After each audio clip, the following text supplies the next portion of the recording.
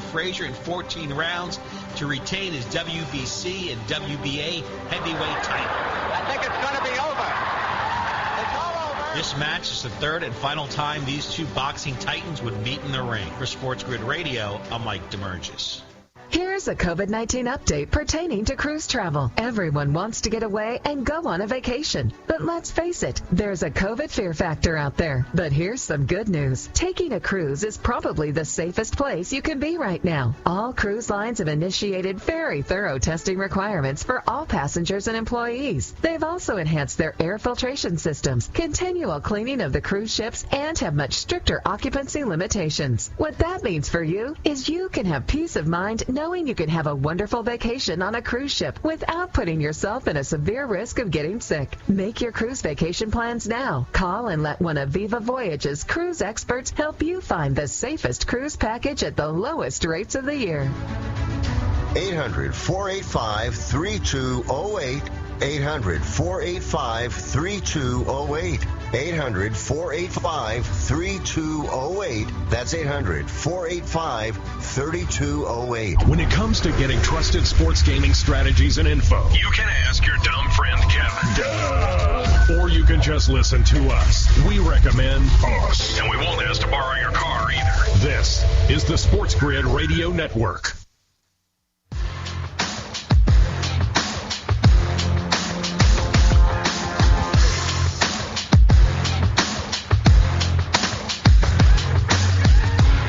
Yourself a favor, follow us on Twitter. You get odds, line changes, news, skinny scoop, everything that'll get you through your day, even if you're not tuned into us. Follow at SportsGrid and at SportsGrid TV. I got to tell you, last night I was livid watching that Miami game, and I got to tell you why. I was livid at Manny Diaz. I thought he did just a terrible job, in my opinion, of you march down the field, Carver High, and you're down the entire game. What?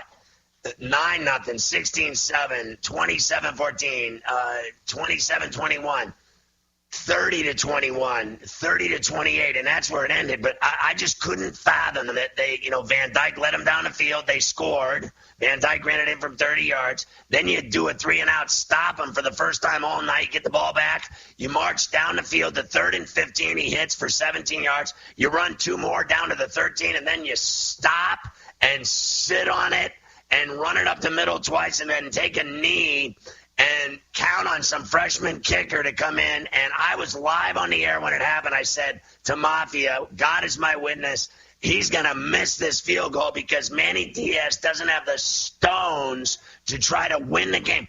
They had 3 minutes with the ball at the 13-yard line. Why not try to win the game? What was he thinking? This guy's a terrible coach. They were taking their headsets off on the sideline celebrating. The kid was warming up. Players were tapping him on the head like he'd already kicked it. I knew he was going to miss. Absolutely awful job by Manny Diaz last night, Scotty. I mean, I'm with you. What he was doing down there at the end, it was almost like he was scared to put what's supposed to be the strength of his team, the defense, back on the field if he scored a touchdown. I mean, that's what it felt like to me, and he's an awful coach, and this is going to be his final year with the Hurricanes because he's getting whacked after this because this ain't going to go well for him. He's already lost 3 games this year. I mean, he's going to be lucky if he finishes 500. I thought he should have been fired today. Today. Yeah, forget about it at the end of the year. Yeah. I mean, he counted on a freshman kicker instead of sticking it down their throat. You have the ball. You've moved it up and down the field the last 2 times you had the ball, and the kid Van Dyke was playing out of his mind. And he's the 3rd-string quarterback, and he's producing and winning. Why not win the game instead of try to not lose the game? That's what he did. They tried to not lose instead of tried to win. Never put the game in the hands of a kicker, especially a college one, because that is you have no idea what's going to happen with these college kickers, and you saw it again last night with Miami. Virginia wins 30-28. All right, let's go here this weekend. Nick Saban and the Alabama Crimson Tide, big matchup with Matt Corral, Lane Kiffin, and Ole Miss. Let's hear from Coach Nick on the challenges of facing Ole Miss. This is a difficult preparation on both sides of the ball because of the way they play on defense is a little different. And, their offense is very multiple, and they do a good job of taking advantage of whatever you do on defense. So, our players have been, really good. I still think they're going to spank Ole Miss. I'm not buying Corral. I'm not buying Lane Kiffin at Bryant-Denny. It's not happening. I'm with you 100% in that game. The Georgia Bulldogs and the Arkansas Razorbacks, one of our first top 10 matchups that we have coming up on Saturday. Second one of the year for Georgia. Remember, they played Clemson in week number 1. Here's Kirby Smart, Scotty. He loves top 10 matchups. A lot of good football. I mean, there's a lot of good football teams we play against, and a lot of good opportunities. But I like that. It's the prep of the week is a lot more focus, a lot more energy around the game. Looks like he has no neck. SEC games that way, whether it's top 10 or not. But it's great. I mean, I like it. I would love nothing more in life than to see them lose to Arkansas in Athens tomorrow. I want to see, they're giving them 18, like no respect at all. Like it doesn't even matter that they kicked A&M's ass. Vegas is giving them no respect. Neither is Georgia. Don't believe a word that comes out of his mouth. They think they're better than everybody. Now listen. There's only one team, in my opinion, that has a shot at Alabama. It's Georgia. But if Arkansas were to win this game, it would change the dynamic of the entire college football season. It absolutely would. The other top 10 matchup that we have tomorrow afternoon, Scotty, is the Cincinnati Bearcats heading to South Bend to take on the Fighting Irish of Notre Dame. Nobody comes into our house and pushes us around. Here's Brian Kelly. He may use all 3 of his quarterbacks tomorrow against Cincinnati. I don't like that at all. Here's Brian. He doesn't have 3 quarterbacks. In our 2-minute drill yesterday, we had Cone in there, and I thought he did a pretty good job. He's ahead of where I thought he would be on Wednesday. Obviously he's got today and tomorrow. They've kind of I think Drew and Jack have, kind of split the first team reps, and then we've continued to work Tyler's package that he's traditionally had in weeks past. So we're getting all 3 of them ready right now. Yeah, if he has to, he'll use all 3 because last week they almost had to use all 3, but they didn't have 3. They had 2. And the kid from Connecticut came in, and I thought he did a decent job. Obviously, they had a huge fourth quarter. They got their hands full with this team tomorrow with Ritter, that offense, their speed, their defense. I won't deny Notre Dame, 26 in a row in Notre Dame Stadium. They mean business when they play in South Bend. That's overwhelming. Now, Cincinnati's acting like it's no big deal to them, but they're lying. They're only kidding themselves because they've never been in a bigger game in their life. No doubt about that. All right, let's do it. We got a lot of games this weekend. It starts tonight. Houston and Tulsa, Iowa and Maryland, 2 4-0 teams in the Big Ten. Give me Maryland outright tonight, Scotty. Tulia to his brother, getting it done against the Hawkeyes. BYU and Utah State also tonight on the West Coast. Well, I'm going to go with the upset with Houston, and I think Iowa's defense is going to give Tua's little brother headaches, and I'm going to go with the Hawkeyes, and I like BYU to roll. I mean, we already saw what Boise did to Utah State. How can I have faith in them? You absolutely cannot. All right, let's do it here. Saturday, Louisville at Wake Forest. Wake Forest undefeated, laying 6.5. Nevada and Boise State. Nevada's won their last 5 games outright as an underdog. Minnesota and Purdue. USC and Colorado. USC shouldn't be laying points to anybody. Tennessee and Missouri. Well, I like Wake to roll, and I'm on Boise. I think Purdue's going to beat Minnesota. I think Minnesota cracked their onions last week. And I like USC. I think Colorado's flat out awful. I have no idea who the last game was. Georgia Tech, coming in off of a win last week over North Carolina, takes on Pitt. Texas and TCU, big game in the Big 12. Michigan and Wisconsin, the undefeated Wolverines, into Madtown. We talked about the Razorbacks and the Georgia Bulldogs and Cincinnati and Notre Dame, -1.5 now for the Bearcats. I like Cincinnati. I like Arkansas to cover, but Georgia to win. I like Wisconsin to win outright at Camp Randall. I think Texas wins against TCU, and I'm on Georgia Tech to beat Pitt at Bobby Dodd in Atlanta. And Ole Miss and Bama, of course, Kiffin and Saban. Oklahoma and Kansas State. Kansas State's beaten them the last 2 years. Florida and Kentucky in Lexington. Indiana tries to beat Penn State for the second year in a row, getting 12.5. Auburn and LSU, late-night game down in the Bayou. You don't win there under the lights. I'm on LSU. Indiana's going to get rocked by Penn State. Florida's going to roll in Lexington. K-State will cover the number. Oklahoma will squeeze it out. Alabama covers and wins by 21. There you go. Later on, hopefully you'll run through the entire sheet for me, Scotty. I want all the games on Saturday. Let's go. I'm ready.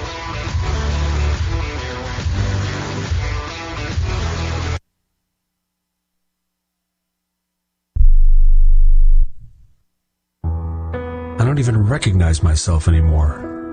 I'm really worried about him. His addiction. I haven't seen him like this. Ever. Hey, look, I never wanted to start using. I knew the drill, but I was out of options.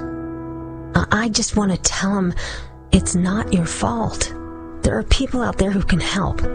People who have felt your pain. They know what you're going through. This has to stop. I'm losing everything. Everyone. You've been strong your whole life. You can do this, but you have to reach out for help. It's time. I can do this. Addiction is a disease, and diseases need treatment. Call Quit Drugs 321 now at 800-338-6906. 800-338-6906. That's 800-338-6906. Paid for by the Detox and Treatment Helpline. Exam 4 needs to be sanitized. Mersana's MRI clinic isn't operating at max efficiency. She needs a new certified tech certifiably now. Someone's waiting in room 2 for an ACL scan. WWE superstar Indeed Alberto Del Rio. Take 1. Behold the angry giant. Try it again, Alberto. Behold the angry giant. Perfect. Good luck tonight. Behold the angry giant. Yay! Read me another one, Dad. This is WWE superstar Alberto Del Rio. It only takes a moment to make a moment. Take time to be a dad today. Visit fatherhood.gov. Brought to you by the U.S. Department of Health and Human Services and the Ad Council.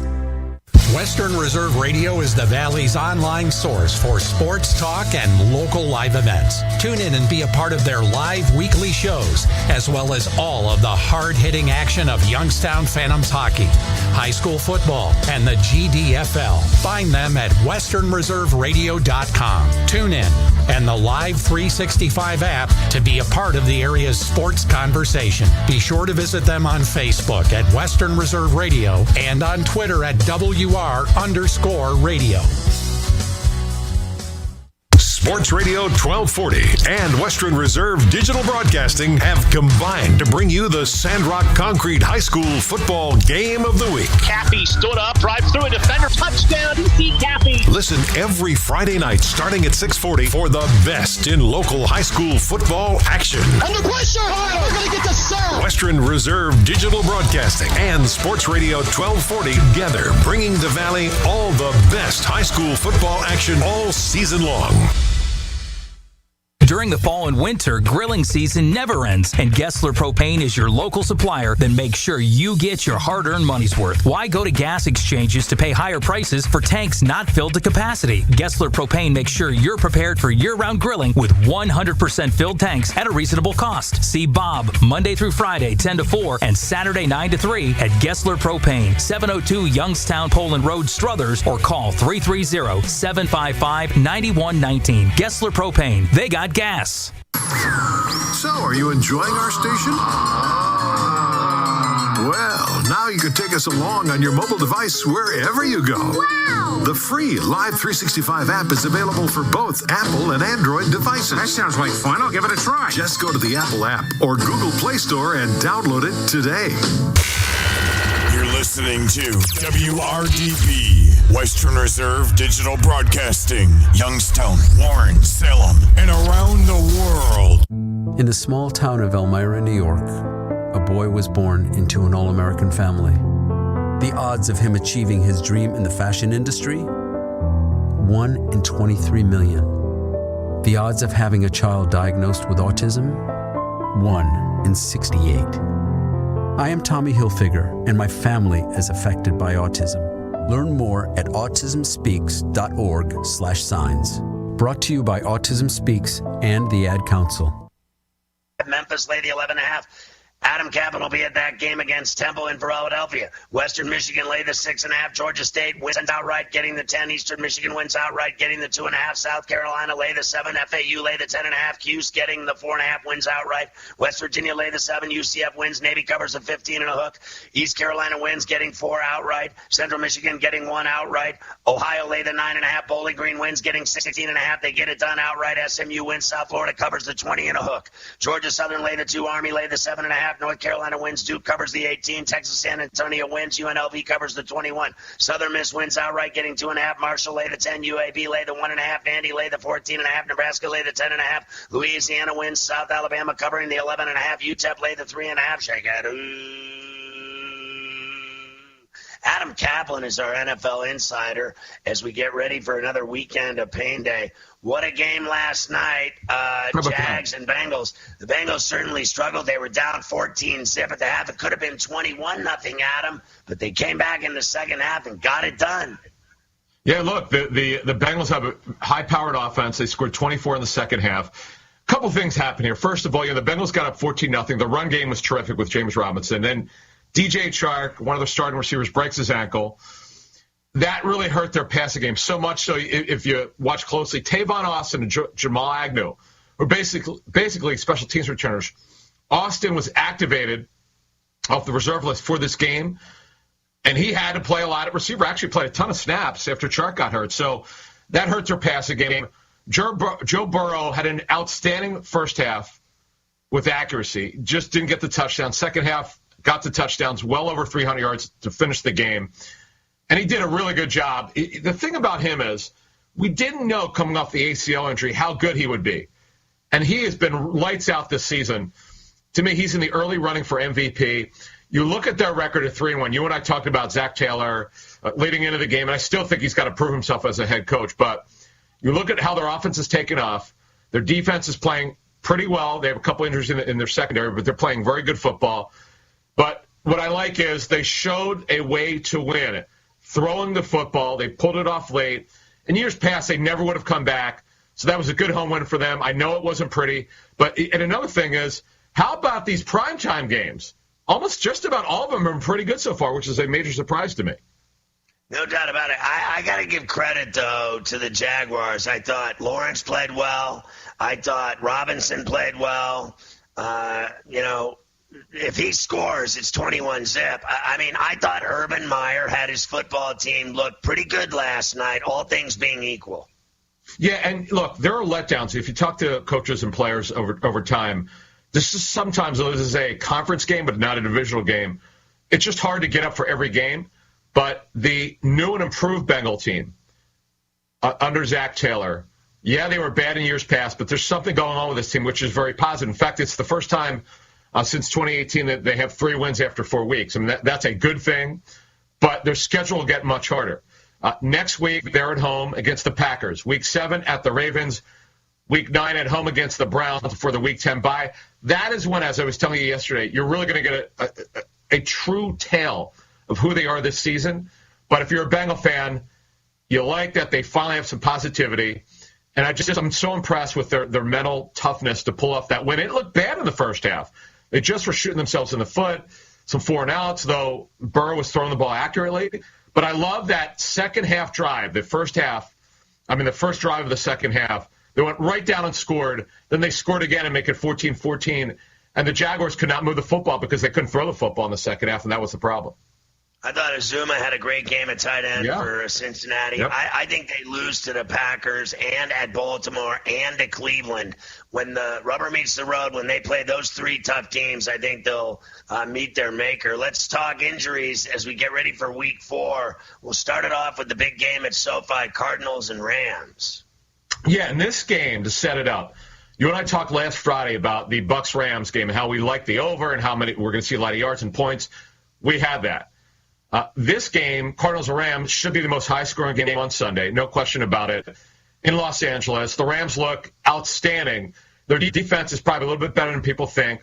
But the Cardinals, no one's slowing them down. The Cardinals' problem is not offensively, it's defensively, particularly in the secondary. They're not very good at corner other than Byron Murphy. So, to me, you spread the Cardinals out. Darrell Henderson, the starting running back for the Rams, Sean McVay did say earlier today he does expect him to play. Now, Henderson's got a rib cartilage injury. He didn't play last week. It's not like he's playing with a broken rib where if you get hit, you'll be out potentially for a while. It's a rib cartilage situation. Strained rib cartilage is very painful, but you can manage that pain. And remember, Sony Michel started for him last week and looked pretty good against the NFL's best run defense in the Bucs. So if something happens with Henderson in the game, they'll go to Michel. This should be absolutely an outstanding game and a very high-scoring game in Los Angeles in the NFC West, which is absolutely the best division in the National Football League. Everybody said I was crazy when I took the Cardinals to win that division, and people still laugh when I say that they'll win the division.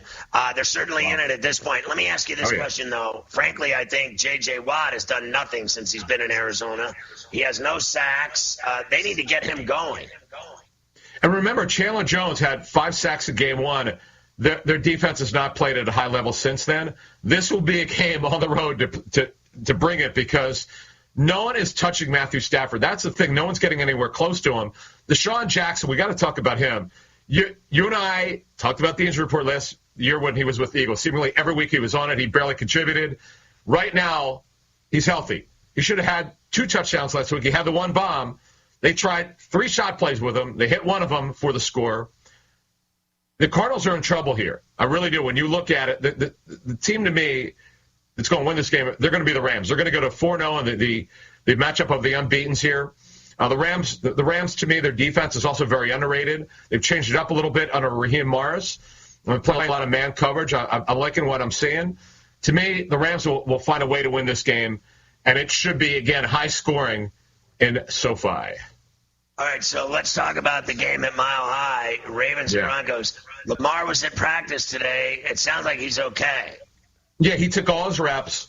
So barring something unforeseen, I know they list him as questionable, but they always do that. Remember, there's no probable designation anymore. He'll play unless he has a setback. But prior to the game, he took all his normal reps on Friday. Now, there are some key injuries for the Ravens. Ronnie Stanley, their left tackle, they don't know when he's going to return. He's got a bad ankle. So Alejandro Villanueva, remember, he was the left tackle for the Steelers for many years. He signed there with the Ravens to play right tackle, but he's now playing left tackle for Stanley. Derek Wolfe, who's a run-stop Indiana, who's a starter, he's out with back and hip injury. So I'm a little bit concerned with Stanley being out. Villanueva is a good football player. And for the life of me, you and I have talked about this, I don't know why the Steelers did not re-sign him. I'm told they did not even make him an offer to come back, which to me is ridiculous.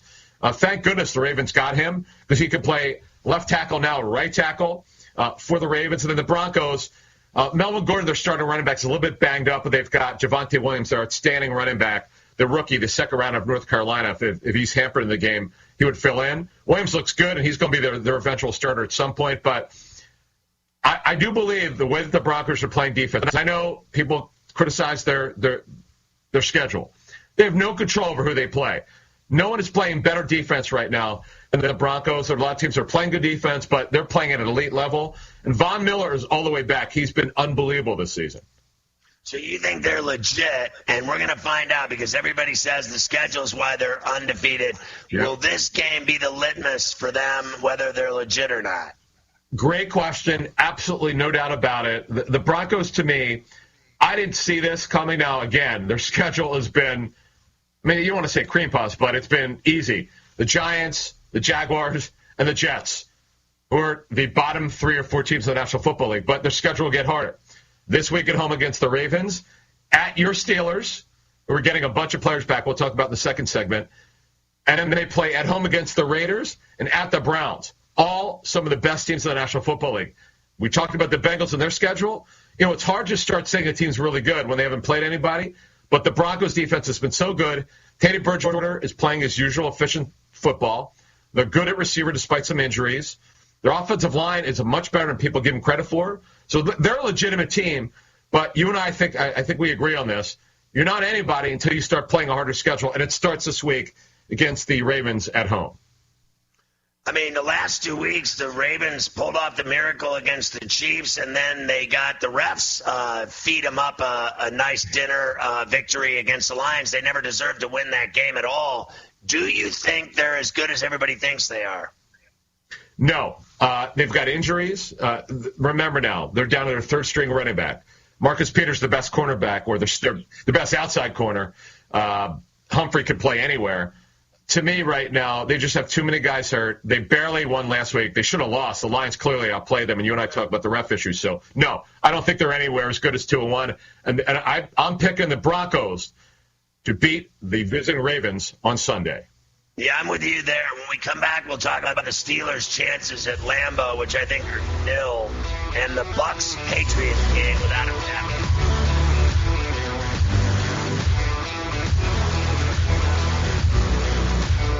We're a different kind of sports talk. Not just talk about sports, but talk about sports you can use.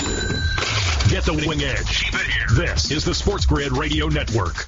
Sports Professor Rick Horrow inside the $1.3 trillion business of sports with your Sports News Minute, focusing on the future of men's tennis. A couple weeks after the U.S. Open ends the major year, we're focusing on other things like what happens to the future of men's tennis. Laver Cup held, Team Europe kills Team World. Zverev looks like he cements himself as one of the top players. But what about Federer, months away after knee surgery? Nadal, who knows? Djokovic obviously has to regroup and look for the Grand Slam again next year. But the kids that are coming up, Nick Kyrgios and others, we can't call him a kid, but he may step away from tennis, and others may as well. It's time, like on the women's side, for the young men to step up, focus on international expansion across the majors, generating significant interest for years to come. Sports Professor Rick Horrow, Sports News Minute. Major changes are coming to the U.S. Postal Service starting today. With a Sports Grid News Flash, I'm Susan King. The changes involve longer service times for first-class mail delivery and periodicals and a temporary price increase related to the upcoming holidays. Congress and President Joe Biden avert a government shutdown just hours before a midnight deadline Thursday with a bill that funds the government through December the 3rd. Hours before the deadline, President Biden signing the bill granting funding through December 3rd, avoiding a shutdown that would have affected thousands of federal workers. Now the focus turns to legislation at the heart of President Biden's agenda, the bipartisan $1.2 trillion infrastructure bill. ABC's Alex Prescher reporting. A group of teachers asks the U.S. Supreme Court for an emergency injunction blocking implementation of New York City's COVID-19 vaccine mandate for public school staff. With a Sports Grid News Flash, I'm Susan King. Exam 4 needs to be sanitized. Mersana's MRI clinic isn't operating at max efficiency. She needs a new certified tech certifiably now. Someone's waiting in room 2 for an ACL scan. Can you handle that? Indeed can help her hire great people fast. I need Indeed. Indeed you do. With Indeed Instant Match, we immediately show you quality candidates whose resumes on Indeed meet your sponsored job description.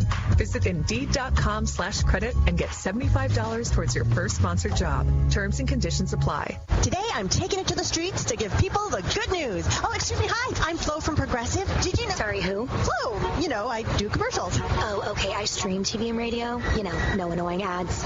Okay, hurtful. But did you know Progressive's Name Your Price tool lets you choose options based on your budget? Wait, you're not going to use this in your commercial, are you? Well, we were hoping to. Because I don't really want to contribute to the constant barrage of advertising that adds to the cognitive dissonance, which is in my... Hey, on to our next person. Get options based on your budget with the Name Your Price tool. Progressive Casualty Insurance Company and affiliates. Price and coverage match limited by state law.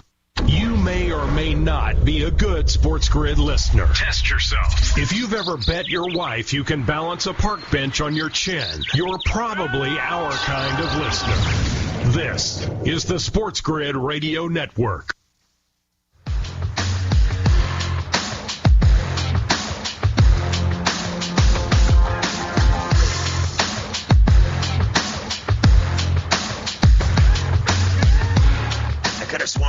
Kaplan just tried to give me advice on where to go to a strip club in Atlantic City tomorrow night. That is unbelievable footage. I have a question for you. I got a question for you. Do gentlemen go to gentlemen's club? I'm just asking. Do gentlemen go to gentlemen's clubs?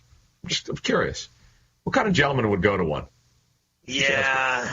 Most of my friends that go to the strip club, and I've been to a million, none of them are gentlemen when they're in there. I'll give you that much. See? Fair enough. See? Not a lot of gentlemen. Not a lot. Yeah. You're right there. All right, let's talk about, speaking of classless hacks that aren't gentlemen, the Steelers. Their performance so far this season makes me sick to my stomach. I'm going to see them next week play the Broncos. But this week they're going up to get bent over by the Packers at Lambeau. What's the status going into this one? They get some starters back? They are. Here's the positive news before we get to the negative news. So Deontay Johnson's back after his one-game absence at receiver. Last week, you saw against the Bengals, hey, no pass rush. Why? The two outside linebackers are out. Highsmith and T.J. Watt are back this week with the groin injuries. They need them because they're playing Aaron Rodgers, who was awesome last Sunday night. What a game that was. Against the Niners. So you get Rodgers now in Lambeau, but you're going to get Highsmith and Watt back and Deontay Johnson back at receiver. But Okorafor, the right tackle, is out with concussion. Joe Hagel filling for him. They have no depth on their offensive line. This is not good.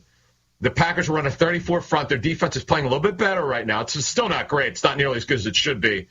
But then the buzzkill here is Chase Claypool, who did a good job filling in last week for Deontay Johnson. He got hurt in Thursday's practice. He did not practice today. It'll be a game day decision.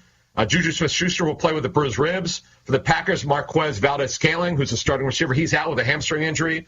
They're pretty deep at receiver. You'll see Alan Lazard probably start for him, who's a good football player. He could run. He's a big guy who played very well last season before he had a groin surgery. But they'll be okay there. This should be an interesting game. It should be a fun game against two veteran quarterbacks. But Roethlisberger, he's just not himself. How do you have 58 pass attempts out of one touchdown? How can that can't happen? So, to me, the Packers will beat your Steelers on Sunday in Lambeau. Yeah, I would think easily, too. I'm surprised. It went from 7 to 6.5. Some people jumped on the Steelers, and the number went down, and we'll see. I have not been impressed with them at all. Let's talk about, I have to ask you, though, about the Packers really quick. To me, it's like a two-man show. It's Rodgers and Adams, and that's it. I mean, that's their whole team. Well, but Aaron Jones, their running back, is outstanding. A little slow start in week one against the Saints as their whole offense. And I'll say this much about Matt LaFleur and their offense. Their performance in week one was the worst I've seen in years from the Packers offense. The Saints completely shut them down. But since then, they've been great. They were great against the Niners. What a great come from behind win they had last week. But you're right. Look, it's the Adams show in the pass game. But Aaron Jones, great running back. They have not got A.J. Dillon going, their second-round pick at running back last year from Boston College. They need to get him going. Their defense does worry me because the one thing that your Steelers can do is you can spread them out. You can absolutely spread the Packers out. Kevin King's probably not going to play, one of their starting corners, who's a tall corner, by the way, with his concussion. I would expect the Steelers to spread them out. That's the one thing the Steelers can do. But you know what, though, with the Steelers, which surprised me with Najee Harris, 19 pass targets last week, but he's averaging 3.1 yards per carry. They've not been able to run the ball. They've tried, but they're not able to run the ball like they thought they should and would be able to under Matt Canada, who was one of the best run game designers in college football. It has not happened under Canada for 3 weeks. To me, the one thing you've got to try to do is run on the Packers because you got to keep Aaron Rodgers off the field. I'm a little bit surprised that Najee Harris has not done well on the ground here. Well, it's because of that candy-ass offensive line the Steelers have. They have no talent. I mean, it's a matter of they are all so terrible. I mean, they don't have any studs at all. They don't. You're absolutely right. And Kevin Colbert, their GM, is great, but he's got to do something. To me, next year in the draft, the first 3 picks must be offensive linemen. I don't think they have a choice in the matter. All right, big game at Foxborough, Gillette, Sunday night. Everybody's talking about it. And late today, Gronkowski downgraded to doubtful. Yeah, so here's the situation with Gronk, right? Gronkowski, they thought all week he'd have a limited practice day and he'd be able to play on Sunday, but probably be listed as questionable. Well, the ribs have not responded. They're listed as doubtful. Now, yes, he's not expected to play, but they have tomorrow's walkthrough. unless they downgrade him to out, they're going to still give him a chance to play. I doubt that he plays because he's still not right with the ribs. Because here's the thing, he's got to be cleared medically to play. And if he's not cleared for medically reasons, he can't play. What they'll do is, right now, Cameron Brate, who's always been a red zone target, and O.J. Howard, the former first-round pick out of Alabama, who's been a disappointment, very talented, but he got hurt last year with the Achilles injury. Those guys will fill in for Gronk. And now here's a positive news note for the Buccaneers. JPP, Jason Pierre-Paul. The indication earlier this week was that he would not be able to play. Well, he didn't play last week with the shoulder. He didn't practice Wednesday and Thursday. He got some limited work in today. He is questionable. They're giving him a chance to play, and they need him. Their pass rush has been non-existent. And the other thing for them is they're really down at corner. Sean Murphy-Bunting, one of their starting corners, he's on injured reserve with a dislocated elbow. Jamel Dean, who had been starting for him, he is out. They didn't think he'd be out earlier this week, but he is out with a knee injury. They're going with a couple backups. Ross Cockrell has been on 5 teams. And Dee Delaney might have to play. He's more of a special teams corner. They're in trouble. They're absolutely in trouble here. And look at it this way, right? I know the passing game with Mac Jones hasn't been great, but you know that Josh McDaniels, the offensive coordinator for the Patriots, is going to scheme something up here. He's going to do something to exploit that secondary, and they're not getting a pass rush. And the one thing the Patriots have is a very good offensive line. But for the Patriots, James White, who's been the check down, he's their pass-catching running back. He's out, who was put on injury reserve with a significant hip injury. And then, added today, J.C. Jackson, one of their starting corners, with a knee injury. He was limited today's practice. That's a problem. They're not super deep at corner. Remember, Stephon Gilmore is out. He's on reserve PUP. So that is a problem in this game. There are a lot of key injuries. Injuries do impact matchups. Well, there's no doubt. It sounds like they're the walking wounded and that the world's ending. But I'll say this much. Antonio Brown's back, and Brady's going to throw deep to him, and they're going to kick their ass. I agree with you. I picked the Bucs all day here. You know it's going to be humiliating for Belichick when Brady goes into Gillette and steals one here over the Patriots, for sure. All right, let's talk about some of these games besides those two and what you think. What did you think when you saw that Bills line open up at 17 against the Texans? And, of course, we've seen that team. They look terrible. And we saw the Bills, double up Washington. I mean, they spanked them and put 41 on them. What do you think they'll do to the Texans? Blowout city. Now, this should be a 17 to 20-point blowout here. So that's a big number. Now, the Bills have a couple injuries on defense that are worrisome. Teron Johnson, who's one of their starting corners. One of their starting offensive linemen, John Feliciano, is a guard. Not terribly bad for them in terms of not being able to win big. They should win big. It's hard, though, to blow out 2 teams in a row. It's just hard. This is not college football. It's really hard to do that. On paper, I agree with you. The Texans are bad. They should get blown out on the road. They got blown out at home last week. As I told you what happened against the Panthers. But I agree with you. This should be a blowout. All right, so how do you think the Panthers are going to do undefeated playing at Jerry's World? This is one of my favorite underrated games of the week. The Panthers undefeated. The Cowboys, they won their last 2. They blew out Philly at home on Monday night. The thing is, the Cowboys can score. And remember now, J.C. Horn, their best defensive player for the Panthers, he is out. We know he's going to be out most likely for the rest of the season. This is a problem. With the Cowboys, Dak Prescott playing at an MVP level, that does concern me. The Panthers now go on the road. This is their toughest game of the year by far. They've had a very good schedule. This is one of the best games of the season. There's no question about it. Sam Darnold's played good football. The one thing the Cowboys have, though, they're very aggressive under Dan Quinn. They're no longer playing that Seattle cover 3. He's actually playing a lot of man coverage. So I'm interested to see what happens here with DJ Moore. With Robbie Anderson, who's not done anything. They gave him this $10 million a year extension. He's really not gotten off to a good start here. But remember now, Christian McCaffrey out with a hamstring strain. I'm going to pick the Cowboys here. What's the line of this game, by the way? I did not see the number here. It's 4.5, and obviously Dallas looks terrific when they played at home last week. We'll see what happens. Let me ask you about the Colts. How dangerous are they for the Dolphins in Miami in the sense that they're winless and desperate? Both tackles are out here, actually. Actually, no. Eric Fisher will play at left tackle, but Quentin Nelson, obviously their best offensive lineman, the right tackle, Braid Smith are out. They've got one of their top 3 corners are out. That does worry me. The Dolphins had an unbelievably tough loss. The Dolphins will come at home. They will beat Carson Wentz. Carson Wentz and their offensive line not looking good this game. I'm picking the Dolphins to bounce back and win at home. How about the Browns and Vikings at U.S. Bank in Minneapolis? I thought the Vikings, I picked them over Seattle last week at home. They won that game. Do they make it 2 in a row here and beat Baker Mayfield? This should be a great game. Kevin Stefanski comes home to Minnesota, where he goes against his mentor in Mike Zimmer. This should be a great game. Another tight game. This should be a 3-point game. I'm going to pick the Browns to win on the road because the problem with the Vikings is not their front seven. It's their secondary. Their secondary's not played well at all this season. And Odell Beckham Jr. looked good last week. He will do well this Sunday at Minnesota.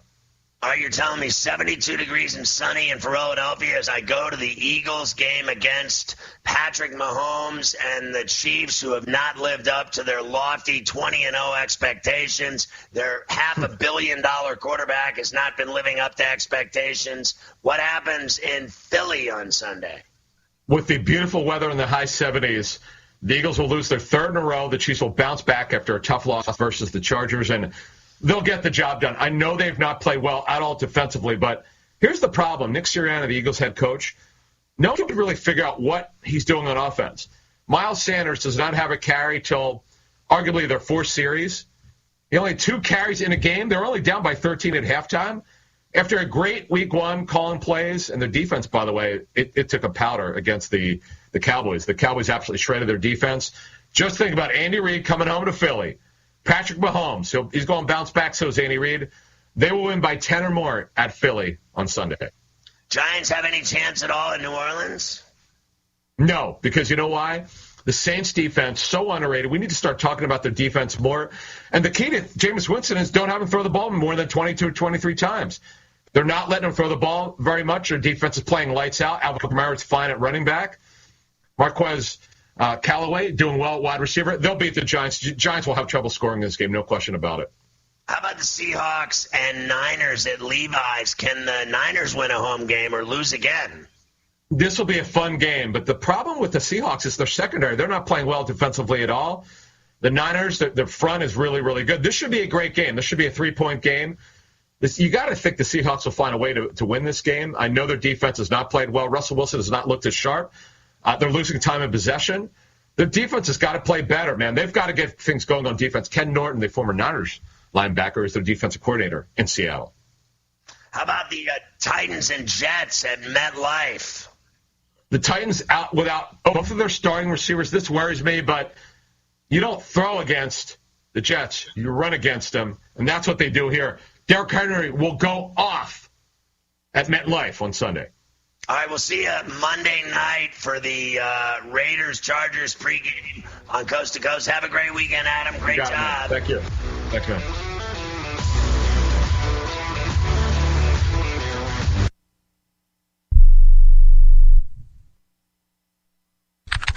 According to research, 82% of people remember radio ads. That means that 82% of you listening right now will remember that this is an ad for ZipRecruiter. If you're hiring, 82% of you will recall that ZipRecruiter makes hiring faster and easier. And 82% of you will note that you can try ZipRecruiter for free today. But you have to go to ZipRecruiter.com/find. 82% of you will keep in mind that ZipRecruiter's technology finds qualified people for your job and actively invites them to apply. Scott, is that you?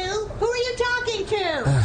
82% of you will also know that I, live with my mom. But the most important thing to note is that ZipRecruiter works. In fact, 4 out of 5 employers who post on ZipRecruiter get a quality candidate within the first day. Will you be part of the 82% who remember where you can try ZipRecruiter for free?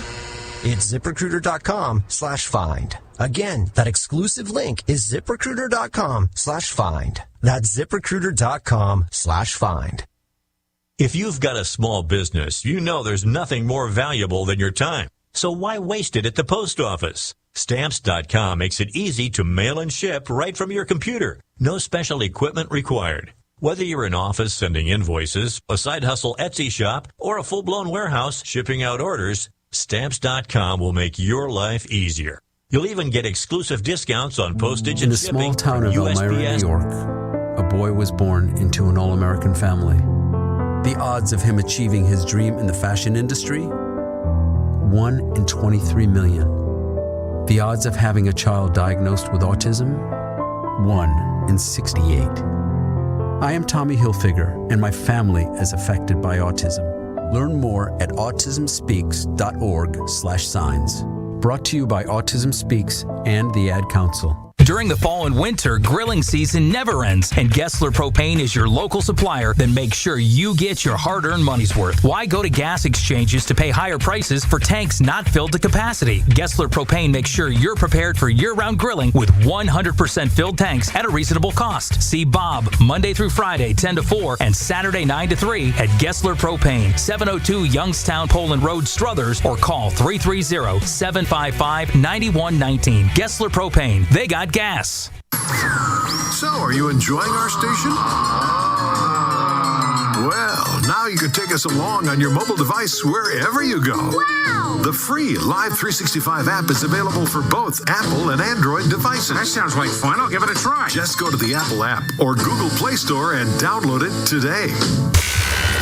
You're listening to WRDB, Western Reserve Digital Broadcasting, Youngstown, Warren, Salem, and around the world. Sports Radio 1240 and Western Reserve Digital Broadcasting have combined to bring you the Sandrock Concrete High School football game of the week. Cappy stood up, drive through a defender, touchdown, DC Cappy. Listen every Friday night starting at 6:40 for the best in local high school football action. Under pressure, we're going to get the sack. Western Reserve Digital Broadcasting and Sports Radio 1240 together, bringing the Valley all the best high school football action all season long.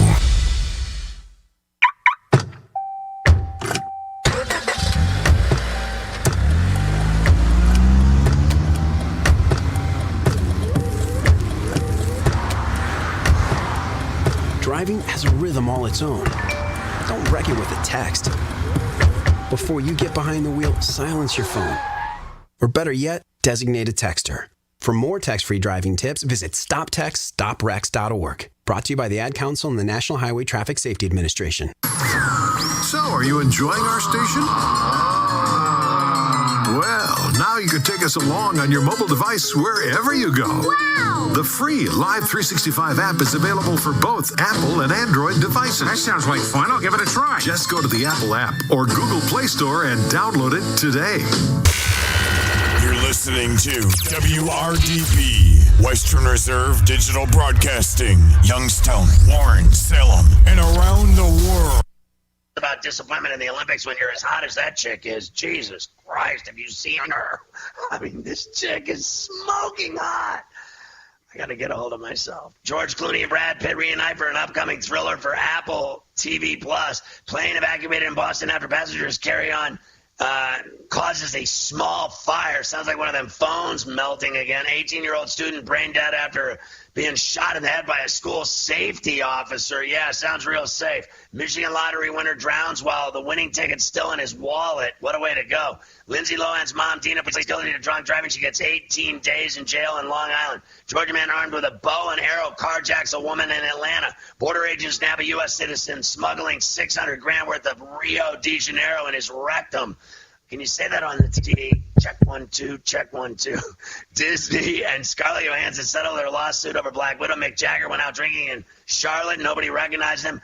The suspect in the shooting of David Ortiz was killed in a shooting. McDonald's bring back the McRib. Where's B-Comp when you need him? His favorite sandwich. Indian passenger caught smuggling gold in his butt is now in trouble with the popo.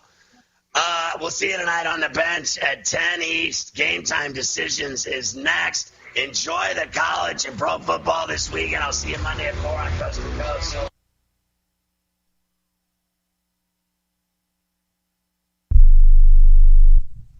You're listening to Western Reserve Radio at westernreserveradio.com on the Live 365 network and the Live 365 app.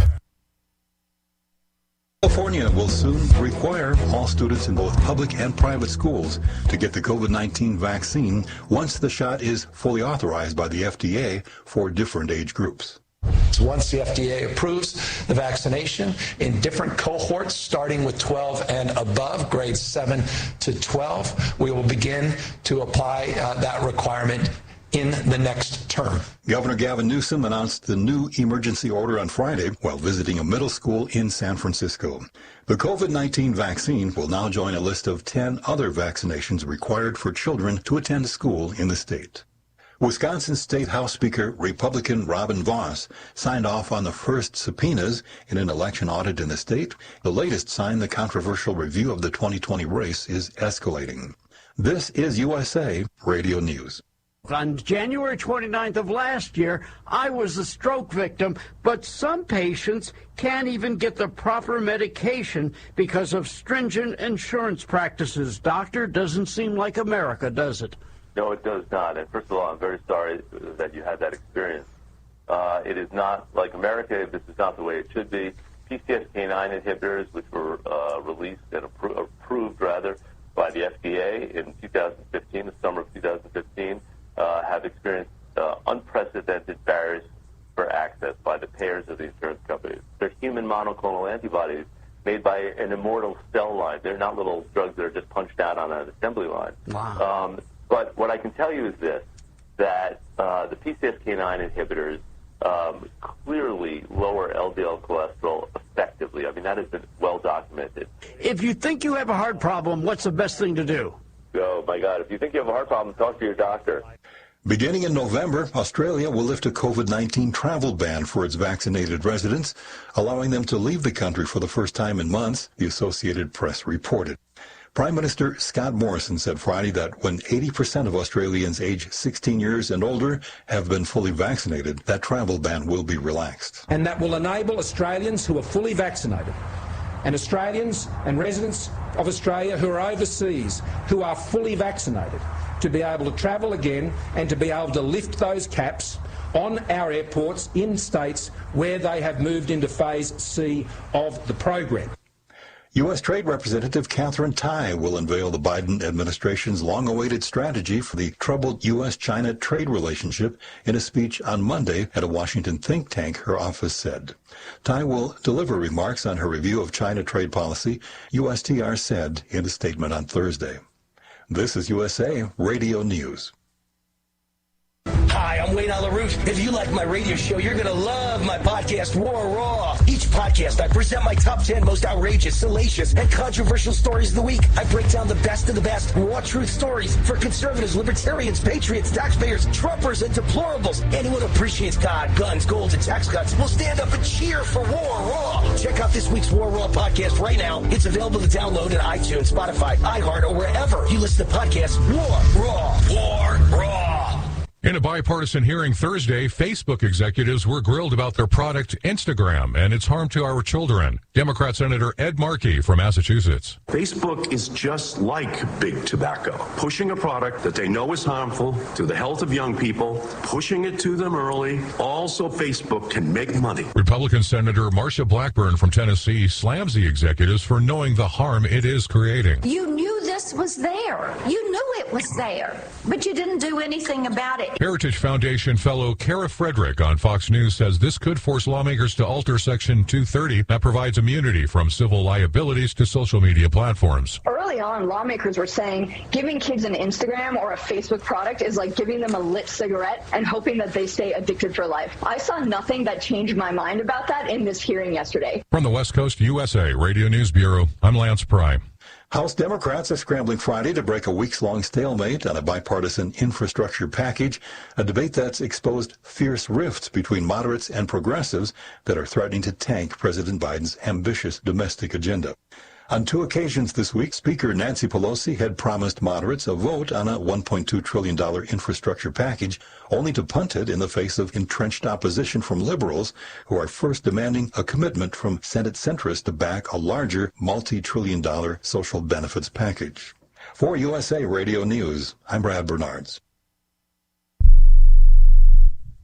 Attention to anyone that's written a book or wants to write a book. The process is not that complicated. Take a first step. Even if you write a page a day, you'll build momentum and your book will become a reality. The hard part is getting it published. That's when you need to call page publishing. They've got hundreds and hundreds of thank yous from different new authors, just like you. They make the process of publishing your new book and getting it sold online a simple process. You can learn how simple it is right now by calling for your free page publishing new author submission kit. One quick 3-minute phone call, that's all it takes to get free information and learn how you can get your book published. Pick up your phone right now and call us 24 hours a day at this number, 800-603-0885, 800-603-0885, 800-603-0885. That's 800-603-0885. AgainstTheNumber.com is proud to present the most talked about sports,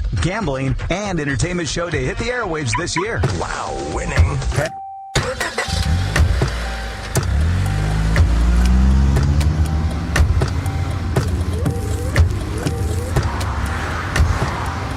Driving has a rhythm all its own. Don't wreck it with a text. Before you get behind the wheel, silence your phone. Or better yet, designate a texter. For more text-free driving tips, visit stoptextstoprex.org. Brought to you by the Ad Council and the National Highway Traffic Safety Administration. During the fall and winter, grilling season never ends, and Gessler Propane is your local supplier. Then make sure you get your hard-earned money's worth. Why go to gas exchanges to pay higher prices for tanks not filled to capacity? Gessler Propane makes sure you're prepared for year-round grilling with 100% filled tanks at a reasonable cost. See Bob Monday through Friday, 10 to 4, and Saturday, 9 to 3 at Gessler Propane, 702 Youngstown Poland Road, Struthers, or call 330-755-9119. Gessler Propane. They got gas. Handicapping needs, of course. Now, I'm looking at what I have on the docket for you today. And here in the first hour of the program, we're going to go across the pond again. This time we're going to talk with George Gamble, and we're going to talk about soccer, but as they call it, football. We'll talk a little bit about that in this first hour of the program. Major League Baseball we will get into for sure.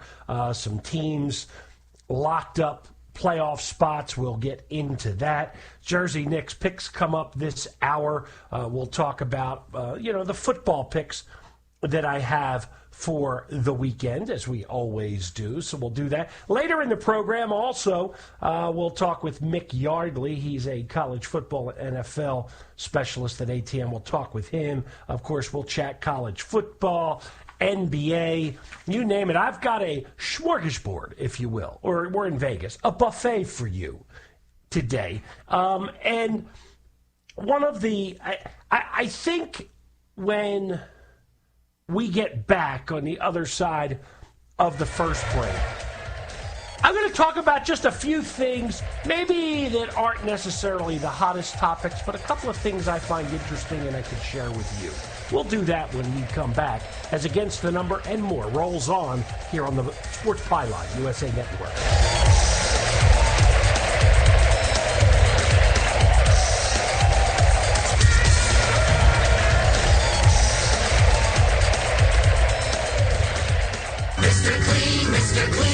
So a friend told me about Mr. Clean Magic Eraser, and his exact words were, "It changed my life." I used to spend a ridiculous amount of time trying to remove tomato sauce from inside our microwave and soap scum off the bathtub. It's like seriously magic, and my secret weapon for cleaning the kitchen, bathroom, doors, and walls, and even keeping my sneakers clean. Mr. Clean Magic Eraser. Greatest invention ever! Mr. Clean, Mr. Clean, Mr. Clean.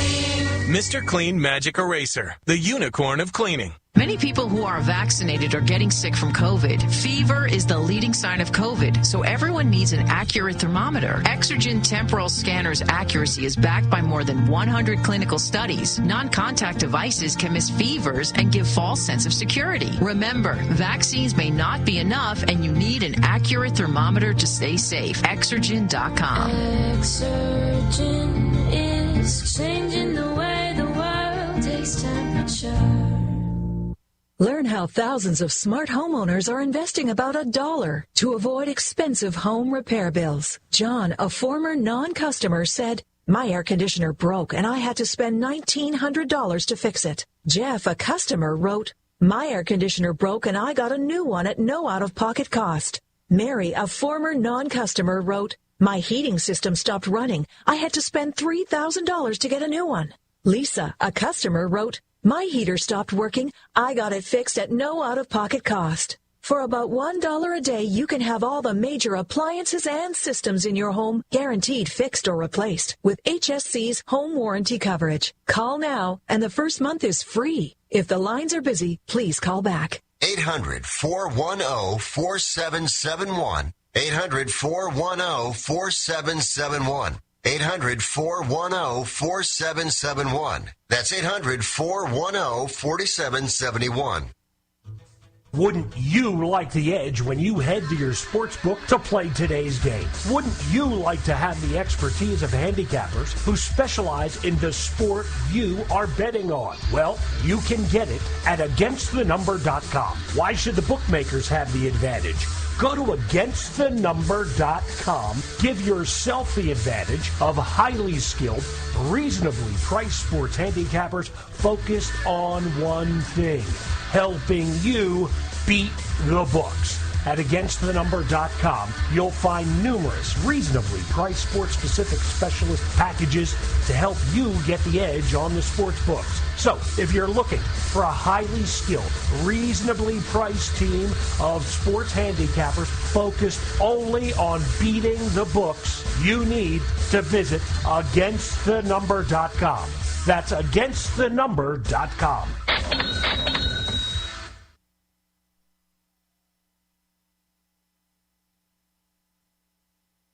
Follow us on Twitter at Against the Number. Follow Nick on Twitter and Facebook at Nick B Radio. Now, back to Against the Number and more with Nick Monsanto. Oh, welcome back to the program. Glad that you are here with us, and happy to have you on board the show here today. Few things that I talked about, we're going to hit the big items. The NFL, college football. I know you want to talk about them. We're going to do it. But, every once in a while, I'm just flipping around and looking at and reading about stories that are going on around the country. And I always look at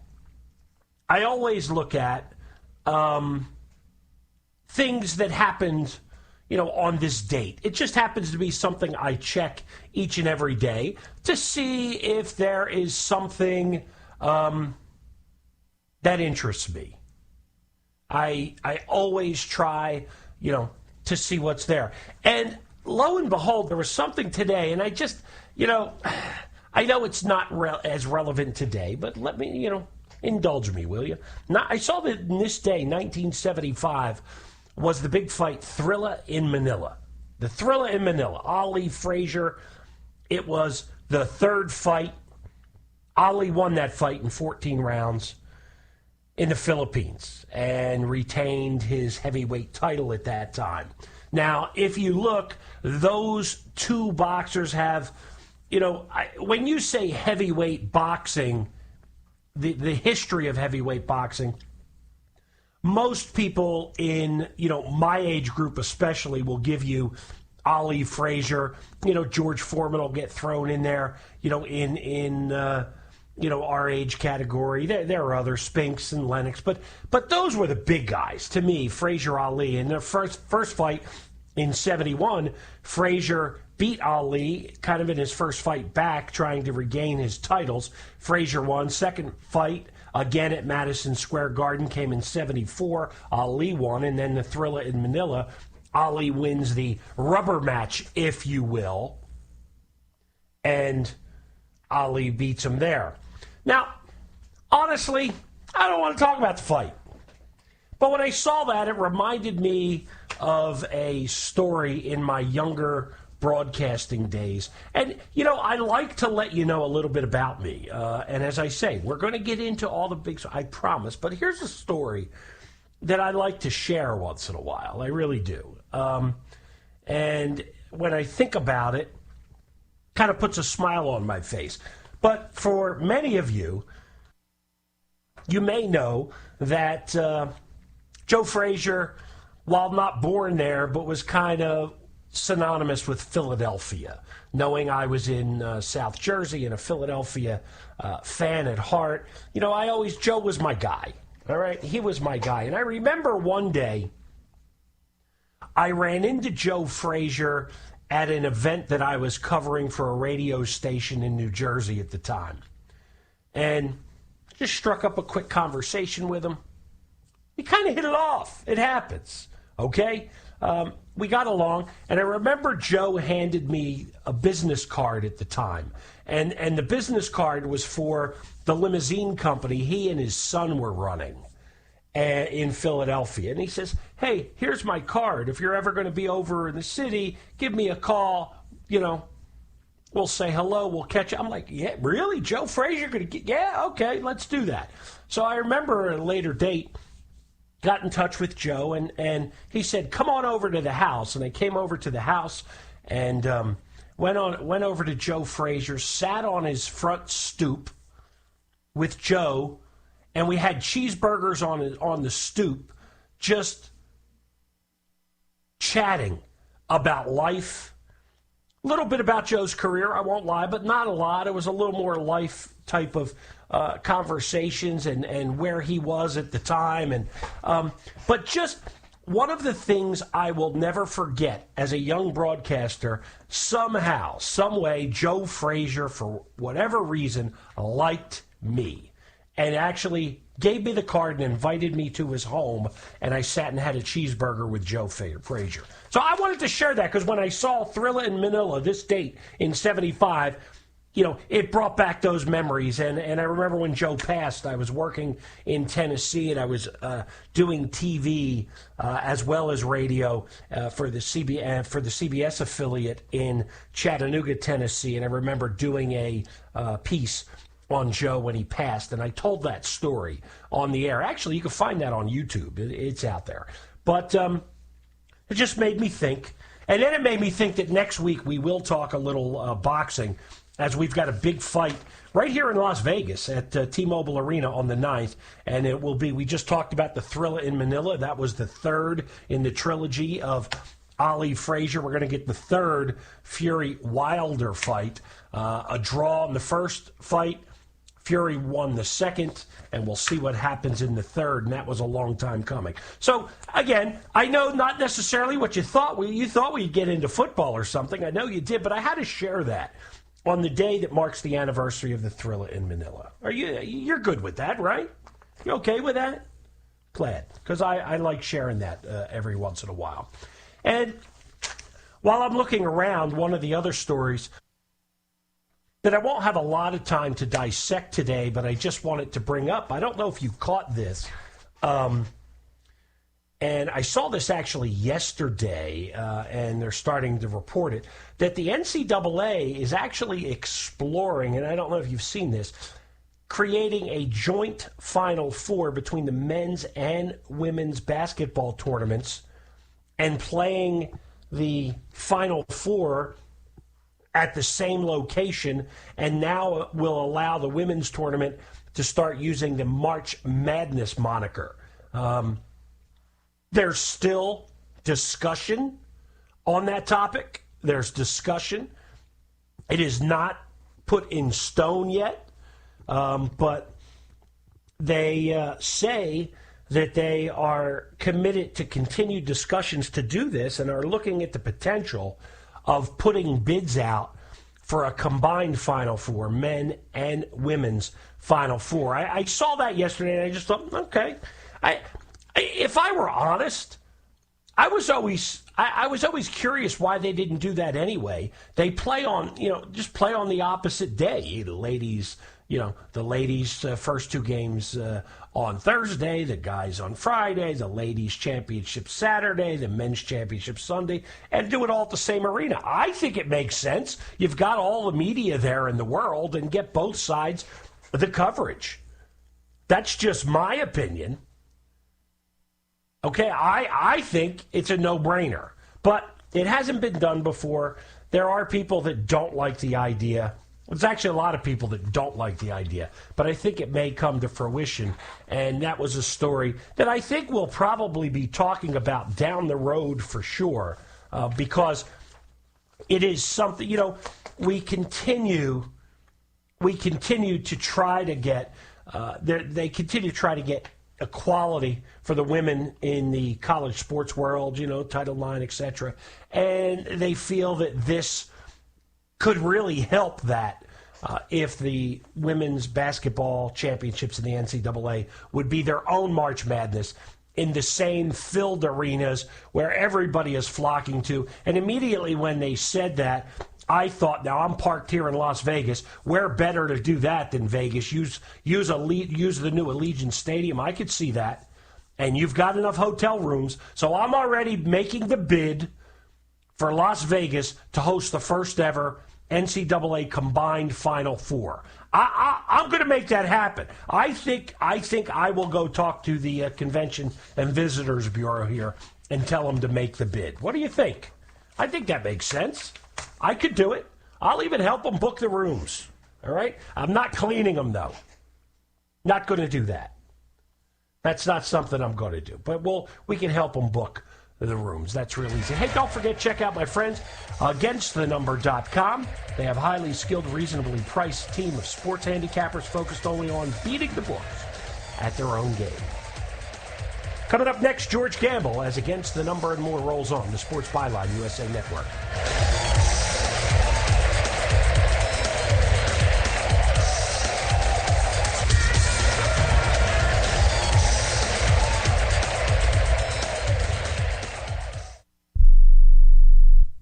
Have you written a book? You can become a published author with Dorrance Publishing, the nation's oldest publishing services company. Countless authors have trusted Dorrance for nearly 100 years to bring their book to the market. Our professional team will edit your text, design your book pages, and create an appealing, eye-catching custom cover. Plus, our authors benefit from a custom book promotion marketing campaign that makes your book available where people buy books, like Amazon and brick-and-mortar bookstores. So make this free call right now to claim your free author's guide to publishing. Don't wait another day. Take one step closer to realizing your dream of becoming a published author and seeing your name in print. You've already written a book, so the next thing to do is make this free call right now to Dorrance Publishing and get your free guide to publishing. Call right now. 800-485-6003. 800-485-6003. That's 800-485-6003. You love your dog. Is something bothering him or her and you can't figure out what it is? Maybe they seem slow or lethargic, and maybe they just don't have energy. WWE superstar Alberto Del Rio. Take one. Behold the angry giant. Try it again, Alberto. Behold the angry giant. Perfect. Good luck tonight. Behold the angry giant. Yay! Read me another one, Dad. This is WWE superstar Alberto Del Rio. It only takes a moment to make a moment. Take time to be a dad today. Visit fatherhood.gov. Brought to you by the U.S. Department of Health and Human Services and the Ad Council. Sports Radio 1240 and Western Reserve Digital Broadcasting have combined to bring you the Sandrock Concrete High School Football Game of the Week. Cappy stood up, drives through a defender, touchdown, DC Cappy. Listen every Friday night starting at 6:40 for the best in local high school football action. Under pressure, we're going to get the sack. Western Reserve Digital Broadcasting and Sports Radio 1240 together, bringing the Valley all the best high school football action all season long. In the small town of Elmira, New York, a boy was born into an all-American family. The odds of him achieving his dream in the fashion industry? 1 in 23 million. The odds of having a child diagnosed with autism? 1 in 68. I am Tommy Hilfiger, and my family is affected by autism. Learn more at autismspeaks.org/signs. Brought to you by Autism Speaks and the Ad Council.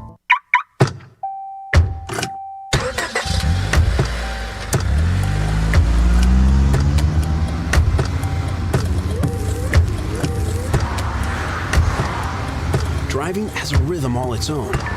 Don't wreck it with a text. Before you get behind the wheel, silence your phone. Or better yet, designate a texter. For more text-free driving tips, visit stoptextstoprex.org. Brought to you by the Ad Council and the National Highway Traffic Safety Administration. So, are you enjoying our station? Well, now you can take us along on your mobile device wherever you go. Wow! The free Live 365 app is available for both Apple and Android devices. That sounds like fun. I'll give it a try. Just go to the Apple app or Google Play Store and download it today. You're listening to WRDB, Western Reserve Digital Broadcasting, Youngstown, Warren, Salem, and around the world. Welcome to Calvin's Barbershop. You all got to see this. I don't even want to know what you're looking at on that phone. Well, you should. I was learning about the dangers of high blood pressure and that we need to get ours checked regularly. High blood pressure can increase the risk of heart attack or stroke, but this text program can help keep it at a healthy range. Just text Barbershop to 97779 to sign up. I'll get right on it as soon as I'm done with this baby panda video. Text Barbershop to 97779. A message from the American Heart Association and the Ad Council. Couple of matches, if you will. They actually have one tomorrow, Everton, and then they have a bigger one on Sunday coming up as well when they have Liverpool. I mean, when people look at that game, what are you expecting? Well, there are two Manchester clubs, and obviously Manchester United are playing Everton because it's one match day. So Manchester United play Everton as the first kick-off of the weekend in the Premier League.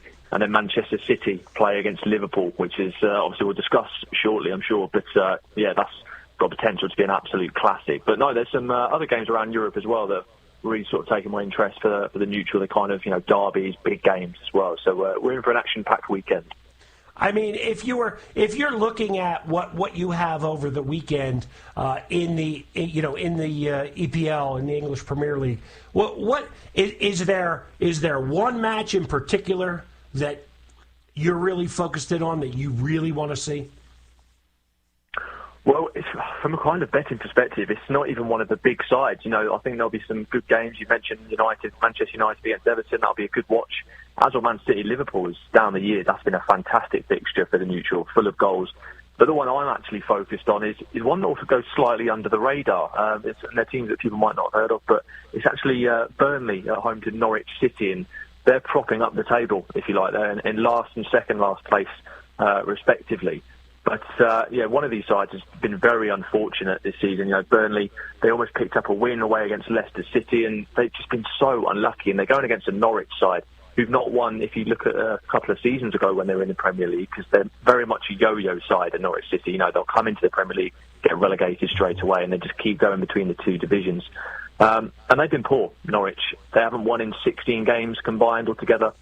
They're just winless. They're hopeless. They are absolutely hopeless. Sorry, go on. No, go ahead. I was chuckling when you said they were hopeless. They are, honestly. They are an absolute shambles. If I was a Norwich City fan, I'd only be wearing my shirt indoors. There's no way I could go out in public wearing it. They are just awful. And Burnley are a very, very big side, very big and dominant. They love to put balls into the box to, with their tall players getting onto it with those aerial battles. And I don't see how Norwich get anything from this game. Burnley have been playing so much better than the results would tell you.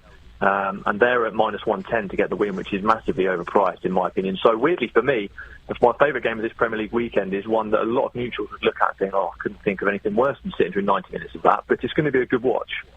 That's why we're talking with George Gamble. It's funny. I think the same a lot of times. In American football, when I'm looking at and handicapping American football, I often take a look and I just say to myself, sometimes it's better to stay away from the big game. The value comes with that game that no one else is really looking at. Oh, 100%. You've got to think there's so much money on the bigger games, and with the lines are usually bang on the big games because people know that's where the focus is going to be. But when you look at sort of the other different games that maybe people aren't so focused on, you can often find a nice bit of value in. Me, that Burnley win. Every time Norwich have been to Turf Moor, in their last 18 visits to Burnley's home ground, they've conceded 2 or more in each of the last 8, and they've won just once of those 18 visits. They don't travel well to Burnley at all. So everything is going against Norwich. And for me, I think this should be a straightforward Burnley win. I think it's going to be another tough day for Norwich City. But as you say, the value is often on the lesser-known games. Yeah, that happens a lot. Hey, can I just ask you this? I was flipping through as I was trying to prepare a little bit for this segment, George, and I saw a little article here in the U.S. talking about Man United's Cristiano Ronaldo, and he sounds like he's a little bit upset with the pace of play. Have you heard anything about that? And what's happening there? Yeah, I've heard a little bit about that, and it doesn't surprise me because everyone kind of knows with United, they've got Ronaldo, which is a great acquisition for them. But it wasn't really an area that they needed to address. The area that they needed to address was their midfield, and particularly their holding midfield section. They kind of linked the defence with the attack because they're not very mobile. You've got Fred, who is just somewhat calamitous in that middle. He'll have a good game here and there, but overall he gives the ball away a lot. And then you've got Scott McTominay, who's largely inexperienced. That's what they needed, and they do have a slow build-up, and they've flattered to deceive a lot this season, to be fair to them. And they've been conceding a lot of goals, and they've been making hard work of it. So I can understand a player of Ronaldo's calibre, who kind of is used to, dominating leagues, that he's having to struggle a bit, that I can understand why he's a bit upset. So it's going to be interesting to see how that one unfolds. Yeah, and, when you do that, though, and you've been around football for a long time, when you look at that, I would imagine it's not always that simple to change a style of play for an entire club. No, it's not. But also, for me, I'm really not a big fan of their coach, Ole Gunnar Solskjaer. I think he's tactically inept. He's very reactive rather than proactive. You want a manager who can identify things that are happening early doors and think we're going to get caught out by that. If that continues to happen, I need to make a change. He doesn't seem to have the nous to do that. And he strikes me as the kind of coach that literally just sends his players out and we've got a better side, so we should do a lot more. He's a very average manager. He's not really got a lot of pedigree. He's not the man to take Manchester United forward and take them back to where they were, fighting on all fronts. Now they've got a fantastic squad. It's a squad that should be fighting for the title, and I just don't think they will until they get a decent manager in. Yeah. Hey, we're talking with George Gamble, ATN contributor here on the program. You also mentioned to me when we were chatting via email that you were looking forward to what's going on in Italy this weekend. Torino, was a match that you were interested in. What do you see there that you like? Yeah, so it's the Turin derby. It's always a fantastic fixture. Their grounds, Torino and Juventus, they're separated by about 6 miles. And it's an interesting one because Torino are coming into it sitting 9th in the table, just a place above Juventus. But they are only 4 points from the relegation battle, which shows you how tight that division is in the early stages of this season. The 3 matches they played at home, they've just got 1 win, and that came against a newly promoted side, Salernitana. And the other 2 saw them lose to Atalanta in a tight game, and they held Lazio to a 1-1 draw. But for me, I'm sort of focusing on Juventus. They were struggling for form, and in fact, they only secured their first league win of the season on match day 5, which is unheard of for a Juventus side. And the poor start, it just means they're already playing catch-up because they sit 10 points behind the leaders, Napoli. And Allegri's side, they have, however, put back-to-back wins together, and they look to be hitting a run of form. They beat Chelsea midweek in the Champions League thanks to a goal from Federico Chiesa. They're looking much more organised, and it's always entertaining when these two take to the field against one another, and they're often really fiery displays. As is evident by the fact there's been 37 yellow cards awarded in just the last 6 meetings alone. That's an average of 6 per game. Just over 6 per game, sorry. So it's always an interesting affair. And Torino, they do have a horrendous record against Juventus. They are awful against them. And I was looking at the prices for the last 3 seasons. Last season Juventus were at 1.5, so that's minus 196. Season before that, they're at minus 192, and before that, it was minus 169. For this one, they are minus 110 to go and get that win. So that price has drastically gone up. Now, obviously, you can understand why they've lost Ronaldo, and they've lost Dybala for this game as well. He's had 4 goal involvements in his first 5 games. But Juventus have got that quality, and Torino, they are woeful. And they're just a shambles at the back. And for me, the value has got to be on a Juventus winner, just a shade under evens. Yeah. Hey, we're chatting with George Gamble here on the program. Of course, you can tell he's on the other side of the pond.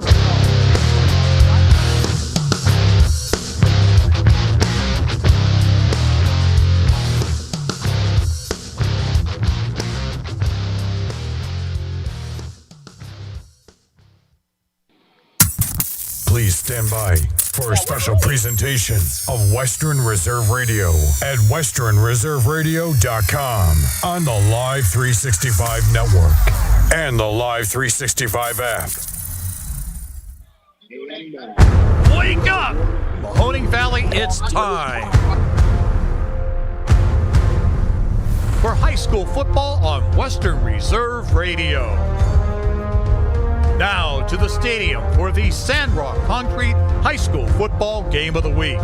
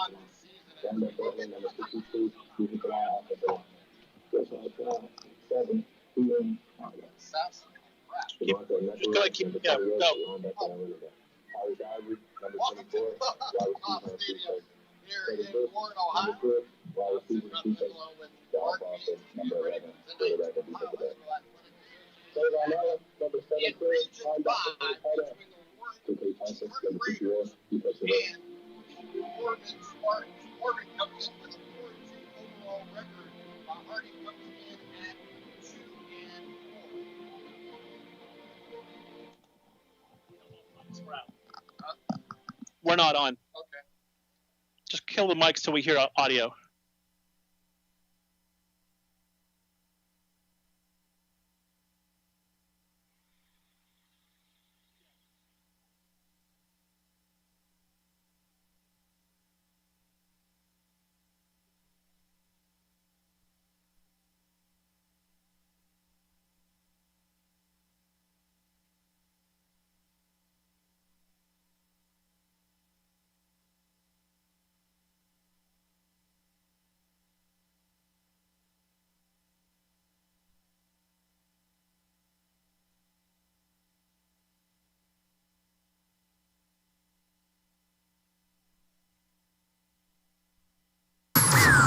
So, are you enjoying our station?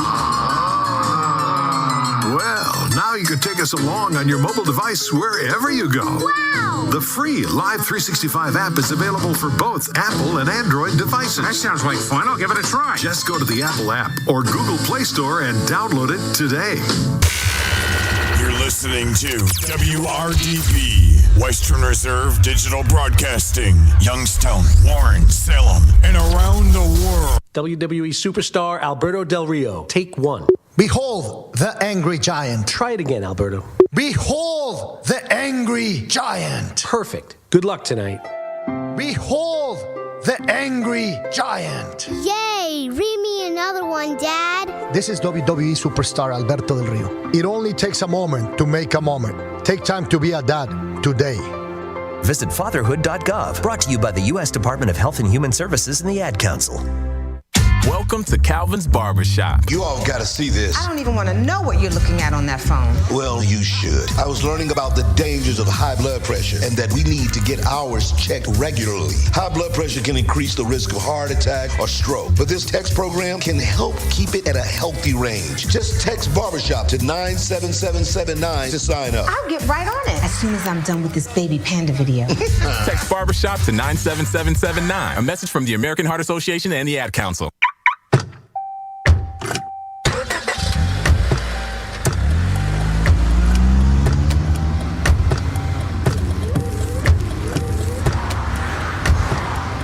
Driving has a rhythm all its own. Don't wreck it with a text. Before you get behind the wheel, silence your phone. Or better yet, designate a texter. For more text-free driving tips, visit stoptextstoprex.org. Brought to you by the Ad Council and the National Highway Traffic Safety Administration. Western Reserve Radio is the Valley's online source for sports talk and local live events. Tune in and be a part of their live weekly shows, as well as all of the hard-hitting action of Youngstown Phantoms hockey, high school football, and the GDFL. Find them at Western Reserve.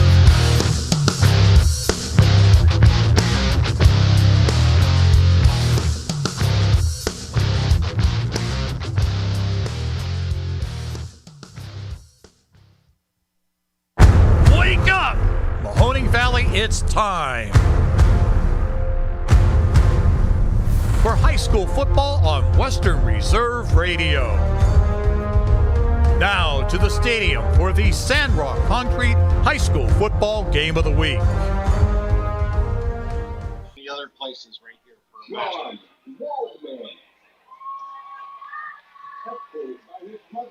Welcome to Molotov Stadium in Warren, Ohio, as we get ready for tonight's high school football game between the BOARDMAN Spartans and the Warren G. Harding Raiders.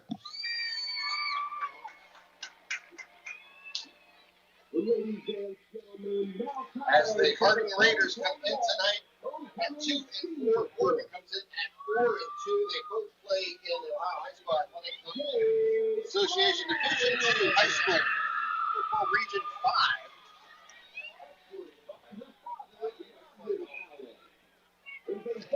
There we go. Sorry. We had a little technical glitch here, but we figured it out. And there we go. All right. So we're going to redo that. My apologies to our audience. We're live here at Molotov Stadium in Warren, Ohio, as we get ready for tonight's Week 6 of the high school football season in the Ohio High School Athletic Division II Region 5 matchup as the Warren G. Harding Raiders host the BOARDMAN Spartans. Spartans come in tonight at 4-2 overall, and Harding comes in at 2-4. My partner is none other than Mark Means. And Mark, this is a matchup the records don't necessarily tell you about each school, because when you look at Harding, we know the schedule that they have had. Yeah, absolutely. We know how good the schedule Harding has played. They had a big win last week on the road at St. Vincent St. Mary's. But this series has been close the last 5 years when you look at the two teams playing each other.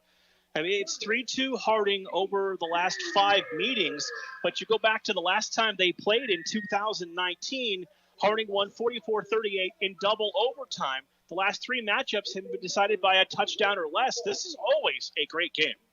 Looking at the BOARDMAN Spartans coming into tonight's action against Harding, they opened up their season against Cardinal Mooney with a 28-7 victory. They follow that up with a 16-12 victory over Youngstown Cheney. They suffered their first loss on the road to undefeated Jackson, who's undefeated through 6 games this season at a 20-14 matchup. They won their next 2 as they defeated Howland and Youngstown East 33-21 and 62-14, losing last week to Benedictine, who's undefeated in 5 games this year, losing that game 38-20. And a very impressive schedule there, too, for the Spartans. Their 2 losses, pretty much you can look at 2 teams that are doing very well, respectively, undefeated in Massillon Jackson and then in Benedictine. Yeah, absolutely. I mean, you know, these 2 schools are always going to play challenging schedules, and it just goes to show you with the year that they've had. I mean, these are teams that they're both averaging about 30 points per game. So they know they can put the points on the board. The question for both of these teams has been this year, can they stop the other team from doing the same thing? When you look at the Harding Raiders, they come in at 2-4, Mark, but we had them earlier this year against an Ursuline team, and it was a points of a game where 99 points were scored.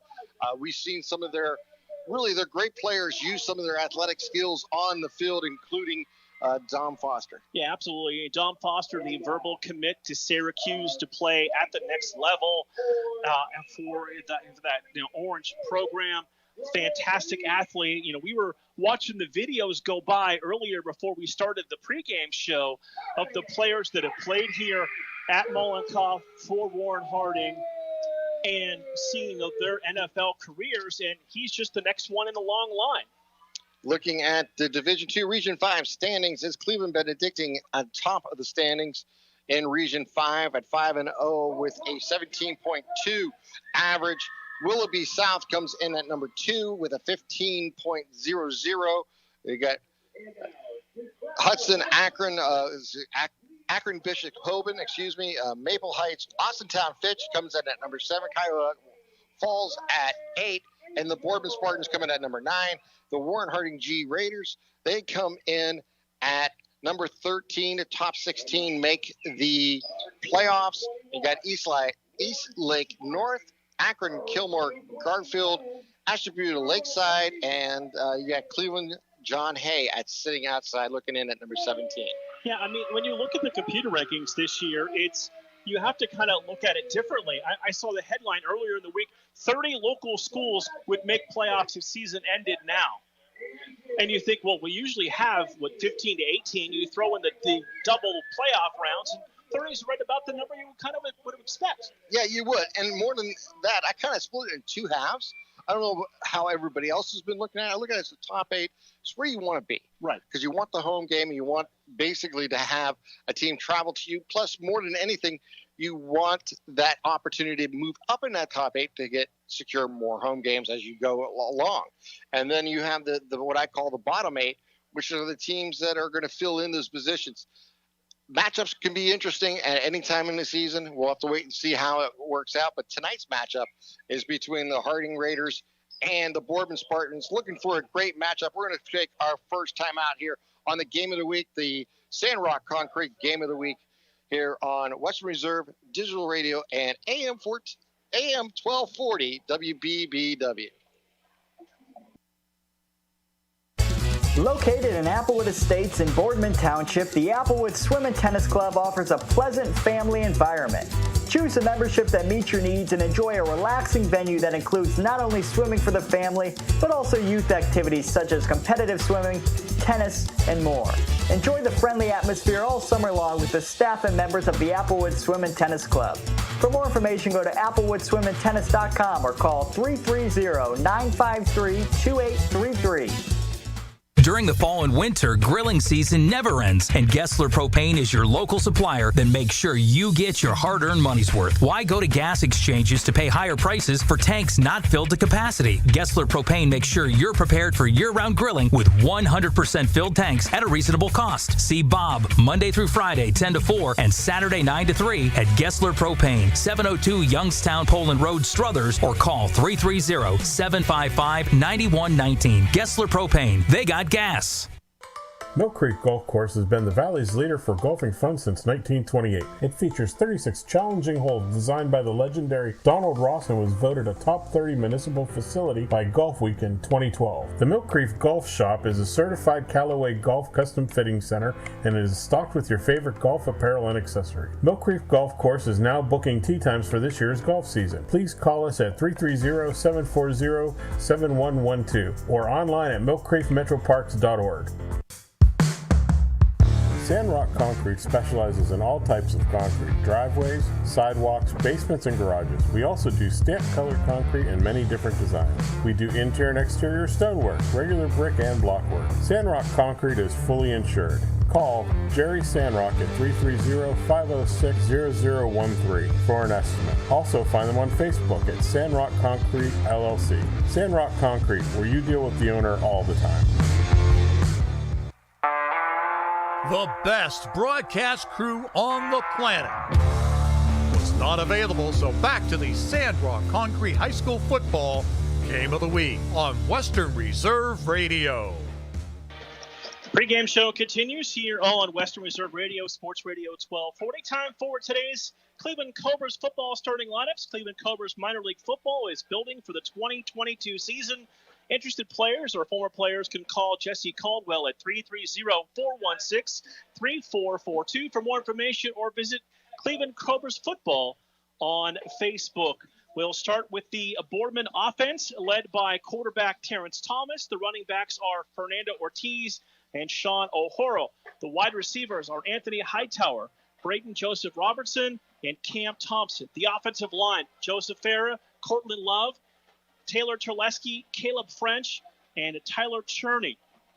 The defensive starters for Warren Harding across the front will be Kincaid Tyson, Josiah Todd, Merrill Brown, and Elijah Hunter. The linebackers are Devontae McElroy and Raj Carroll. The safeties, Tyson Wallace and Devin Boss. The corners, Dom Foster, Brenton Powell, and Dallas Jett. Offensively for the Raiders, it'll be quarterback Dallas Jett, Tailback Bryson Powell. Running back Marjorie Williams. The receivers Dom Foster, Tyreek Ivory, and Kanye Red. The line is Manny Washington, DeVille Trimble, Jax Johnson, Merrill Brown, and Caden Murphy. And defensively for Boardman, across the front, it's Fernando Ortiz, Joseph Farah, Cortland Love, and Isaiah Torres. The linebackers are Jared Mahood and Ashton LaBelle. The defensive backs are Sean O'Horo, Andre Friedman, and Kayshawn Robertson. And the safeties, Cam Thompson, Stephen Conti, and Anthony Hightower. And Tim, those are the Cleveland Cobras starting lineups here for Week 7 already. It's hard to believe that. I mean, we talk about it every year, Mark, that how fast this season goes. And hard to believe we're going to be 3/4 of the way done after today. Yeah, it has been one of those. I mean, we always joke about the fastest 10 weeks of the year.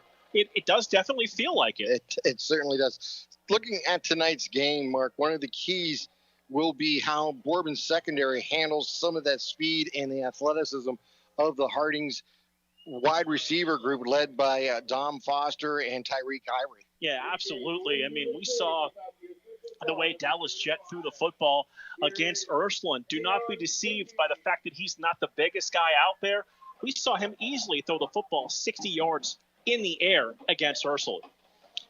Boardman under new leadership this year under Seth Amstrom as the head coach. Talk about him and coming over from Cheney. He's really re-energized this Boardman program. Yeah, he has. I mean, he got him off to a good start this year. They always play a terrific schedule. This is a team that has a lot of skill, especially on the offensive side of the football. Boardman coming in, averaging 28.8 points per game offensively, giving up about 18.7 points per game. So, 29-19, when they win close. It's around 10 points. And on the other side of the field will be Steve Arnold, longtime Raiders football coach, longtime previous basketball coach, really just kind of someone who's been cemented here at Warren for many, many years. Right. I mean, you're talking about a 2-win football team that has a legitimate chance to be a playoff team. And you and I talked about it against Ursuline a couple weeks ago. I would not want to play this Raider team in a potential 2-15 type matchup in round 1 because you could have the first big upset of the tournament. There's no question this Raider team will be tested all season long, playing one of the strongest schedules we've seen all season long, week in and week out, challenging them. They're 2-4 overall. When you look at that number, doesn't tell you how competitive they've been in every game. Absolutely. I mean, you're talking about a team averaging about 33 points per game offensively, giving up about 27 points per game defensively. They've really been in some high-scoring shootouts this year. Case in point, that game where they fell by 1 to Ursuline, 50-49. Their biggest key is they know they can put points on the board. They are a high-powered offense that can have lots of 50-plus yard plays. It's how they control the opposing offense that is going to be a key for Coach Arnold's Raiders. Looking at some of the schools regionally as they compete for the OSAA Division 3 and Region 9, looking at some of our teams, we have Hubbard coming in at number 6, Canfield at number 8, and Niles McKinley at number 15. And all of them have interesting matchups this week. Hubbard goes on the road. They take on a winless Lakeview team. Niles takes on an undefeated South Range team, and Canfield has to play Austintown Fitch. So 2 of those 3 teams have tough matchups this week. And just to show you how tough this region is, we have 3 or 4 other schools who are competing for that top 16. You got Howland at 17. You got Cheney at 19. Youngstown East at 22. Well, we have a minute. Let's talk about Howland for a minute. Howland didn't have a game this week. Cardinal Mooney's game, unfortunately, got postponed just hours ago. Those 2 school districts got together. They're going to play each other tomorrow afternoon at 1 o'clock at Howland. That has to say something for the administrations and the athletic departments to get that done that fast. That's fantastic. That's the way you do it. Get the kids out on the field and have them have the opportunity to compete. Looking at Division 4 in Region 13, West Branch from Beloit doing a phenomenal year, 6-0 on the season. Ursuline right behind them at 4-1 in Region 13. And if those 2 teams were to meet each other in the playoffs, they might score over 100 combined. There's been several times West Branch has scored over 60 this year. I thought they lost a lot to graduation because they lost a couple of wide receivers. they just continue to roll and put up a lot of points, and we know what Ursuline can do. Salem comes in at number 7. Girard comes in at number 8. And Beaver Local at number 10. And Beaver Local having a nice year down there on the river. And it's interesting, Salem, Coach Johnson's been there a long time. His son's the starting quarterback. They've had a lot of big wins this year. They're having a fine year. Looking at Division 4 in Region 17, that is, of course, the region where basically the defending champions every year in Division 5 or at least competing for it in Kirtland leads the region at 5-0.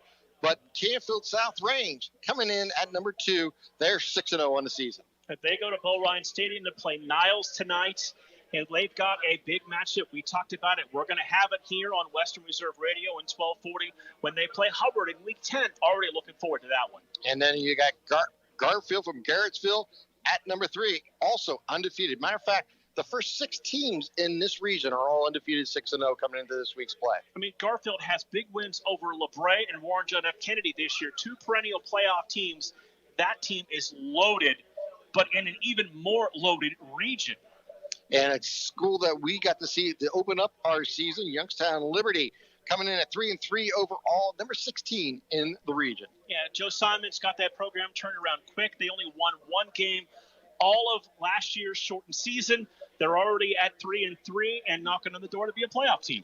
In Division 6, Region 21, our sister station taking care of that on Western Reserve 1 is Springfield, as they come in at 5-1 on the season, number 3 in the region, trailing Columbia Station and Mogador. Yeah, Columbia Station's a team Springfield's familiar with in the playoffs a couple of years ago. I had a chance to see them last week. They are difficult to get ready for because they have so many athletes that touch the football. You don't game plan to stop just one great player. And then you have LeBray and Brookfield in the top 5 locally. United at number 9. Western Reserve coming in at 13. Newton Falls at 16. Middle Ridge 2-4 on the outside at number 18. Yeah, those teams in the bottom half of that region are really battling to get in. It's going to come down to probably the last couple weeks. And looking at finally Division 7 Region 25, Lowville come in at 5-1, and they are in the top 5 in that region. Yeah, Lowville's that one team that's really interesting. Their lone loss was a decisive one to Springfield. Other than that, they put up big numbers all year. Valley Christian comes in at number 8, and Warren JFK comes in at number 11. I love Valley Christian this year. They've got a new coach in Andy Hake. They're throwing the football all over the place with their quarterback. They're going to be a challenge for a lot of teams to play. All right, let's take a 2-minute timeout. We'll come back. We'll get you ready for tonight's game here from Malakoff Stadium in Warren, Ohio, as the Boardman Spartans take on the Raiders from Harding. You're listening to AM 1240 WBBW in Youngstown, Ohio, and Western Reserve Digital Radio number 2. Western Reserve Radio is the Valley's online source for sports talk and local live events. Tune in and be a part of their live weekly shows, as well as all of the hard-hitting action of Youngstown Phantoms hockey, high school football, and the GDFL. Find them at westernreserveradio.com. Tune in and the Live 365 app to be a part of the area's sports conversation. Be sure to visit them on Facebook at Western Reserve Radio and on Twitter at WR_radio. So, are you enjoying our station? Well, now you can take us along on your mobile device wherever you go. Wow! The free Live 365 app is available for both Apple and Android devices. That sounds like fun. I'll give it a try. Just go to the Apple app or Google Play Store and download it today. You're listening to WRDB, Western Reserve Digital Broadcasting, Youngstown, Warren, Salem, and around the world. Catch all of the spring and summer action of Cleveland Cobras minor league football here on Western Reserve Radio. Follow the Cobras as they compete in the Gridiron Developmental Football League against top teams from across the nation in pursuit of a GDFL championship.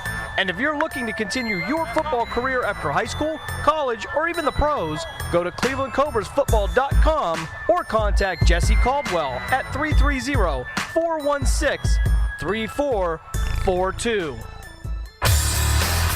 Professional, fast, highly knowledgeable, easy to work with. These are real reviews by customers of Sandrock Concrete. For all your concrete block, brick, stonework, and excavating needs, call Jerry Sandrock. For your free estimate at 330-506-0013. Sandrock Concrete is fully insured and ready to make your ideas a reality. Sandrock Concrete is a proud supporter and sponsor of Mahoning Valley High School football on Western Reserve Radio. This is the radio home of the best high school sports in Youngstown and all sports everywhere. We are Sports Radio 1240 WBBW Youngstown, a Cumulus media station.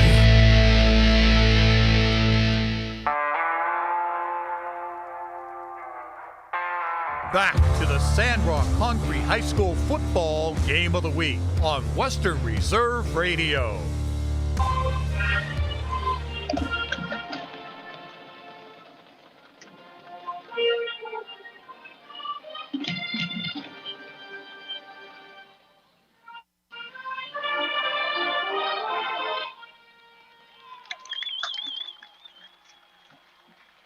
Well, welcome back here to Mollenkopf as we get ready for the Sandrock Concrete Game of the Week. For a free estimate, give owner Jerry Sandrock a call at 330-506-0013 as the Boardman Spartans get ready to take on the Warren G. Harding Raiders here tonight, Mark, and a really important regional game in Division II. Yeah, absolutely. This is going to go a long way to determining if one of these teams or if both of these teams are able to qualify for the postseason.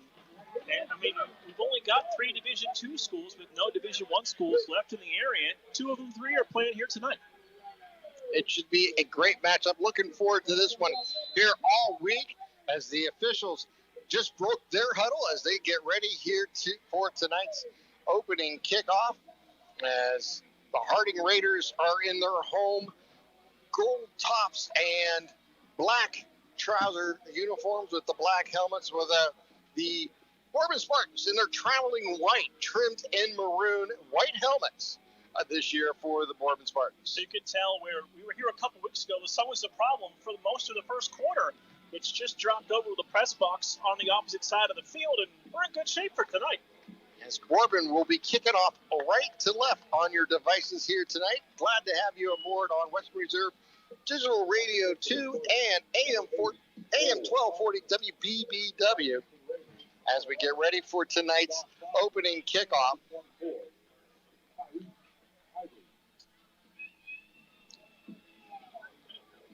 So 2 deep here for the Raiders. Bryson Powell and Tyreek Ivory deep for the Raiders. And Colson in for the kick. They're going to do an onside kick, Mark, right at the start, and it's going to be fielded by one of the upbacks here for the Raiders at the 47-yard line. That's Jaden Hudson, the junior, one of the up men. Heads up play to just cover that football up and not try to advance it. So Boardman comes out aggressive here on the kickoff, trying to get the ball back first on an onside kick. It was recovered there smoothly and easily by the Raiders, and they'll have the ball first down and 10 at their own 46-yard line. Dallas Jet will be at quarterback. Bryson Powell is the tailback. Majoris Williams is at halfback. Dom Foster, Tyreek Ivory, and Konone Red at the wideouts. And we'll get you the offensive line here while we have an opportunity as they respot the ball. It'll be Washington, Trimble, Johnson, Brown, and Murphy here for the Raiders. Now, here comes the last player on the field here for the Raiders. That looks like that's Foster checking out of the game, too, Yeah, Tim, on that first play. Taylor checking in. So trips to the short side of the field on the right, one to the left. They'll bring one in motion. They'll hand it. Jet will bootleg to his right, throw deep, has a man open, waiting for the ball, and it's going to bounce off his shoulder pads and fall incomplete as he was trying to hit Tyreek Ivory, who had to wait for that pass from Dallas Jet, who is just a little behind on the play. A double coverage from the Spartan secondary, rotating the safety over on that deep route. And we know Harding's not afraid to take shots downfield. That is big part of Steve Arnold's offense and their game plan that we've seen earlier in this year.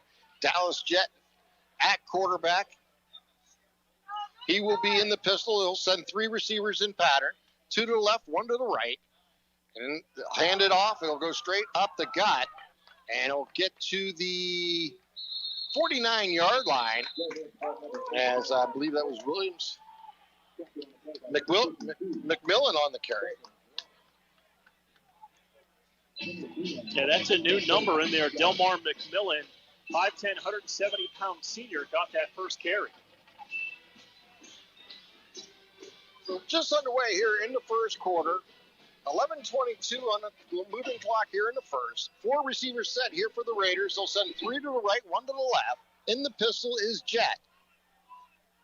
Jet takes the snap. He looks right side. He'll fire it out wide for Foster, and Foster makes the completion and is dragged down right away by Anthony Hightower at the 50-yard line. Great job by Hightower to set himself a good base. That way Foster couldn't be able to fake and get around him, and made a fantastic open field tackle to bring up 4th down. So 4th down and punting situation here for the Raiders. Single set going back here for Boardman, and it will be Hightower to return the kick.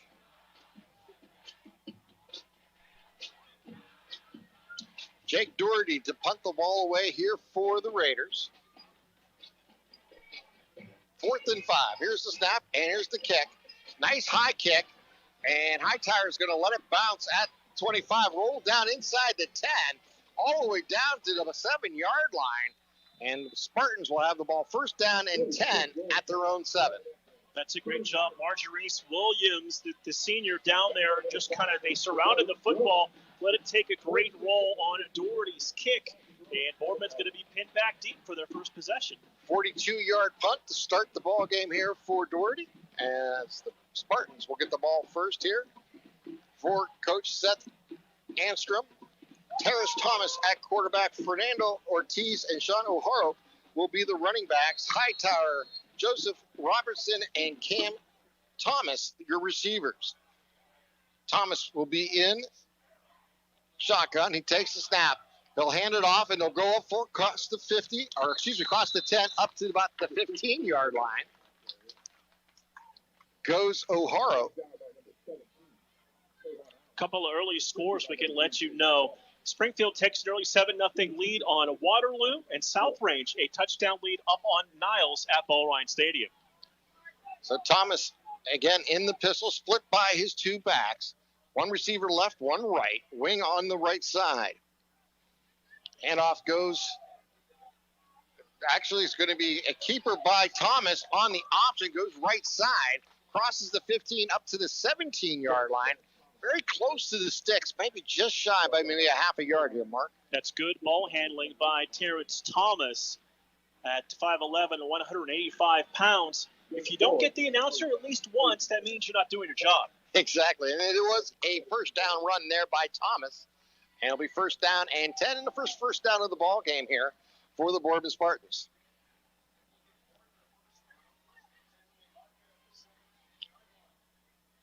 So the Spartans will stay in the spread offense, as they'll send 1 receiver left, 1 right, wing on the right-hand side. Thomas in shotgun, takes the snap. He'll hand it off. He'll go right side and get close to the 20 and push back.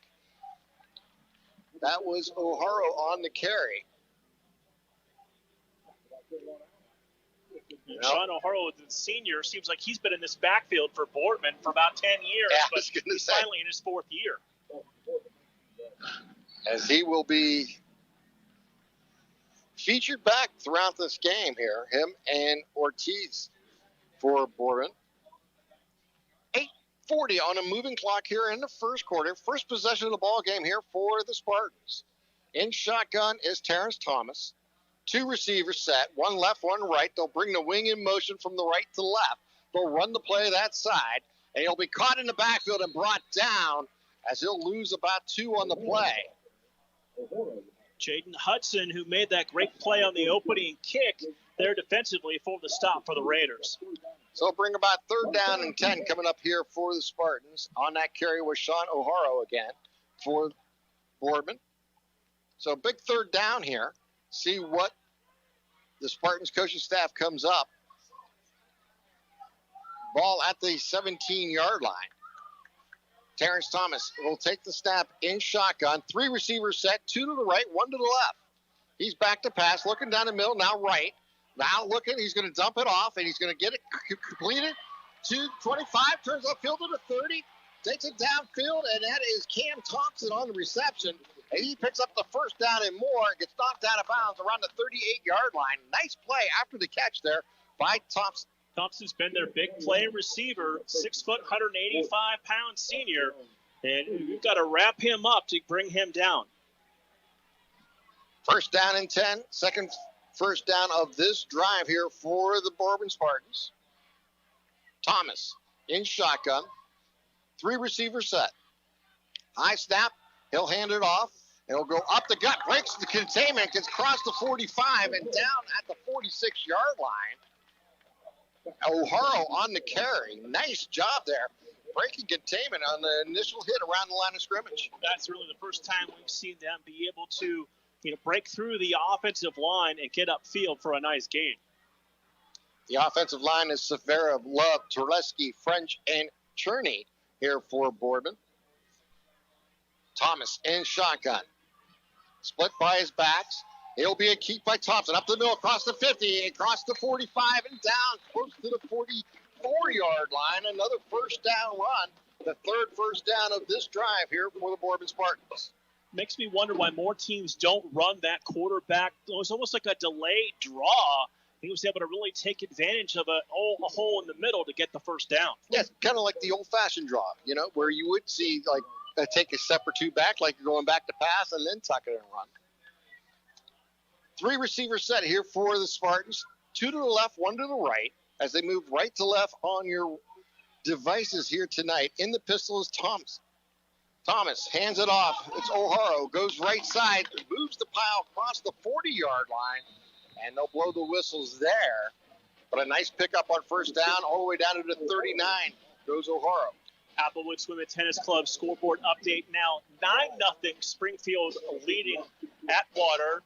As a bad snap by Atwater, Waterloo leads to a safety and a 9-0 lead for Springfield.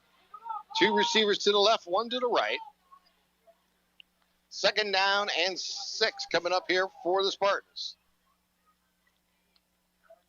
Thomas takes the snap. He'll hand it off. He's caught in the backfield and brought down by a couple defenders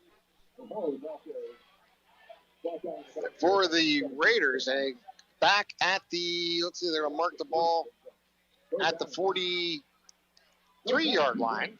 It's Jaden Hudson again, his 2nd tackle for loss in this opening drive for Boardman. 3 receivers set, 2 to the right, 1 to the left. In the pistol is Thomas takes the snap. He's back to pass. Looking right side. He'll fire and he'll fall incomplete.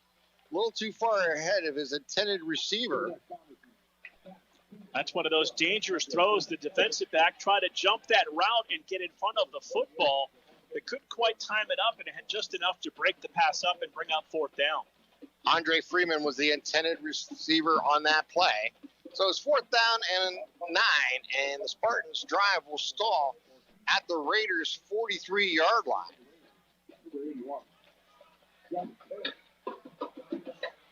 Taylor deep to receive the punt. Here's the snap. Good snap. 1 step and a high kick. Very good.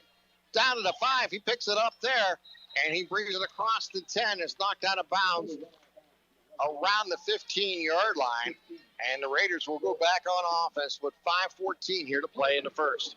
Sometimes you may look at that as a risky attempt when you pick up the football, but he was able to get control of the football, look upfield, and realize he had about 8 to 10 yards of room to pick up some extra yardage to get out of that shadow of his own end zone. I'm going to say he stepped out of bounds, I think, around the 12-yard line. The officials has the ball in his hand, and he now sets it down at the 11. So it'll be 1st down and 10 here for the Raiders. as we are scoreless here in the first quarter. Let's take a timeout, a 1-minute timeout. You're listening to Sandrock Concrete Game of the Week on Western Reserve Digital Radio on AM 1240.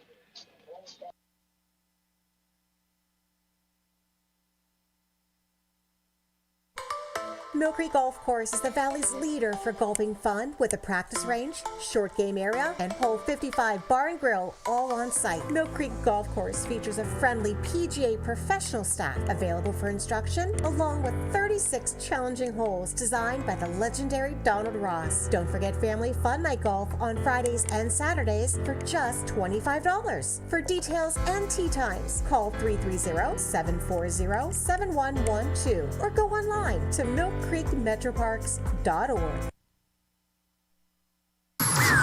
So, are you enjoying our station? Well, now you can take us along on your mobile device wherever you go. Wow! The free Live 365 app is available for both Apple and Android devices. That sounds like fun. I'll give it a try. Just go to the Apple app or Google Play Store and download it today. You're listening to WRDB, Western Reserve Digital Broadcasting, Youngstown, Warren, Salem, and around the world.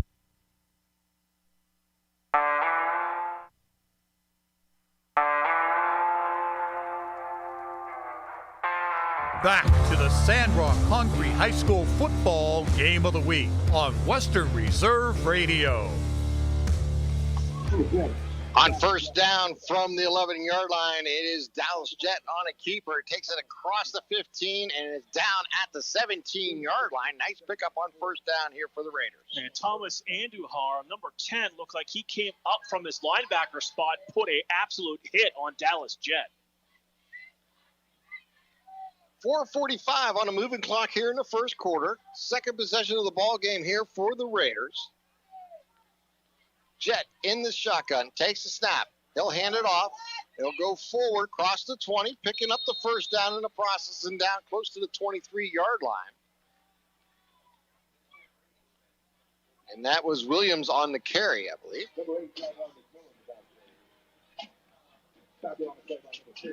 Ferguson has McMillan, on the carry. The 5'10", 170-pound running back. The first down and 10 here for Warren. Jet in the shotgun, takes the snap. He's going to go to the left side, has the corner, gets across the 30, and is brought down right at the 31-yard line. Nice pickup on first down again here for the Raiders, as they'll pick up about 7 and bring up second down and 3. We saw Jet run a little against Ursuline a couple of weeks ago, but not a lot of designed runs. We've seen a few here early on tonight. Something to keep an eye on here. See how the Raiders attack this Spartans defense. 3 receivers set here for handoff. Goes to McMillan again, and he crosses the 35, and he is down there. But another first down run here for the Raiders. Delmar McMillan not in the prep that we had for the game, but he's got a lot of the work in the backfield so far in this fast-moving opening quarter.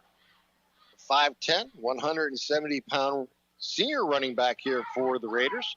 Down to 3:25 on a moving clock here in the first quarter. First down and 10 from their own 35. The Raiders come to the line of scrimmage with 3 receivers, 2 to the right, 1 to the left. Jet in the pistol. He'll hand it off to his deep back. Again, it looks like McMillan, and he'll cross up to the 36-yard line. He'll pick up 1 on the play and bring up a second down and 9 coming up here for Harding. It really does seem like Coach Arnold has come up with the plan early. They want to attack the interior of the Boardman defensive front. We've seen a lot of running up the middle rather than out to the edges so far. Foster's the receiver. He is out to the left. 3 receivers to the right. They'll bring 1 in motion. And he'll hand off. Fake goes to McMillan. They'll run the screen. And he'll fall incomplete as his intended receiver was Williams at the line of scrimmage. Nice defense there by the Spartans, recognizing that screen and really covering it up well. Yeah, Stephen Conti really put the pressure on Dallas Jet, forcing him to throw the football early. and threw the ball into the ground, bringing up 3rd down and long.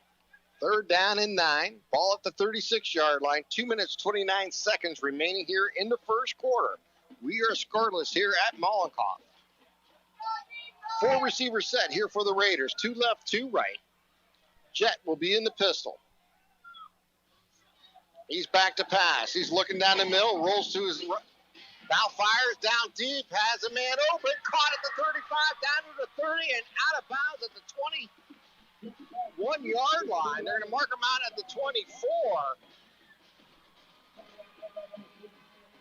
And it looked like McMillan making I was going to say, yeah, that's what I think it was. It was McMillan making that play. Oh, it was 11. That was Foster. That was Dom Foster on that play. All right. We'll send 4 receivers in pattern, 3 to the right, 1 to the left. Jet will take the snap. He'll hand it off. This time it's McMillan. He'll bounce outside and go follow the right side of the line to the 22-yard line. And I'll bring up a 2nd down and long coming up here for the Raiders. It's really been a time-consuming drive, Tim, by the Raiders. This will be the 9th play of this second possession for Warren Harding. We're under 2 minutes here to play in the first quarter. Second possession here for the Raiders. Tyreek Ivory is out to the left. They're going to send 4 receivers in pattern. They'll bring 1 in motion, and they'll do a jet sweep with him. That is Foster with the ball at the 20.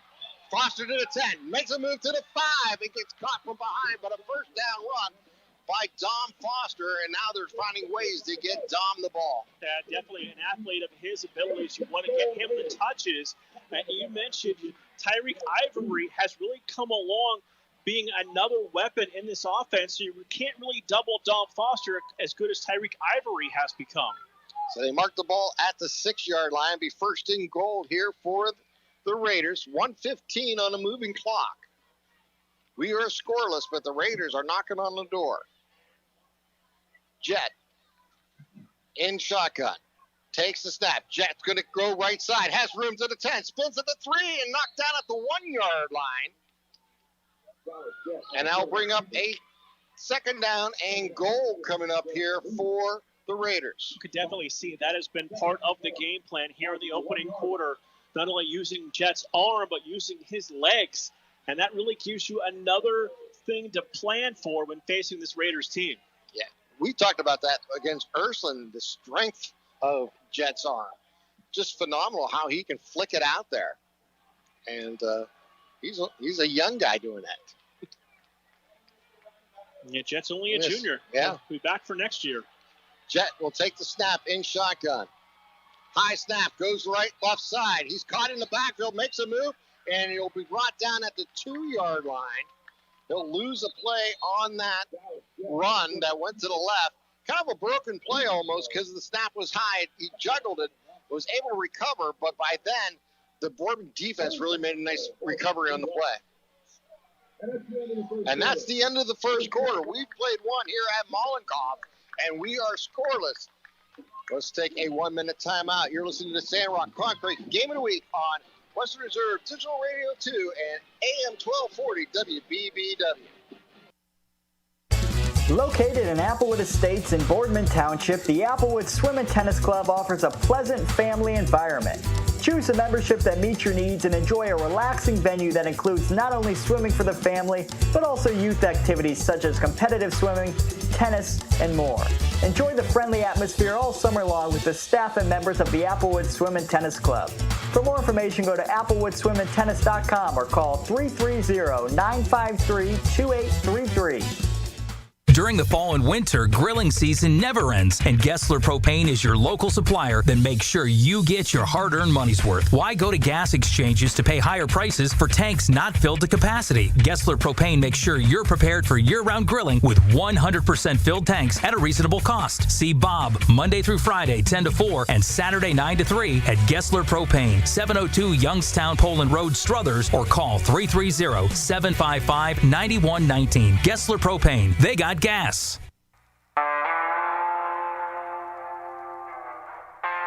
Back to the Sandrock Concrete High School football game of the week on Western Reserve Radio.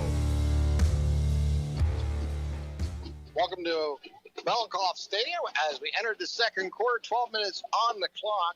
This is the Sandrock Concrete game of the week as the Raiders will have it third down and goal from the 2-yard line as we switch sides of the field as the Raiders will now go right to left. And they come out of the huddle from the sidelines.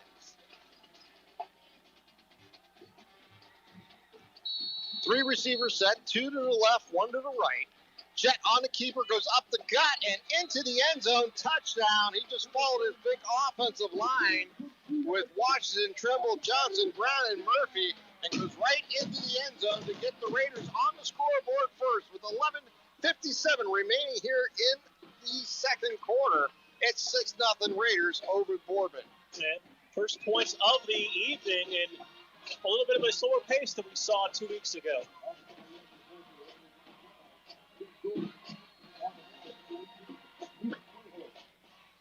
Jake Doherty for the point after.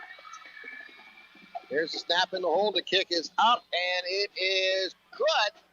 So with 11:57 here to play in the second quarter, the Raiders take a 7-0 lead over the Boardman Spartans. Let's take a 1-minute timeout. You're listening to the Sandrock Concrete Game of the Week on AM 1240 WBBW and Western Reserve Digital Radio 2. Mill Creek Golf Course has been the Valley's leader for golfing fun since 1928. It features 36 challenging holes designed by the legendary Donald Ross and was voted a top 30 municipal facility by Golf Week in 2012. The Mill Creek Golf Shop is a certified Callaway Golf custom fitting center and it is stocked with your favorite golf apparel and accessory. Mill Creek Golf Course is now booking tee times for this year's golf season. Please call us at 330-740-7112 or online at millcreekmetroparks.org.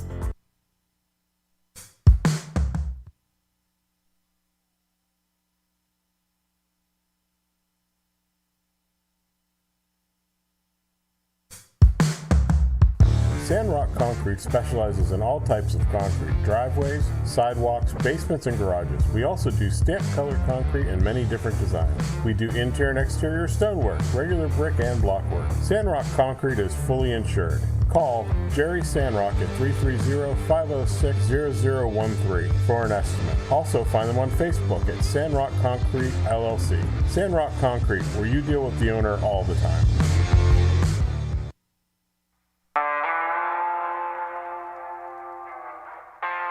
Back to the Sandrock Concrete High School football game of the week on Western Reserve Radio.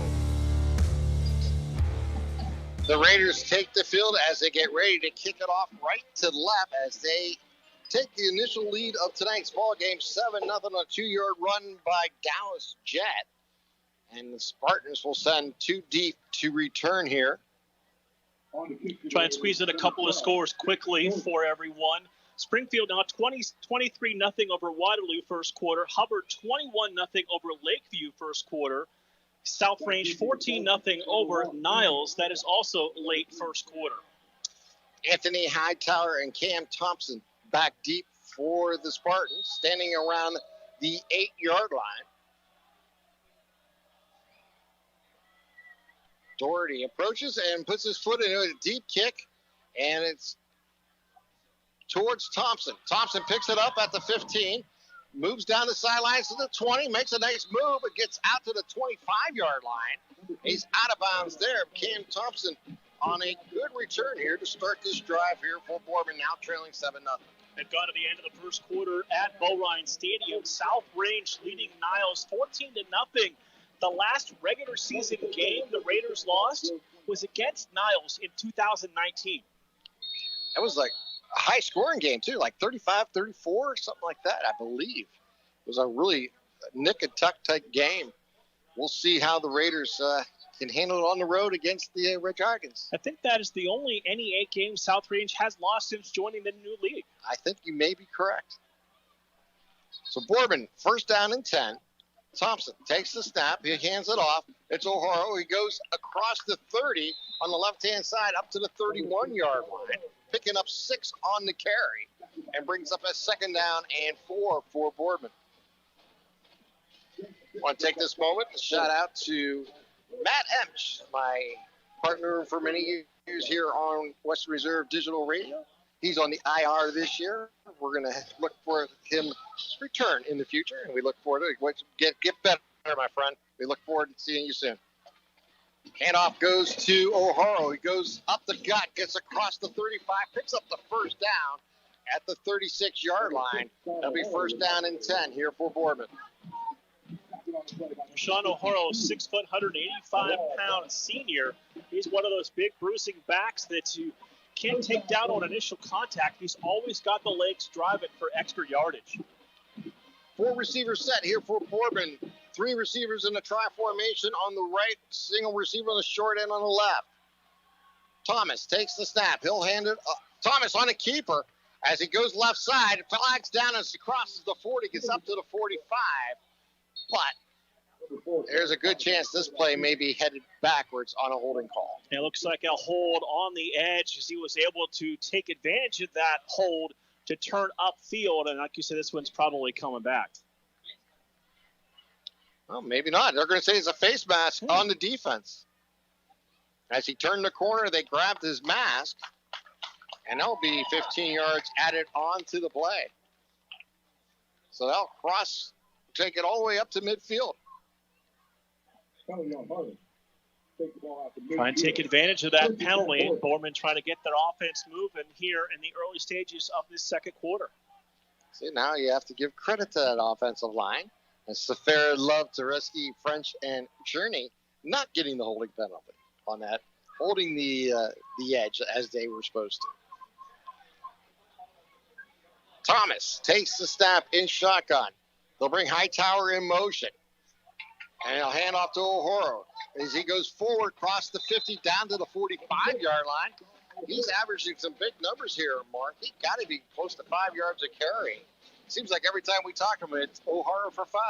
And picks up 5 there. And as a coach, you've got to love that. 2nd and 5 really does give you pretty much the entire playbook to work with. Coach Anstrom will signal in the play since they'll have 4 receivers set.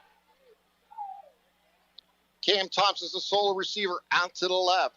Thomas in the pistol. Hightower comes in motion. Handoff pitch goes out to Hightower on the right side as he crosses the 40 and brought down just right around the 40-yard line. That's right by the sticks. He may have enough for the 1st down. Seen that a lot out of Ohio State this year. Motion that ends up being reverse motion in the backfield. A lot of times the secondary loses eye contact with that player. He's able to make it into a big play. And they're going to give him the 1st down on that as he got right to the sticks. So it'll be 1st down and 10 coming up here for Boardman at the Harding's 40-yard line. They trailed this ball game 7-0 with 9:25 on a moving clock here in the 2nd quarter. Terrence Thomas in the pistol will send 4 receivers in pattern. 1 to the left, 3 to the right. Hightower comes in motion. Handoff this time to O'Hara. Breaks a tackle, gets back close to the line of scrimmage.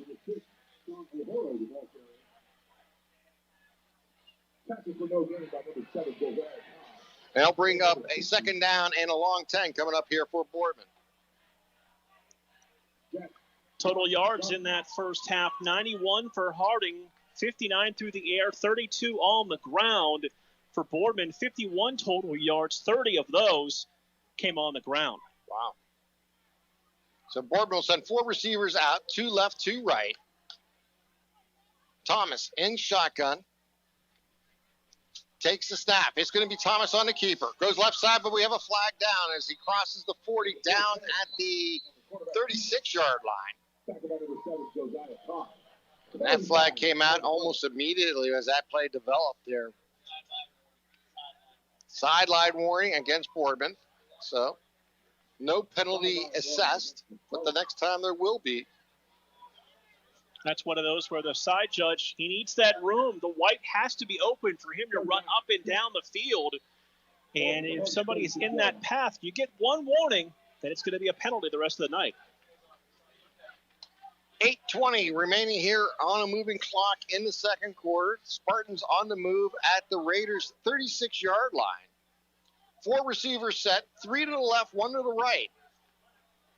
Thomas take the snap, hand it off to O'Hara, goes left side and makes a nice cut outside up to the 31-yard line.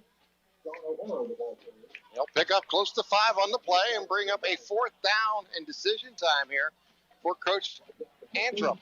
Josiah Todd forced him back inside. O'Hara he was able to bounce that to the edge. There's probably 6 or 8 more yards there for him, but the linebackers did a good job coming up, filling the hole, and forcing him back towards the middle of the field. So the Spartans are to go on 4th down. 4th down and 2. They need to get to the 30-yard line. Thomas in shotgun, and we have a whistle and an offensive timeout taken here by the Spartans. So I'll tell you what, why don't we do this? Let's take 10 seconds for a station identification.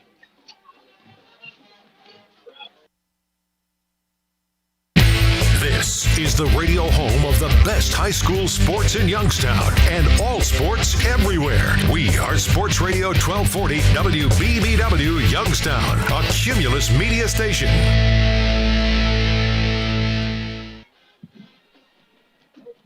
$7:24 remaining here in the second quarter. Mark, this is really, I hate to say so early in the ball game, but an important drive here for Boardman. They got inside the 50 the last time, and now this drive, they're having an opportunity to get back on, try to answer a touchdown from Harding. Right, they've been able to take advantage of a couple of penalties and push this ball downfield. 4th and 2, and you mentioned it a few plays ago. O'Hara seems like he's averaging at least 5 yards a carry, and it starts making you think as a coach, do I want to give him the ball? They think I'm probably going to give him the ball. So do you outthink yourself and let somebody else touch it, or do you let your best running back run the football? So the Spartans will have that opportunity. They have a little extra time in this timeout because of the TV timeouts during the game here. So we can tell everyone next week here on Western Reserve Radio 2 and Sports Radio 1240. We'll have a little bit of a rivalry game as we will head back to Memorial Stadium in Hubbard for Girard and Hubbard. They met every year in the regular season. They've met a couple times recently in the playoffs. That's an intense matchup between those two teams. It should be a lot. It will be. And, the two teams know each other very well. Should be a lot of fun. I'm looking forward to it. Can also tell you here on Sports Radio 1240, Michigan and Wisconsin start at 11:30. Thomas in the pistol. Will move the wing in motion. Handoff goes to O'Hara. He got gobbled up right at the 31-yard line. He needed to get to the 30. He's going to be shy of that first down. Kincaid Tyson with help leading the way to come up with that big stop defensively. And the Raiders will take over on downs with 7:17 to play in the first half. Great defense there. They got defensive penetration on their defensive line there, Mark, and was able to meet O'Hara as he hit the line of scrimmage. He fought for that yard, but he needed to. And in the process, they'll turn the ball over on downs. Be first down and 10 coming up here for the Raiders. South Plains adds a touchdown at Bowrine Stadium and leads Niles by a score of 21-0, under 8 minutes to play in the half there. So the Raiders first down and 10 at their own 31-yard line. Jet in the pistol will send 4 receivers in pattern, 3 to the right, 1 to the left. He'll hand it off. It's McMillan, and he goes across the 40 to just shy of the 50 as he pulled up. He may have had a hamstring type scenario. He just kind of snapped there, Mark. As he was turning on the Jets around the 45-yard line, he just kind of pulled up and went completely down. A hard thing to watch, and man, you feel for him right now. Yeah, that's one of those. When you're in the open field, the non-contact injuries are the ones that you concern yourself with most.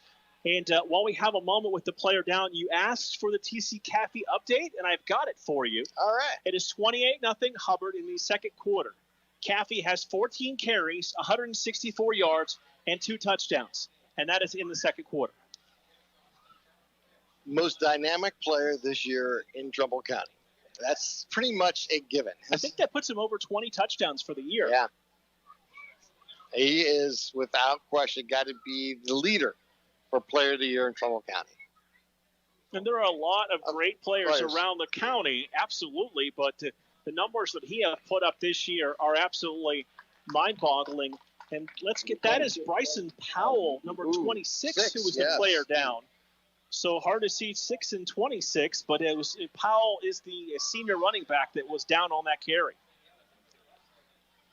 Not Really? putting any weight, Tim, on that right side as they take him off the field.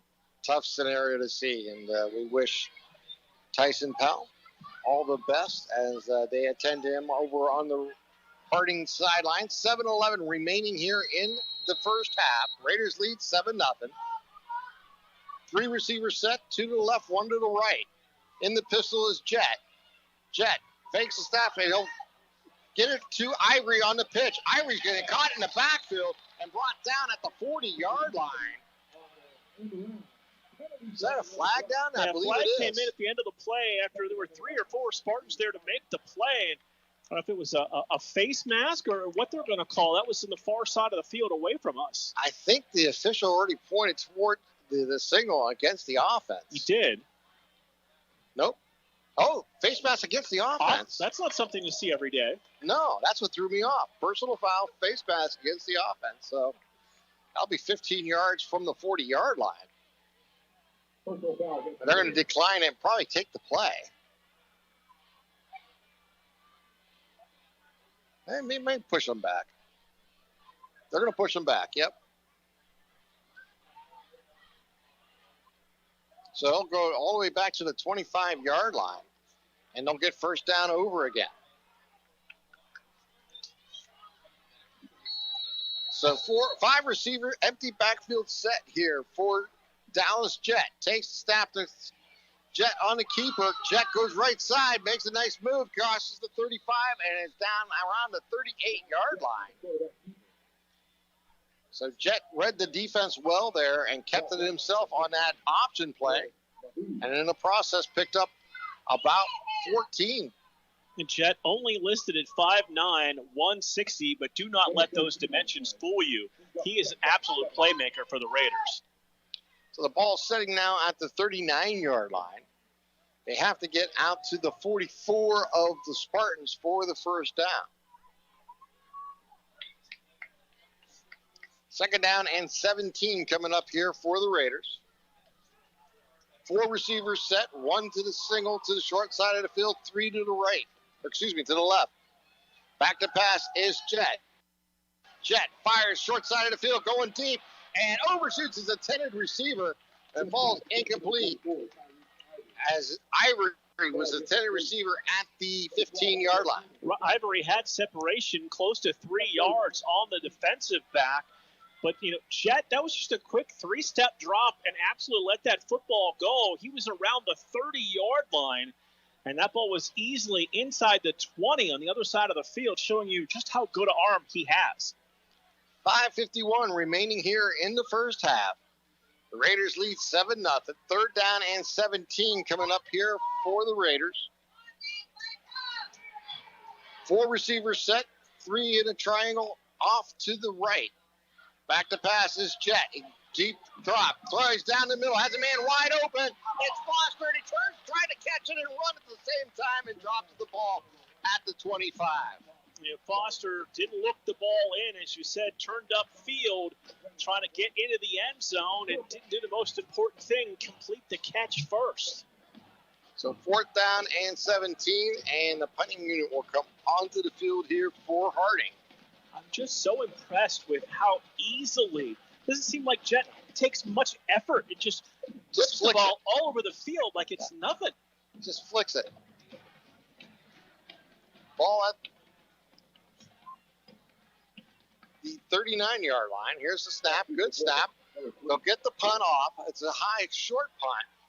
And Hightower is going to call away from it, and the ball's going to roll down inside the 30 and be down around the 26-yard line. It'll be first down and 10 for the Spartans at their own 26. We haven't seen the best punts from the Raiders, but they've been able to take advantage of the nice springy AstroTurf here at Molotov and get a good roll. Yeah, the turf field has absolutely helped the punting game here for the Raiders. Interesting to see, we have not seen Boardman when they have the opportunity to use the fair catch on a punt. All right, let's take a timeout as we are here with 5:34 remaining here in the second quarter. This is the Sandrock Concrete Game of the Week.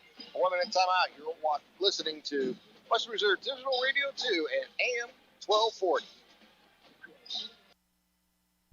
Mill Creek Golf Course has been the Valley's leader for golfing fun since 1928. It features 36 challenging holes designed by the legendary Donald Ross and was voted a top 30 municipal facility by Golf Week in 2012. The Mill Creek Golf Shop is a certified Callaway Golf custom fitting center and it is stocked with your favorite golf apparel and accessory. Mill Creek Golf Course is now booking tee times for this year's golf season. Please call us at 330-740-7112 or online at millcreekmetroparks.org.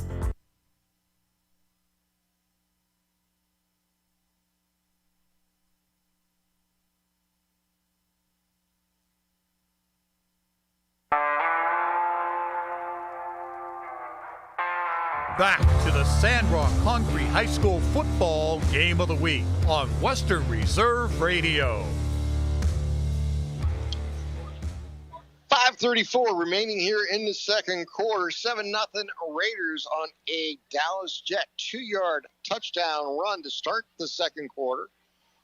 As the Boardman Spartans will have the ball first down and 10 at their own 26 to start this drive. Thomas in the pistol with 3 receivers. They'll bring one in motion. They'll do the jet sweep with Hightower. Hightower is going to get back to the line of scrimmage, and that's about it. Maybe lost about a yard back to the 25-yard line.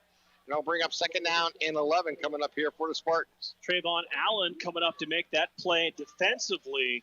And the Raiders doing a great job reading and reacting defensively here in this first half so far.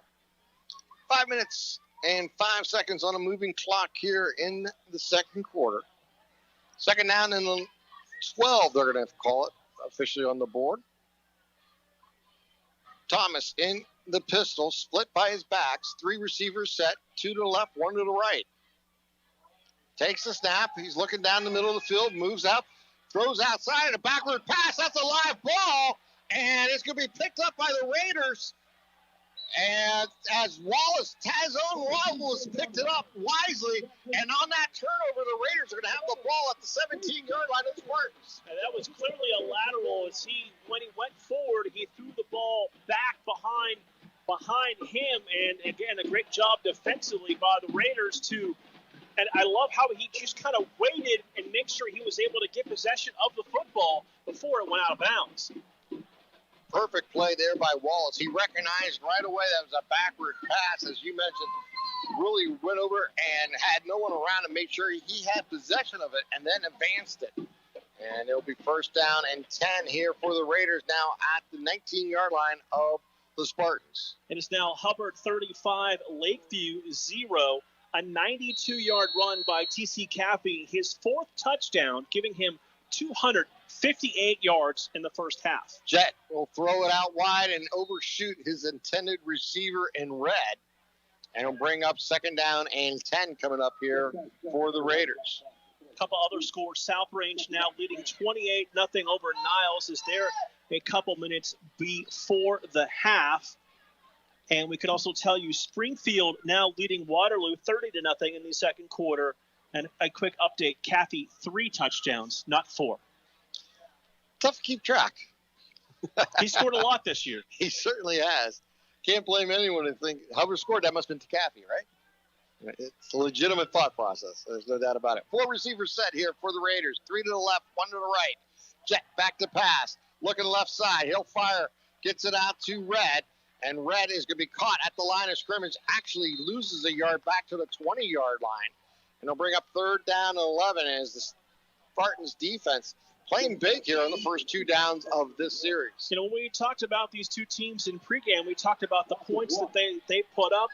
29 for Boardman, 32 for Harding, and I'm impressed by both defenses so far here in the first half. 4 minutes on a moving clock here in the second quarter. 4 receivers set, 1 to the left, 3 to the right. Jet in the pistol. Jet will hand it off as they'll go forward, cross the 20 down to the 16-yard line.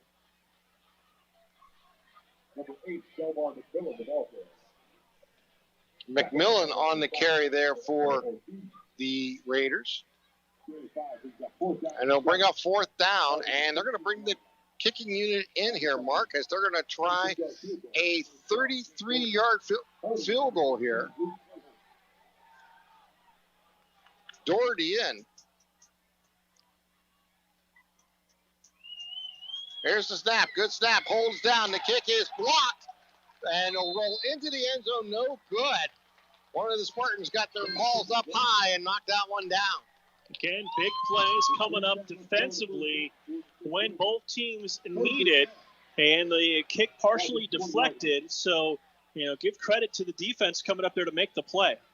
I think it was Cameron Stanley for Boardman that made it, number 25. So it'll be 1st down and 10 here from the 20-yard line. Cortland Love, had the deflection on that field goal attempt there by Doherty. 3 minutes, 10 seconds remaining here in the second quarter. Spartans trail the Raiders 7-0. Terrence Thomas at quarterback will be split by his 2 backs. He'll have 2 receivers out to his left, 1 to his right. Handoff goes to O'Horo as he goes forward across the 20 up to the 22-yard line. You're listening to Sandrock Concrete Game of the Week. For a free estimate, call owner Jerry Sandrock at 330-506-0013. Boardman's got plenty of time, just under 3 minutes. Still have 2 timeouts to try to get on the scoreboard before the end of the first half. Spartans will send 4 receivers in pattern, 3 to the right, 1 to the left, as they move left to right on your devices. Thomas takes the snap, hands off to O'Horo, goes left side, crosses the 25, keeps going to the 30, and it's knocked down at the 31-yard line, not before picking up that 1st down. They'll stop the clocks as they move the sticks. Great second effort by O'Horo to pick up the 1st down. Looked like he was going to come down just shy of that 1st down marker. He was able to fight through a tackle to pick it up. 3 receivers to the right, 1 to the left. Terrence Thompson looks over to defense. They'll bring Hightower in motion from right to left.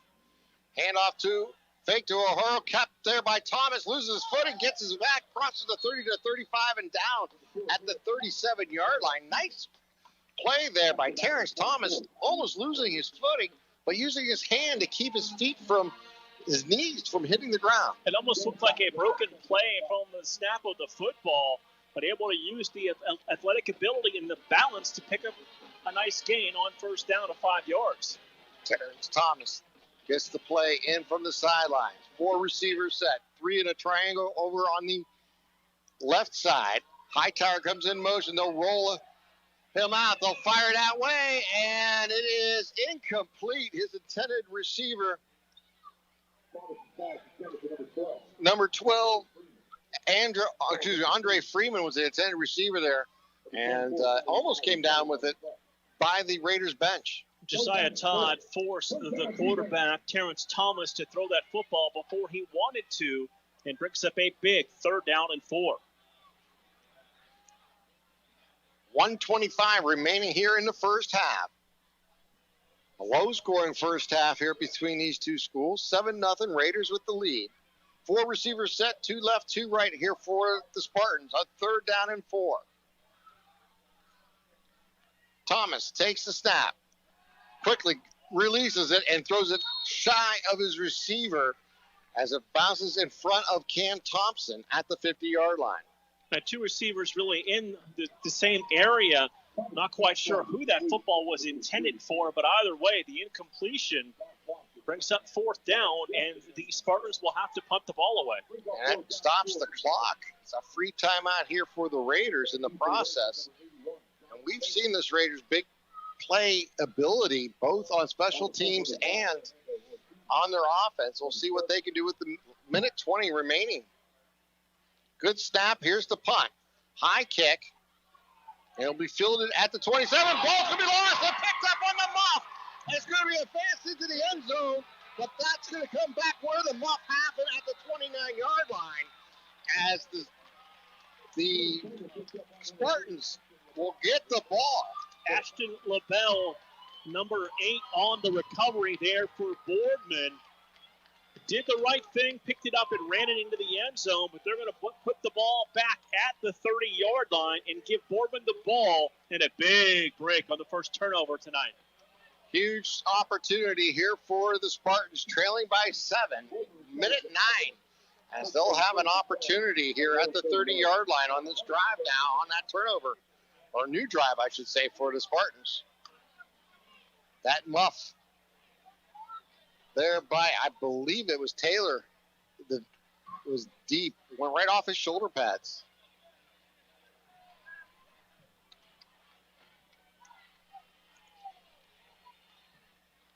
Let's take 10 seconds and a timeout to get a station identification.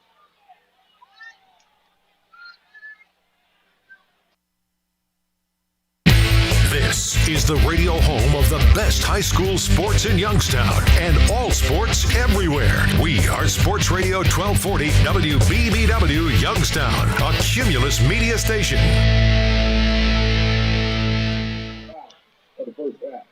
The Spartans are going to use a timeout, and we'll take a timeout here on Western Reserve Digital Radio and AM 1240.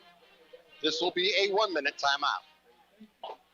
Mill Creek Golf Course has been the Valley's leader for golfing fun since 1928. It features 36 challenging holes designed by the legendary Donald Ross and was voted a top 30 municipal facility by Golf Week in 2012. The Mill Creek Golf Shop is a certified Callaway Golf custom fitting center and it is stocked with your favorite golf apparel and accessory. Mill Creek Golf Course is now booking tee times for this year's golf season. Please call us at 330-740-7112 or online at millcreekmetroparks.org.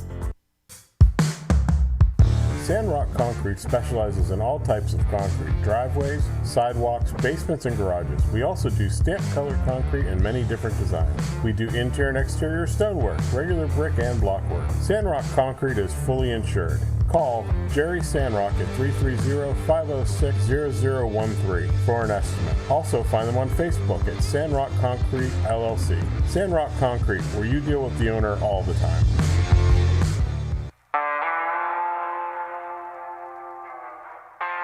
Back to the Sandrock Concrete High School football game of the week on Western Reserve Radio. Thomas back to pass. He'll fire and he'll complete it back to the 27-yard line. And they'll use a timeout here by Boardman. When we were away on first down, Thomas rolled out to his left and was caught in the backfield for a sack by Kincaid Tyson. And in the process, they brought up that second down where we just joined it. It'll bring up third down, about 7 coming up here for Boardman with 32 seconds remaining. We talked about, both defenses, and last week Harding held St. Vincent St. Mary's to 17 points. They have really, since that Ursuline game, their defense has really taken a big leap the last 2 weeks. That certainly has. Both, we've seen their special teams actually take a big leap this week. Compared to what we've seen against when Harding played Ursuline a couple weeks ago. And they have not given up any yardage, basically, on special teams at all on the punt returns.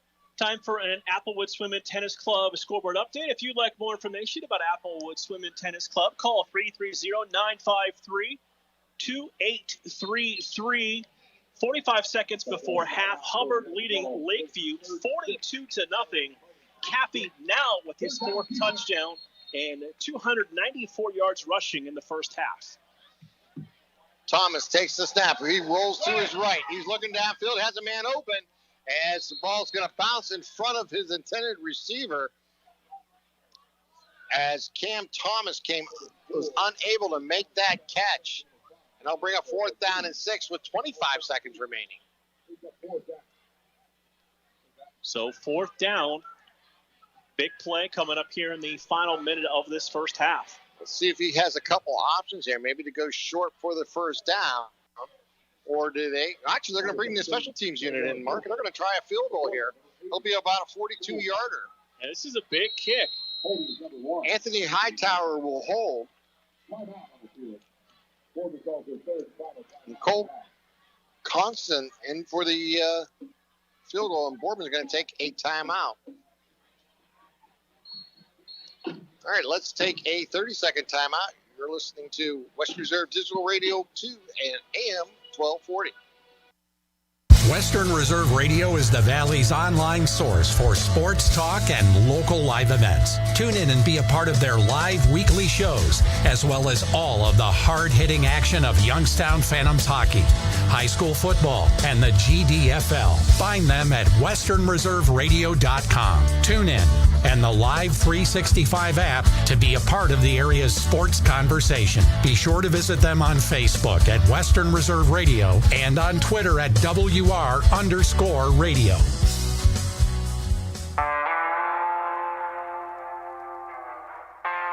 Back to the Sandrock Concrete High School football game of the week on Western Reserve Radio. And here's the snap. Hold by Hightower. Colson's kick is up, and it is 42 yards and good. And the Boardman Spartans get on the scoreboard, cutting into the Raiders' lead 7-3. Yeah, that field goal was good, but it was just good as it crossed the uprights and into the band, getting ready for their halftime performance. The All-State soccer player shows he can play a little football, too. Certainly can. Beautiful kick as he nailed the 42-yarder. The 5'11", 160-pound kicker here for the Spartans gets them on the scoreboard. They now trail by 4 with 20 seconds remaining here in the first half.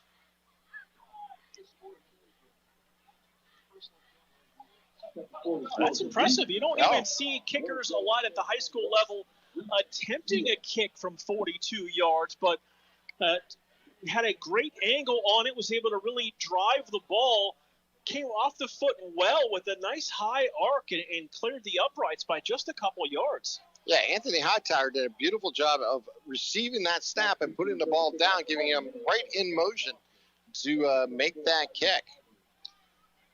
So Conklin in for will kick it off here as they'll tee the ball up at the 40-yard line. Very important special teams play coming up here for both teams. We've seen the Raiders return a kick on a kickoff against Ursuline.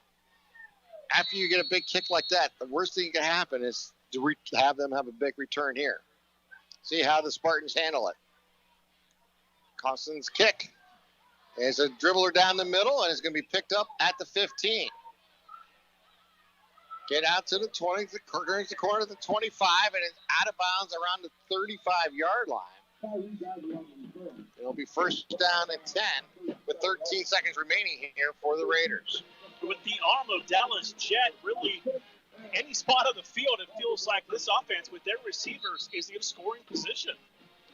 Yeah, when you look at what the Raiders have offensively, I mean, you could even put Powell out there as a receiver, and you have Foster, Ivory, and Reddy, and that offensive line, and Manning Washington, DeVell, Trimble, Jock Johnson, Morrell Brown, and Caden Murphy has done a nice job blocking here for Jet.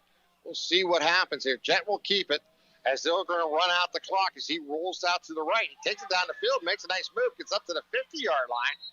He'll be knocked out there with 5 seconds to play, so they'll have another play here as Jet was able to scramble there for close to 14 yards. I know we talked about Jet's arm, but now getting the football across midfield, you've got a decision to make. Do you want to take a shot, fire the football into the end zone, or do you maybe run one more play on the ground and head to the locker room? I think they're going to take a shot at the end zone with Jet's ability to throw it that far. and you have the receivers that they have in Ivory, Fonster, and Red, I mean, that's some speed out there. They can get down to the goal line pretty quickly. You could even do a hook and ladder type scenario here. There's a lot of options here for Coach Steve Arnold and his offense to figure out what they want to do here on this one play. You know, I mean, that's the thing. We saw it with we've seen it with the ability with both of these teams to be able to make big plays like that in the passing game. So we'll see what Coach decides to do here. So 5 seconds remaining here in the first half. The Raiders leading 7-3. Ball at the 49-yard line of the Boardman Spartans. Jet will be in shotgun with 4 receivers in pattern. 3 to the short side of the field, 1 to the long side on the left side. Jet back to pass, looking downfield. He's going to be in trouble. He's rolling around at the 30, throws on the run. He'll throw the ball away. And that will be the final play here of the second quarter as the Raiders will go in at halftime with a 4-point lead here over the Spartans, 7-3. So coming up here at the half, we will have another rendition of the President's Athletic Conference report with Commissioner Joe Anderko. We'll have scores around the Valley and first half stats. Can't wait. It should be a lot of fun as we get ready for the second half and halftime coming up here from Mollenkoff Stadium as the Raiders lead the Spartans 7-3. We're going to take this time out. You're listening to AM 1240 and Western Reserve Digital Radio 2. So, are you enjoying our station? Well, now you can take us along on your mobile device wherever you go. Wow! The free Live 365 app is available for both Apple and Android devices. That sounds like fun. I'll give it a try. Just go to the Apple app or Google Play Store and download it today. You're listening to WRDB, Western Reserve Digital Broadcasting, Youngstown, Warren, Salem, and around the world. Catch all of the spring and summer action of Cleveland Cobras minor league football here on Western Reserve Radio. Follow the Cobras as they compete in the Gridiron Developmental Football League against top teams from across the nation in pursuit of a GDFL championship. And if you're looking to continue your football career after high school, college, or even the pros, go to clevelandcobrasfootball.com or contact Jesse Caldwell at 330-416-3442. Mill Creek Golf Course is the Valley's leader for golfing fun with a practice range, short game area, and hole 55 bar and grill all on site. Mill Creek Golf Course features a friendly PGA professional staff available for instruction, along with 36 challenging holes designed by the legendary Donald Ross. Don't forget family fun night golf on Fridays and Saturdays for just $25. For details and tee times, call 330-740-7112 or go online to millcreekmetroparks.org. Professional, fast, highly knowledgeable, easy to work with. These are real reviews by customers of Sandrock Concrete. For all your concrete block, brick, stone, stonework, and excavating needs, call Jerry Sandrock.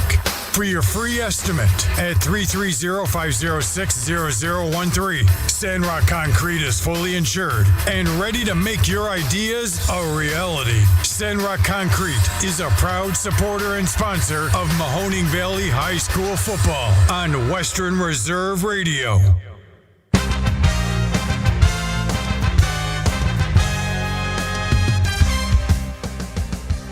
Welcome to the PAC Football Report, covering games on October 2nd, 2021. I'm Joe Underko. This week, we will take a quick look back at Week 4 games in the President's Athletic Conference, while also previewing this Saturday's contest. The race for the 2021 PAC Championship is becoming more clear after 5 league games on September 25th. The game of the week was in New Wilmington, where defending PAC champion Westminster overcame an early 20-0 deficit to edge rival Grove City 32-31 and stay unbeaten in PAC play. W&J improved to 3-0 in league play as they broke a 14-14 tie with 23 unanswered points in a 37-14 win at Case Western Reserve. Geneva posted its second straight league win, rolling to a 42-7 decision at Bethany. Carnegie Mellon won at home against Waynesburg 39-3, while St. Vincent was victorious at Teal 41-7. Earning Offensive Player of the Week honors was W&J junior running back Joey Caroli, who posted 167 yards from scrimmage and 3 TDs at Case. Defensive laurels went to Carnegie Mellon sophomore linebacker Logan Young, with 5 tackles, a sack, a fumble recovery, and a 47-yard interception return for a touchdown versus Waynesburg. W&J kicker Sean Disbrow garnered special teams recognition with a 34-yard field goal and 4 for 4 on extra points at Case. St. Vincent freshman linebacker Jonas Polanese was named Newcomer of the Week after recording 12 tackles, including 1.5 for losses at Teal. 5 more PAC games are on tap this Saturday, including some homecoming affairs. One of those takes place in Beaver Falls, where 2-2 Geneva hosts 4-0 Washington and Jefferson at Reeves Stadium at 3 p.m. The Presidents have dominated the all-time series, including posting a 20-6 win in Washington in the 2021 spring season. Veteran Geneva head coach Gino DeMarco talks about the keys for the GT's success in their past 2 wins heading into the W&J game. 2 weeks in a row, we scored a defensive touchdown. That helps. It's just been, our players, our coaches are starting to gel, starting to believe in what we're doing. And all of that said, we have a huge, huge challenge in front of us. Coming off an impressive road win, 2-1 St. Vincent returns to Chuck Knoll Field in Latrobe to face 2-2 Case Western Reserve for homecoming at 1 p.m. The Spartans have won 6 of the 7 all-time meetings, including the last 5 matchups, with the lone Bearcat win in the series being a 23-20 final in 2014. Third-year Bearcat head coach Aaron Smetanka hopes that the growth and development he has seen in his program will continue against Case this weekend. We have, I think in the 3 games we've played so far, players have been really seeing good improvement. I mean, in all 3 phases, on offensive, defensive, and special teams. Seen a lot of young guys, too, doing very well for us and seeing that progress through each of the weeks of the season so far. We're really excited now seeing for this 4th week coming up for our homecoming game. Another homecoming takes place in Greenville, where 0-4 Teal hosts 2-1 Westminster at Alumni Stadium at 3 p.m. It's the 78th all-time matchup in the series dating back to 1894. The Titans have won the last 4 meetings, with Teal's last win over Westminster being a 45-37 4-overtime PAC Classic in 2013. Tomcat head coach Mike Winslow talks about the keys to holding his young team together through the program's inevitable growing pains.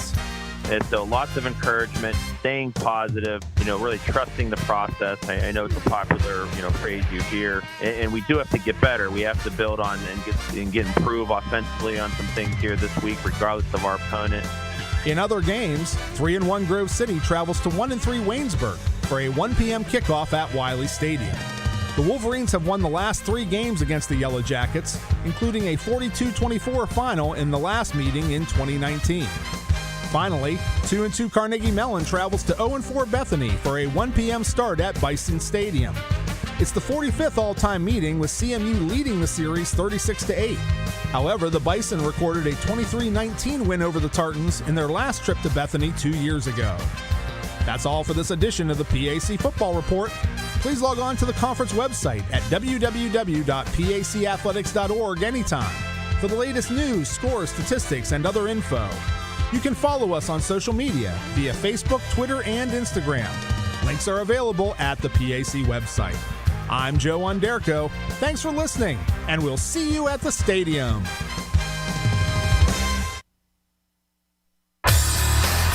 Professional, fast, highly knowledgeable, easy to work with. These are real reviews by customers of Sandrock Concrete. For all your concrete block, brick, stone, stonework, and excavating needs, call Jerry Sandrock. For your free estimate at 330-506-0013. Sandrock Concrete is fully insured and ready to make your ideas a reality. Sandrock Concrete is a proud supporter and sponsor of Mahoning Valley High School football on Western Reserve Radio. Located in Applewood Estates in Boardman Township, the Applewood Swim and Tennis Club offers a pleasant family environment. Choose a membership that meets your needs and enjoy a relaxing venue that includes not only swimming for the family, but also youth activities such as competitive swimming, tennis, and more. Enjoy the friendly atmosphere all summer long with the staff and members of the Applewood Swim and Tennis Club. For more information, go to applewoodswimandtennis.com or call 330-953-2833.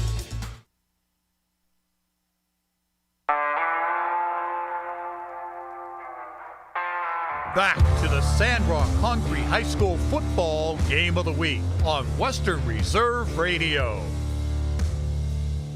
We are halftime here at Malakoff Stadium at 7-3. The Raiders leading the Spartans.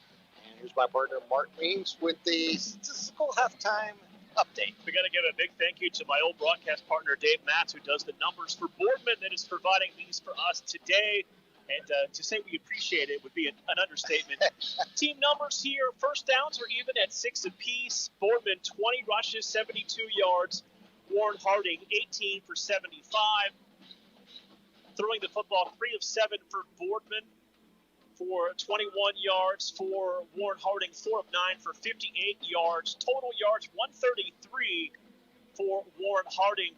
And when we look at the individual numbers, also 1 fumble apiece. No penalties on Boardman in the first half. 2 for 20 on the Raiders. Individually for the visiting Spartans, O'Hara, 13 carries, 48 yards. Thomas through the air, 3 of 7 for 21 yards. Cam Thompson, leading receiver in the first half, 1 catch for 21 yards. For the Raiders, Delmar McMillan, 6 carries for 21 yards. Dallas Jett, already 10 carries, Tim, for 44 yards. Jett, 4 of 9, 58 yards. Dom Foster, the leading receiver, has 3 catches for 59 yards.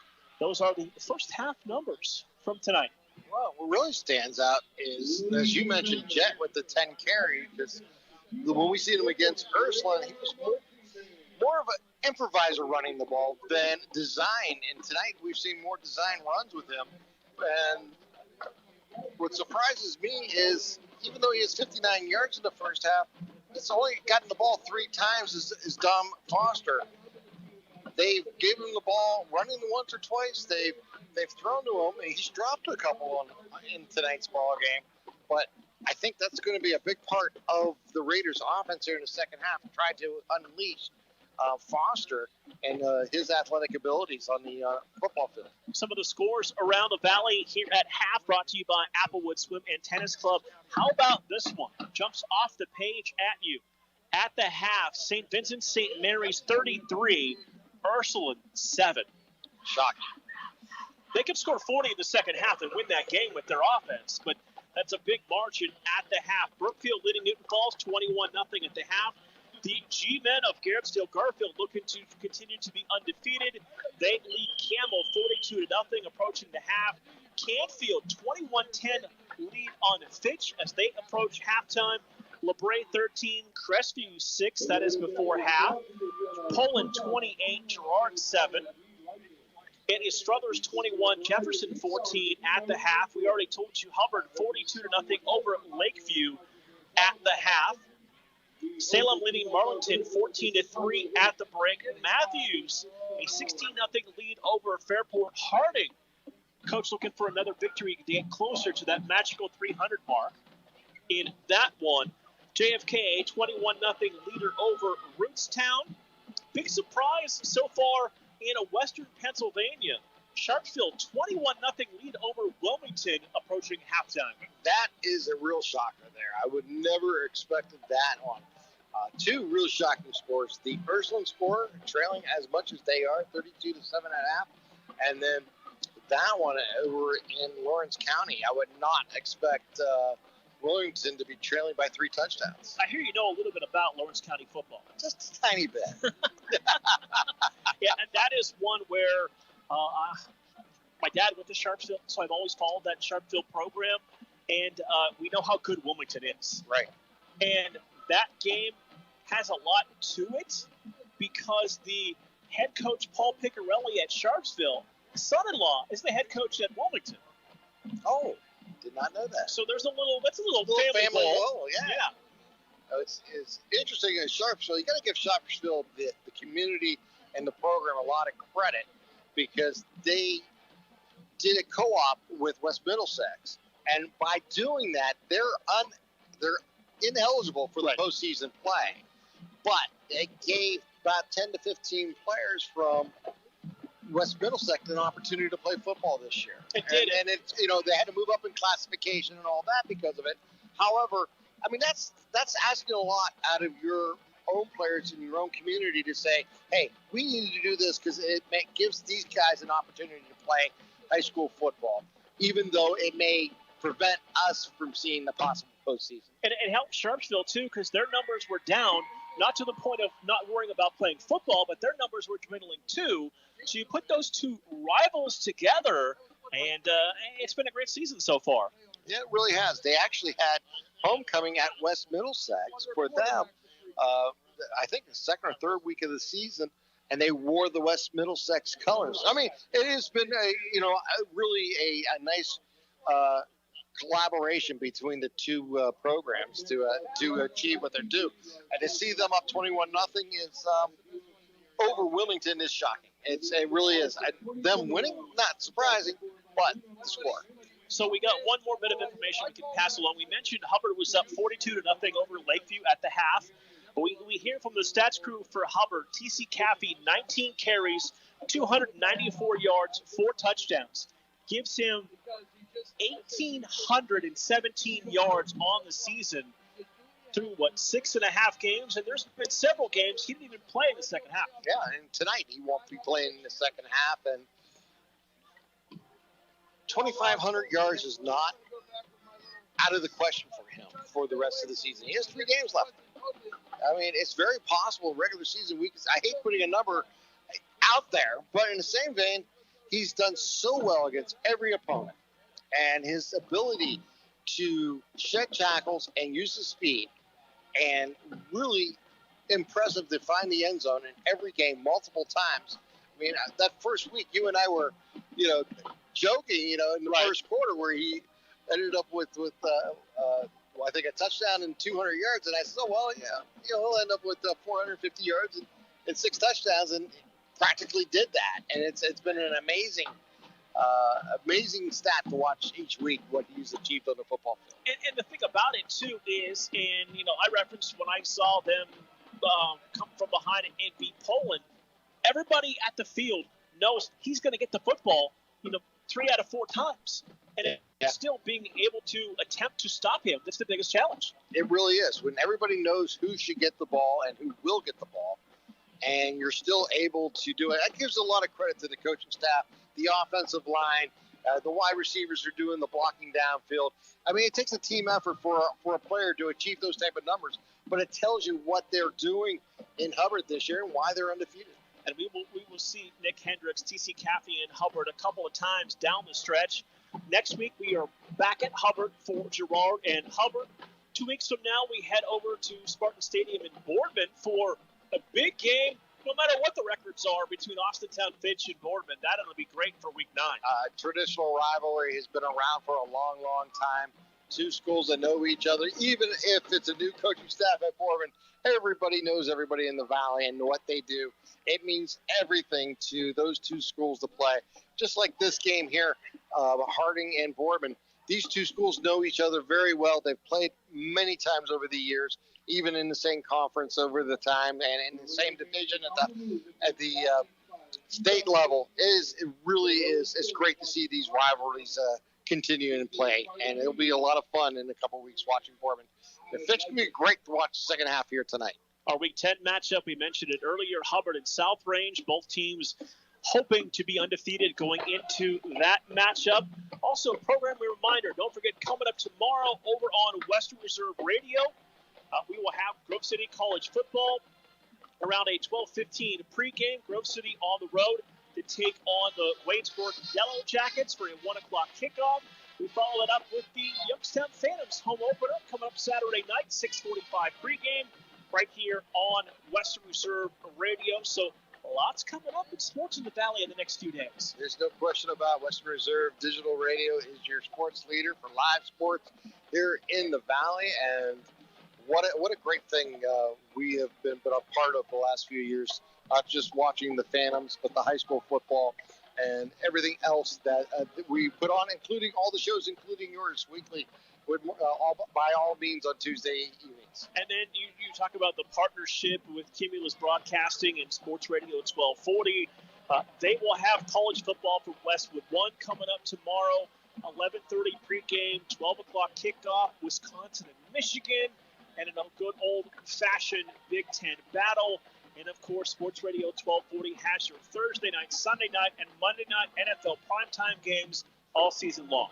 That's all we can ask as sports fans is give us the games and give us the opportunity to follow these teams and give them where you're at. If you're in your car, if you're at home, or you're at work, there's an opportunity for you to know what's going on, and that's the exciting part of high school football. Let's take a timeout. Let's take a 2-minute timeout. We'll come back. We'll get you ready for the second half of tonight's game from Mollenkoff Stadium in Warren as the Raiders lead the Spartans here at halftime 7-3. Located in Applewood Estates in Boardman Township, the Applewood Swim and Tennis Club offers a pleasant family environment. Choose a membership that meets your needs and enjoy a relaxing venue that includes not only swimming for the family, but also youth activities such as competitive swimming, tennis, and more. Enjoy the friendly atmosphere all summer long with the staff and members of the Applewood Swim and Tennis Club. For more information, go to applewoodswimandtennis.com or call 330-953-2833.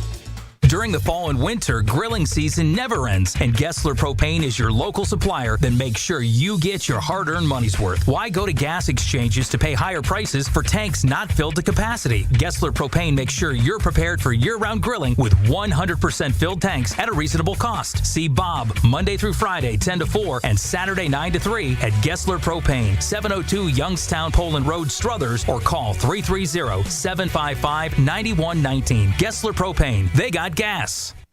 Mill Creek Golf Course has been the Valley's leader for golfing fun since 1928. It features 36 challenging holes designed by the legendary Donald Ross and was voted a top 30 municipal facility by Golf Week in 2012. The Mill Creek Golf Shop is a certified Callaway Golf custom fitting center and is stocked with your favorite golf apparel and accessory. Mill Creek Golf Course is now booking tee times for this year's golf season. Please call us at 330-740-7112 or online at millcreekmetroparks.org. Sandrock Concrete specializes in all types of concrete, driveways, sidewalks, basements, and garages. We also do stamp-colored concrete in many different designs. We do interior and exterior stonework, regular brick and block work. Sandrock Concrete is fully insured. Call Jerry Sandrock at 330-506-0013 for an estimate. Also find them on Facebook at Sandrock Concrete LLC. Sandrock Concrete, where you deal with the owner all the time.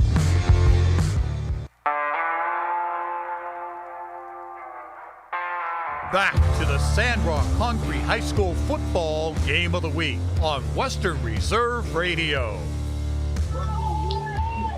Welcome back to the Concrete Game of the Week. For a free estimate, give owner Jerry Sandrock a call at 330-506-0013. Mark, as we head into the second half of play here at Mollenkoff, the Spartans got a big field goal towards the end of the second quarter to cut this lead down to 4. They're going to have some momentum coming out. How important do you think that was just for them to get on the scoreboard before the halftime? I mean, a field goal like that of that distance of 42 yards is a collective accomplishment by the entire team to get those points on the board and really grab some momentum heading into the locker room. I like the way Boardman ran the ball in the first half. You try to get the quarterback involved in the running game, tried to throw the football a little bit.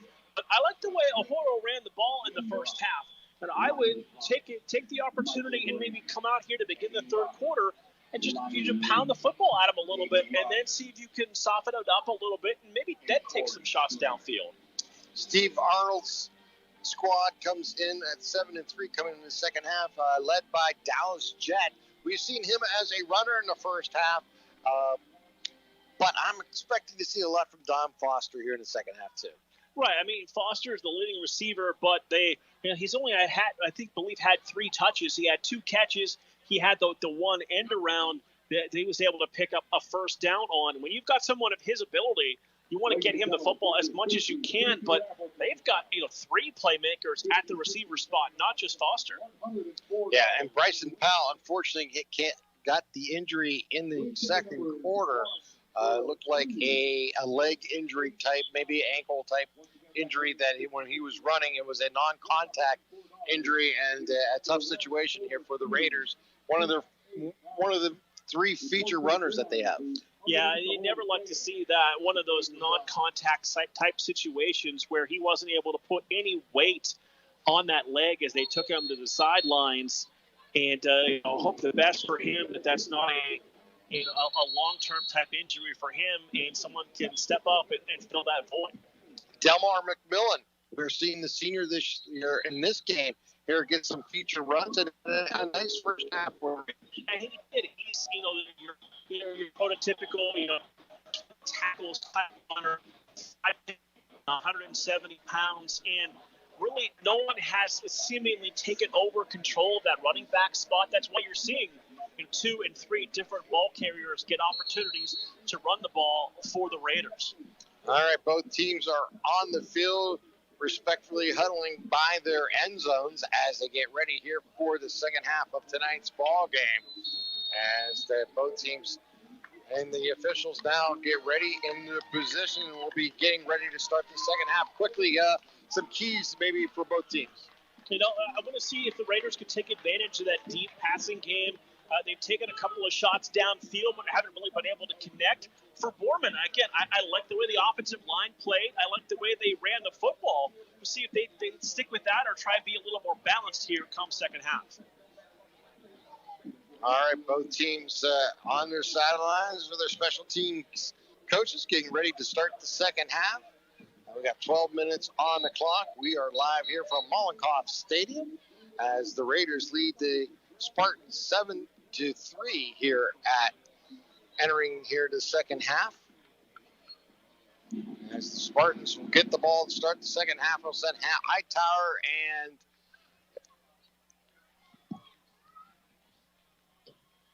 and Thompson back to receive this kick.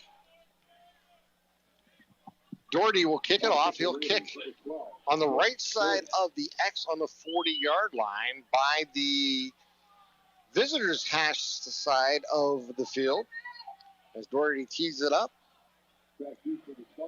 And we'll get ready here to start the second half. 12 minutes on the clock. Larry Snyder's back at the station running the dials. We appreciate everything he does. I'm Tim Contenenza, and my partner is Mark Means as we start the second half of tonight's ball game. And it's fielded at the 13 on the kickoff by Hightower. He gets turned around at the 20, now reverses field to the 30, and picks up some speed and knocked down at the 33-yard line. Nice return there by Hightower. So we will see the Boardman offense start for this third quarter. Thomas got a little banged up in that first half, but it looks like he's going to try and give it a go to begin this third quarter. 11:52 remaining here in the third, just underway as we start the third quarter with Harding leading Boardman 7-3. 3 receivers out to the left, 1 to the right. That is Cam Thompson, the receiver, out to the right. Thomas in the pistol will take the snap. Hand off to O'Horo, goes up the middle, moves across the mile, across the 40, keeps it moving up to the 42-yard line as he picks up about 7 on the play. Nice run there by O'Horo. Yeah, I like the way he runs the football, shoulder square, good balance. He's able to, gain almost 9 with that spot of the football. Thomas brings him to the line of scrimmage. 4 receivers set, 3 to the left, 1 to the right. He'll throw it outside to Hightower. He has some room, gets inside the 50, and he gets knocked down there.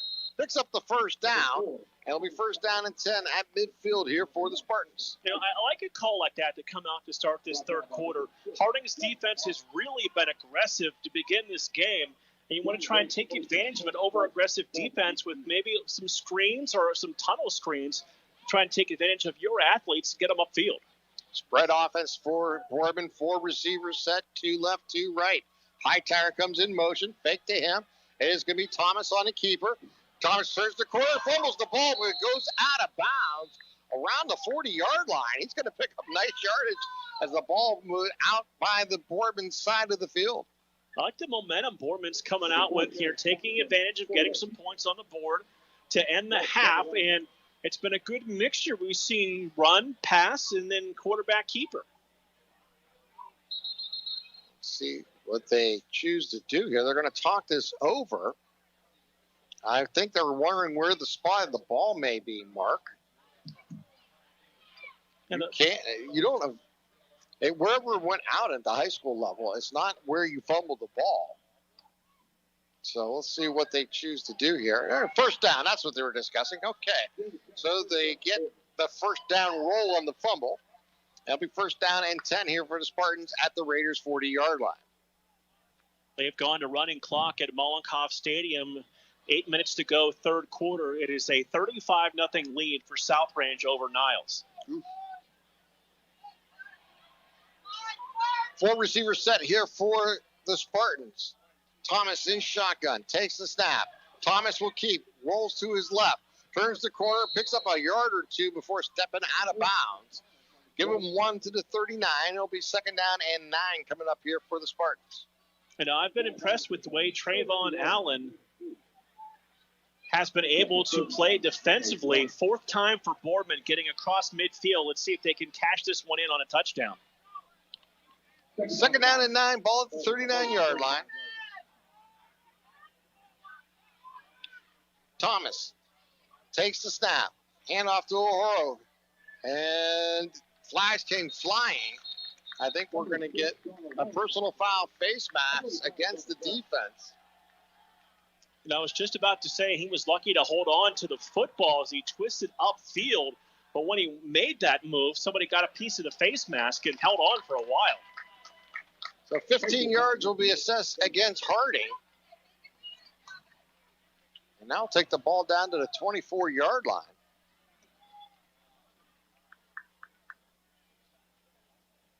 Yeah, I really like the way this drive has begun for Boardman, Tim, because it's balanced, it's time-consuming, and if you can cash this off with a touchdown, you've kept Harding's offense off the field, and you've been able to put points on the board for yourself offensively. So the Spartans come to the line of scrimmage. They'll send 3 receivers to the right. Hightower's in the slot. Thompson's the lone receiver to the left. Hightower comes in motion. Handoff goes to O'Horo as he goes up the middle, and he's going to pick up maybe a yard on the carry and bring up second down and 9 coming up here for the Spartans. Tamari Jackson, the junior defensive lineman, got a good push upfield and held that to a very minimal gain for Boardman. 10 minutes on a moving clock here in the third quarter.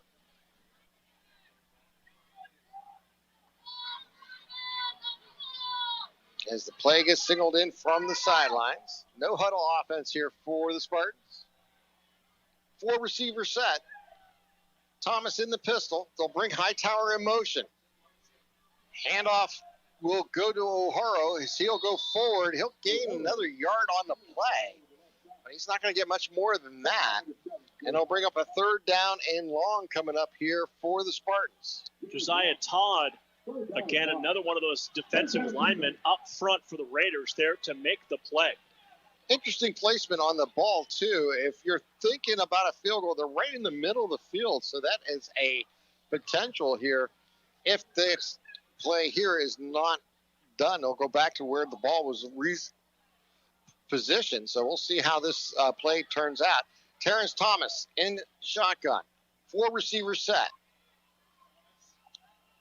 Takes a snap. He's looking left. He's going to fire. Has a man open. It's Thompson. Jumps in the end zone. Incomplete. Off the fingertips as he went to his back trying to make that catch. Just couldn't quite complete the catch all the way through. Cam Thompson had it in his hands, but unable to complete the catch, and it brings up fourth down. So let's see if the Spartans bring the special teams unit back out here on fourth down.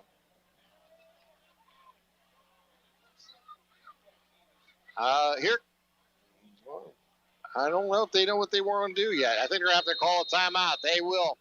And they were a little confused on the sideline if they wanted the offense or the special teams out there. And they'll take the first time out here in the second half as the Spartans trail 7-3 with 8:49 remaining here. A big decision what to do, and that was one of those tough situations where the special teams was coming on the field, but members of the offense were also still out there, and with the confusion and the play clock running down, had to burn an early timeout here in the third quarter. So 8 minutes, 49 seconds remaining here in the third. Spartans trail by 4.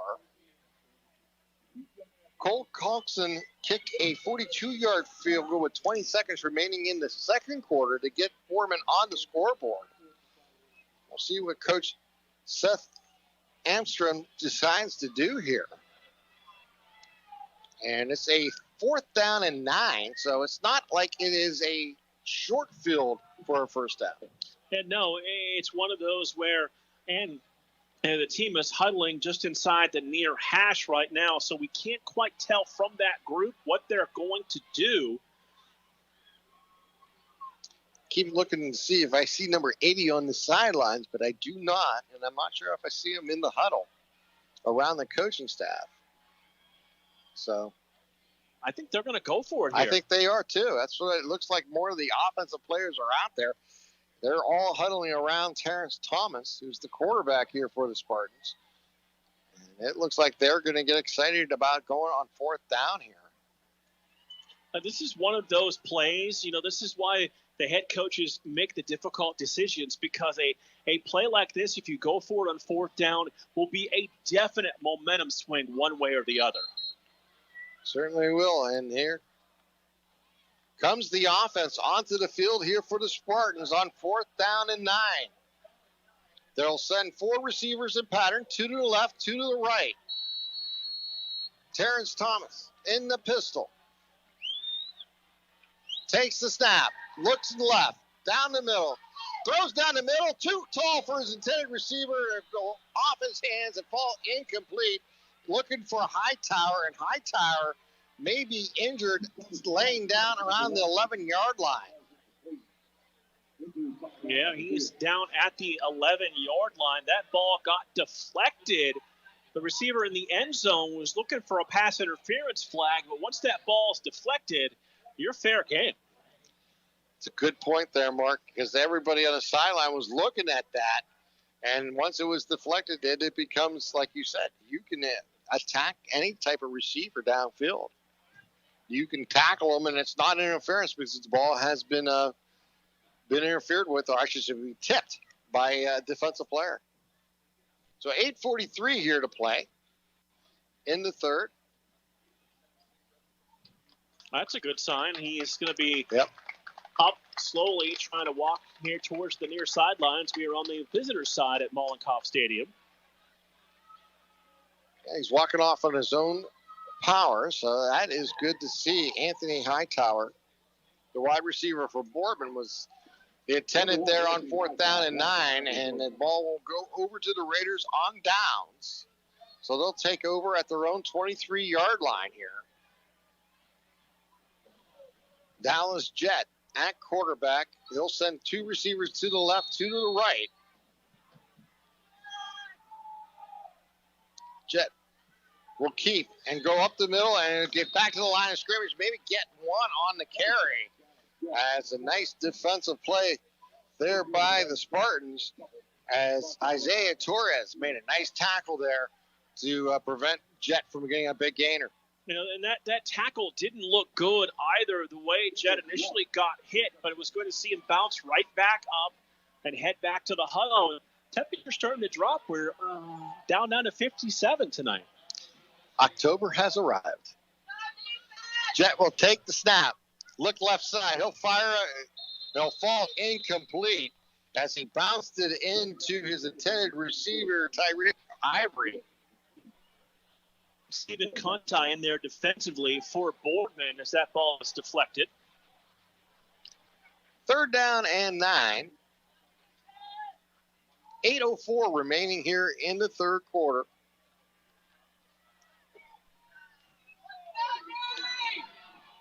Dallas Jett in the will send 5 receivers in pattern. Empty backfield. Goes back to pass. He's in duress. He rolls out. He's going to keep. He's at the 25 to the 30. Has room to the 40. To the 50. Fumbles the ball. It's loose.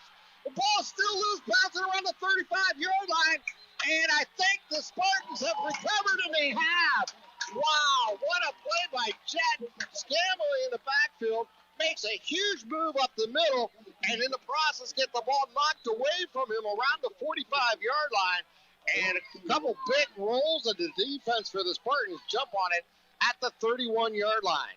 I think that was O'Horo who was able to fall on the football. No, check that. That's Cam Thompson, number 3, who was able to fall on the football. That's great hustle by both teams downfield to battle for that loose football.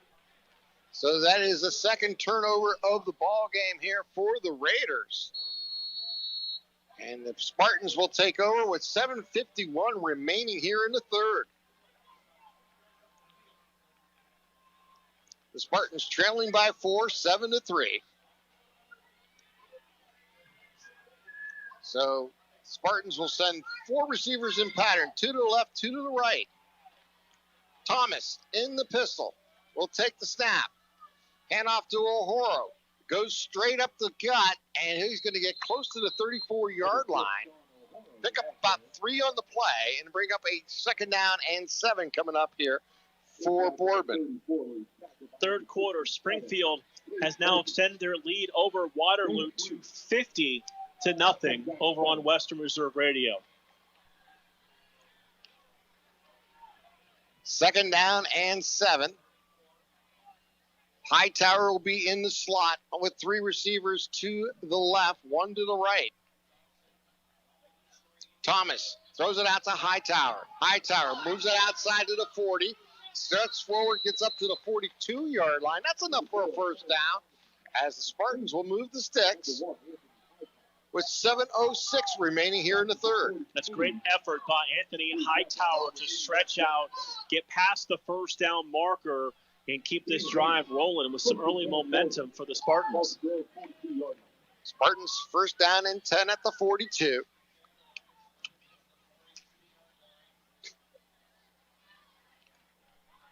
Andre Freeman's one of the receivers. He's out to the right. Hightower comes in motion. Handoff on a delay to O'Horo as he goes forward across the 45, up close to the 48-yard line. Picking up close to 7 on the play.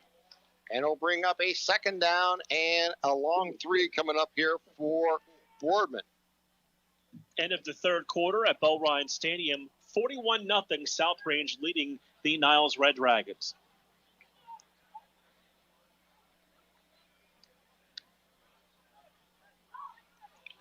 The offensive line for the Spartans is Safara with Love, Toreski, French, and Cherney. As back to pass goes Thomas, throws down the field for Hightower to the left side and falls incomplete. He threw it a little too far and out of bounds. It'll bring up a third down and 4 coming up here for Boardman. Had a chance at a big play, but just let that throw got away from him a little bit and floated out of bounds.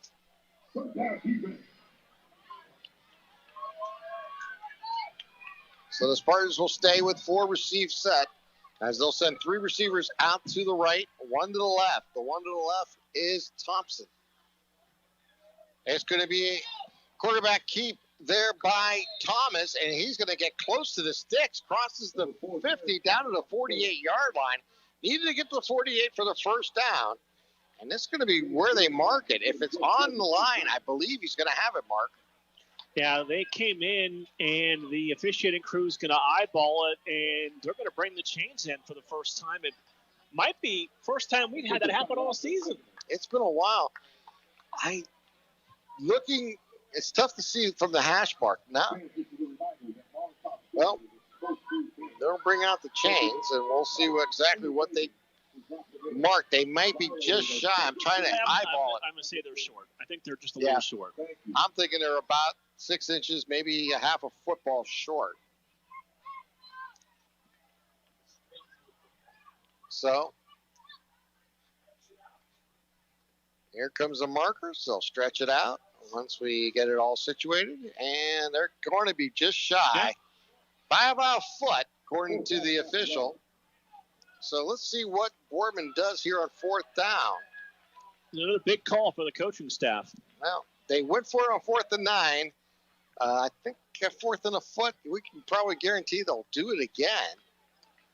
Now, the only thing I can think of is the field position was better the last time compared to this one. What we haven't seen from either team is either one of them underneath center. So it'll be interesting to see if that happens. Here we go. 4th down. The Spartans come to the line of scrimmage. They need a foot for a first down. Ball's at the 49-yard line. In shotgun is Terrence Thomas. He goes underneath center, and as a quarterback keeper, he's going to be pushed to the backside. He'll get it on second effort, pulling his offensive line to the left side as Terrence Thomas picks up that first down here for the Spartans. Yeah, it's all a battle of leverage. I love the call. You mentioned no one had gone from under center. He runs up, initially was pushed back, but able to roll off of one of his offensive linemen and pick up the first down. 5 minutes and 10 seconds on a moving clock here in the third quarter. The Spartans trailing by 4. Thomas in the pistol. Takes the snap. He's back to pass. He rolls to his left. He's looking downfield. He's in duress. He's going to go down back at the 43-yard line. That's Josiah Todd again, who has been making plays in the backfield all evening long for the Raiders. So that big sack there on first down will bring up a second down and long coming up here. Second down and 20 for the Spartans. So Boardman all the way back to their 43-yard line. Thomas looks over to defense. 4 receivers set. They'll bring Hightower in motion. Back to pass. They'll set up a screen. They'll get it to O'Hara, but the Raiders are right there to snuff it out for no gain. Tazon Wallace and Trayvon Allen double-teamed on the tackle of O'Hara for a little gain. We're down to 4 minutes on a moving clock here in the third, and it's low-scoring affair here at Molotov Stadium. 7-3, the Raiders leading the Spartans. I'll say it's a little different than the last time we were here. It certainly has. I wouldn't say it's any less entertaining, that's not for sure. At all. Here we go. Third down and long here for the Spartans. Thomas in the pistol. 4 receivers set. He's back to pass. He's looking downfield. He pumps. He's going to run with it. He's to the 45, to the 50, to the 45. Gets down to the 43-yard line. It's going to be shy of the sticks. Nice gain here on third down and about 19. He picks up maybe 12, but it's going to bring up a fourth down and at least 7 or 8 coming up here for the Spartans. Anthony Dukes on the tackle for the Raiders. Senior linebacker came up, made a nice open field play. So the Spartans stay on the field here on fourth down. As the play gets singled in, we're down under 3 minutes here to play in the third. Thomas in the pistol. O'Hara to his left in the backfield. Back to pass. Gets it out to O'Hara in the backfield. He turns the corner, gets to the 40, but he's just shy of the 40-yard line. He won't get to the sticks, and he'll be shy of the first down, and they'll turn it over on downs. Once again, the defense for Harding Raiders hold one more time. Devontae McElroy comes up to make the play defensively. Couple scores for you, Tim. With just under 5 minutes left in the game, it is Hubbard 49, Lakeview 7. Xander Owens, an 87-yard touchdown run for Hubbard. Wow. So the ball at the 40-yard line for the Raiders to start this drive with 2:37 remaining here in the third. You're listening to the Sandrock Concrete Game of the Week. For a free estimate, call owner Jerry Sandrock at 330-506-0013. Some interesting scores that we've seen so far tonight. It's either been one extreme or the other. Either we've got close games like we've got here, or games that were probably decided pretty early on. Yeah, it's been a mixed bag on that level. Some interesting scores that you didn't expect. Don't remember if you had an update on the Ursuline game at all. I can effort that for you if you would like. Yeah, I'd like to see if they're making that comeback, as we've seen once before from them on the road. And we get ready here. 33-14, I think I heard.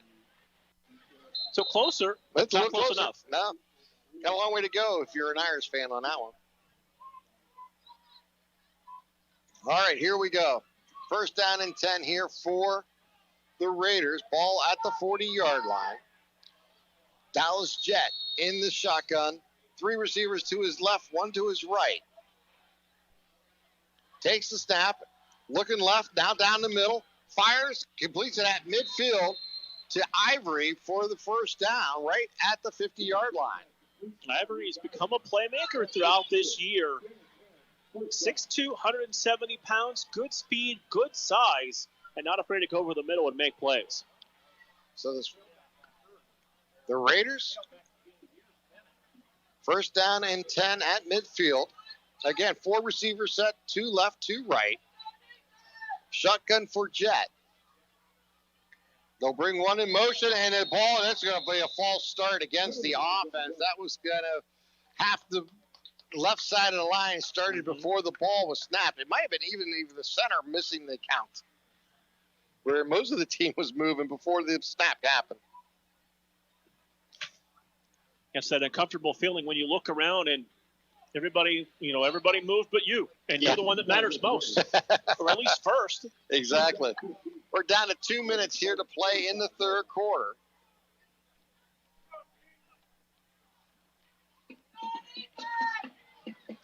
So the Raiders will send 2 receivers out to the left, 2 to the right. Jet in the shotgun. Jet will keep. Jet to the middle, gets across the 45 up to the 48-yard line. And we'll pick up a few on that play, and we'll take a 10-second timeout for station identification here on Western Reserve Digital Radio. This is the radio home of the best high school sports in Youngstown and all sports everywhere. We are Sports Radio 1240 WBBW Youngstown, a Cumulus media station. Second down and 12 here for the Raiders. Back to passes, Jet. Jet has the ball tipped away and knocked out of bounds. Ball's incomplete on that pass. Another Spartan got his big paws up there and knocked that one away. It brings up a third down and 12 coming up here for the Raiders. And the receiver who was intended for that pass, slow to get up, has a knee down on the turf. So they'll take advantage of this and get the coaches out talking to the players for both teams. Can't identify the player. Did you catch who it was there, Mark? I did not. When they swung him out, he was really exposed, reaching for the football, and took quite a big shot from one of the Boardman defenders. So you are listening to Sandrock Concrete Game of the Week. For a free estimate, call owner Jerry Sandrock at 330-506-0013.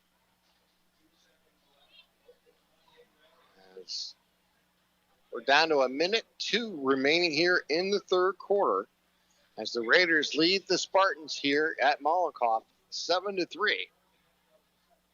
I think that's Kanye Red, number 9, who may be down on the field. So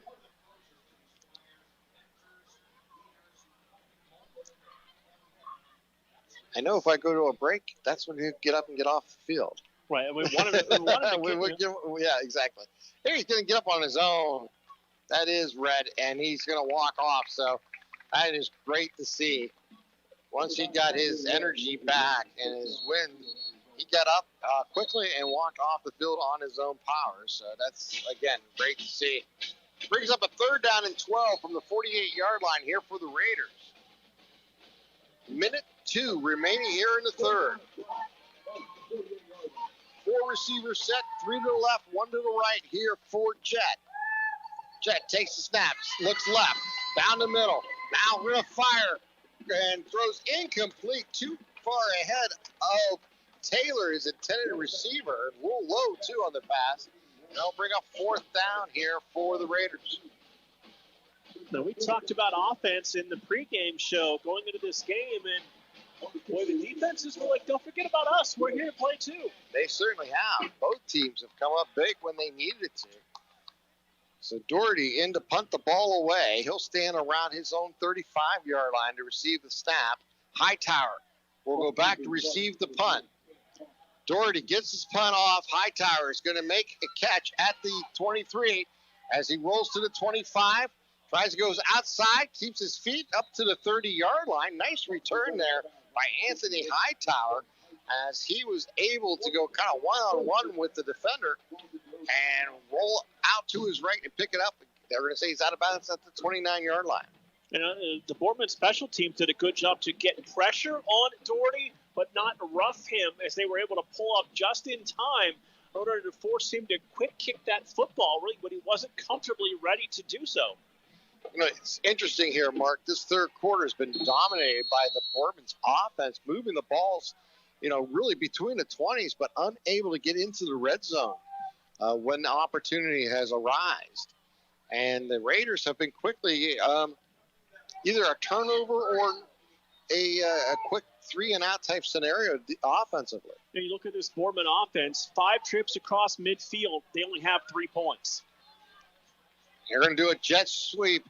Get it to Thompson. Thompson will turn the corner, gets to the 35 and out of bounds, but we have a couple flags down. We might have every flag that an official has on the field.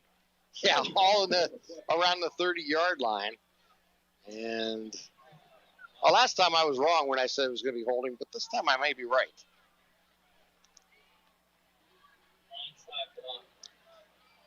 Illegal block. Blindside block. Okay. Wow. We're going to get a 15-yard penalty. We're seeing some calls tonight that you don't normally always get. see. Yeah. Offensive face mask, which Right. was the right call. Right. Just something you don't see very often. This will go against Boardman. You know what else we haven't seen very often tonight? Touchdowns. Yes, we've seen one. But that has to be credit to the defense. It really has. Both defenses have come up big when they needed to. The only touchdown was a 2-yard run by Dallas Jett in the second quarter, at the top of the second quarter. And then we had the 42-yard field goal by Coxon. Handoff goes to O'Hara. O'Hara goes forward as he gets across the 18-yard line. And they'll bring up a second down and long coming up here for the Spartans. And this Boardman offense has not been a big play offense. And when you put them, behind the chains now, it's 2nd and 21. It's a difficult situation. And that's the end of the third quarter, as we have played 3 here at Mollenkoff Stadium with the Raiders leading the Spartans 7-3. We're going to take this 1-minute timeout. You're listening to Sandcock Concrete Game of the Week on Western Reserve Digital Radio 2 and AM 1240 WBBW. Western Reserve Radio is the Valley's online source for sports talk and local live events. Tune in and be a part of their live weekly shows, as well as all of the hard-hitting action of Youngstown Phantoms hockey, high school football, and the GDFL. Find them at westernreserveradio.com. Tune in and the Live 365 app to be a part of the area's sports conversation. Be sure to visit them on Facebook at Western Reserve Radio and on Twitter at WR_radio.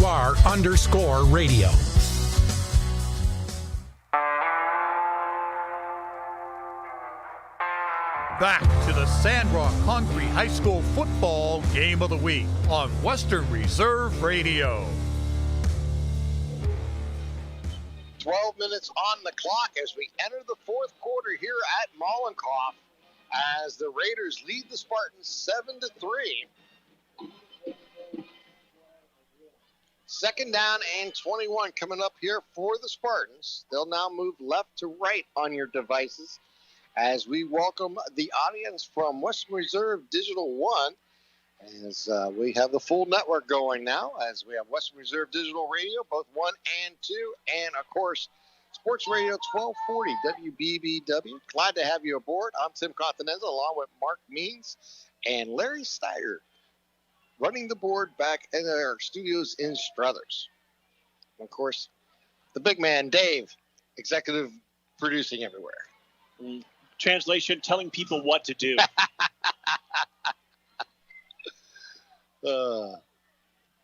We need to be friends as long as we have. And I'll just leave it at that. Exactly. So Boardman on second down and long. Terrence Thomas will be in shotgun. They'll bring Hightower in motion from the right side to the left. They're going to roll Thomas out to the right. On the move, fires, and his ball can be knocked away defensively. Big play here by Wallace for the Raiders. Got another final to pass along. South Range continues. They roll on, shutting out Niles tonight, 41-0. I guess that upset from a few years back did not repeat. Third down and 21 here for the Spartans. The single receiver out to the left is Andre Freeman for the Spartans. Two receivers out to the right. Thomas in the pistol will take the snap. And we're going to have stoppage of play, and they're going to say too much time before that snap. Delay of game on the offense. So it becomes now third down and 26 here for the Spartans. And no offense is comfortable in third and 21. Now third and 26 in the shadow of your own end zone. Well, yeah, that's a tough assignment for any coaching staff to figure out to do on third down and 26. Let's see what they come up to. Thomas back to pass. Looking downfield. Thomas may keep. He rolls out. He fires across his body. He has the receiver Hightower, and it falls off his shoulder pads and incomplete at the 30-yard line. Third quarter numbers, 10 for Boardman, 112 yards on the ground on 30 carries. 7 of 13 through the air for 44 yards, 156 yards for the Spartans. Raiders, 28 carries, 112 yards, 5 of 10 through the air for 68 yards for 180 total yards. So the numbers almost as close as the score is here tonight. Yeah, it really does tell the story. We're going to have another penalty against the offense for Boardman for a ineligible player downfield. And they'll move it back down to the 8-yard line. So the Spartans keep going backwards here. They'll bring up, it is fourth down. Okay, they'll punt the ball away. Yeah, they lost it down on the penalty. Yeah. This is going to give the Raiders fantastic field position. High snap. They're going to get the punt away. It's going to bounce at the 40-yard line and take a high bounce, and it will be down. Oh, actually, a Raider grabbed it at the 42-yard line. As Red back in the ball game, yeah. And he was tackled immediately.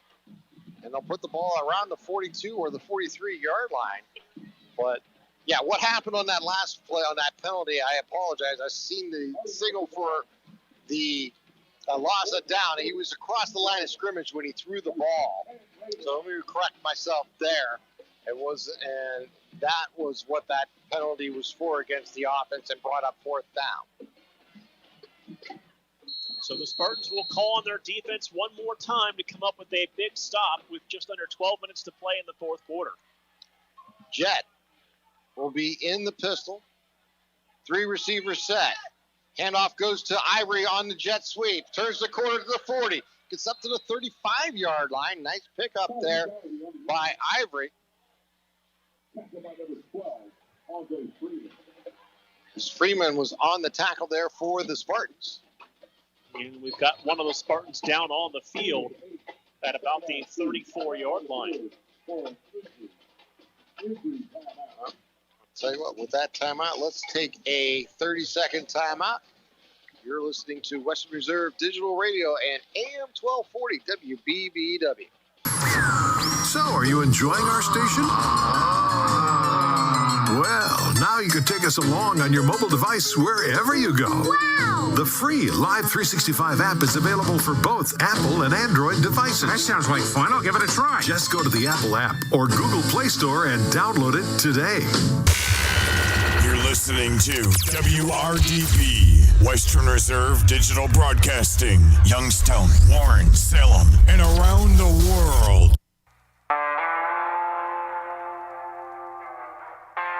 Back to the Sandrock Concrete High School football game of the week on Western Reserve Radio.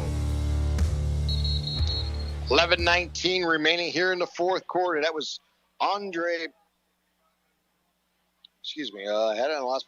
Freeman, the injured player, and he has got up and came off the field on his own, so that's good to see. Third quarter, St. Vincent St. Mary's still leading Ursuline 40-14. Jet with the ball. It goes up the middle. Jet to the 20. Jet down to the 18-yard line.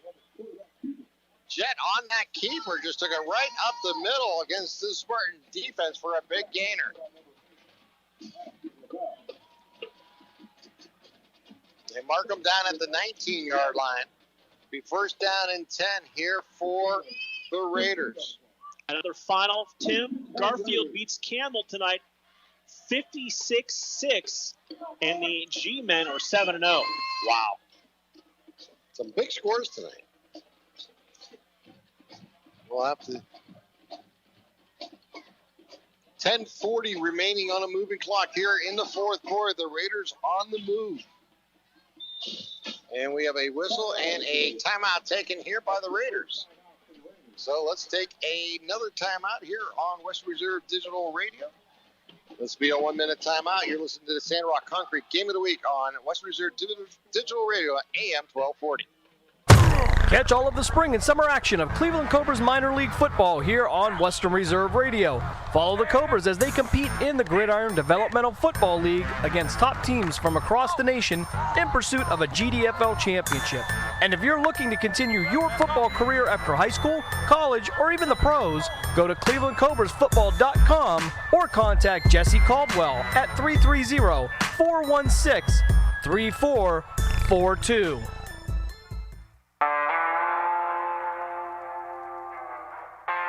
Back to the Sandrock Concrete High School football game of the week on Western Reserve Radio. 10:36 remaining here in the fourth quarter.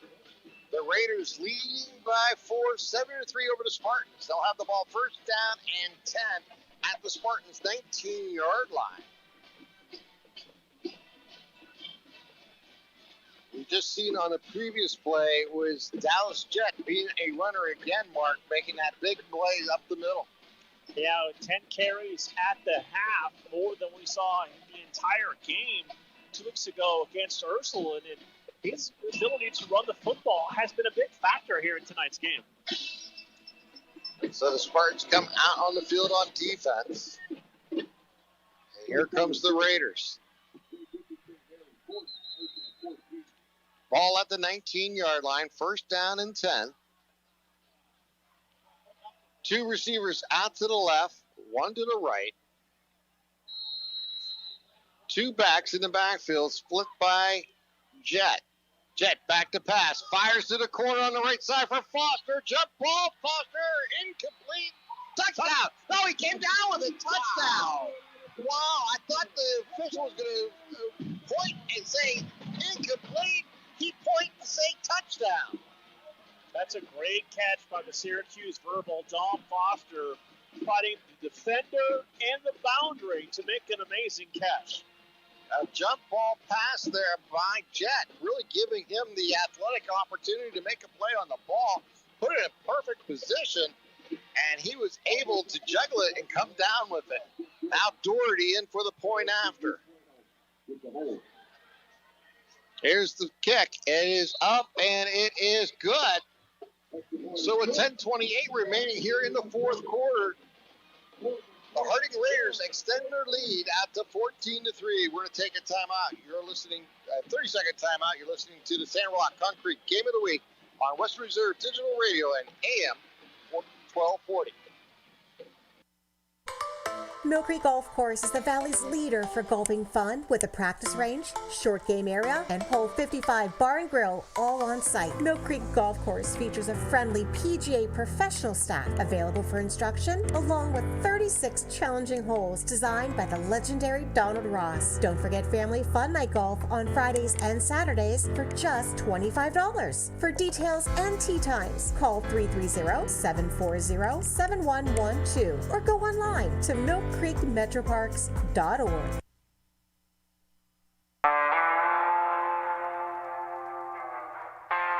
Back to the Sandrock Concrete High School Football Game of the Week on Western Reserve Radio.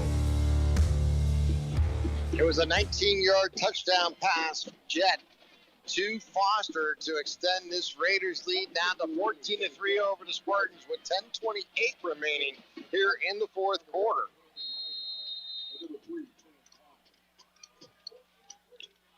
Doherty will kick it off as he tees the ball up the 40-yard line.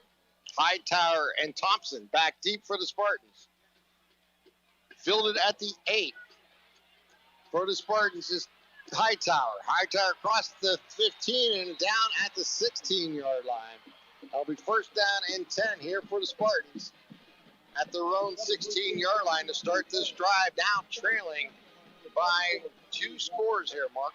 And that was great coverage, special teams for the Raiders. And you mentioned trailing by 2 scores. It makes you wonder, the way Boardman's offense has not been able to get going tonight, is this an insurmountable lead with a little more than 10 minutes to play here in the fourth quarter?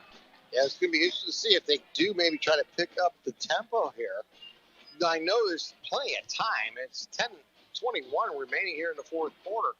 But maybe a change of pace is not a bad idea and try to maybe see if the Raiders do not react well to that.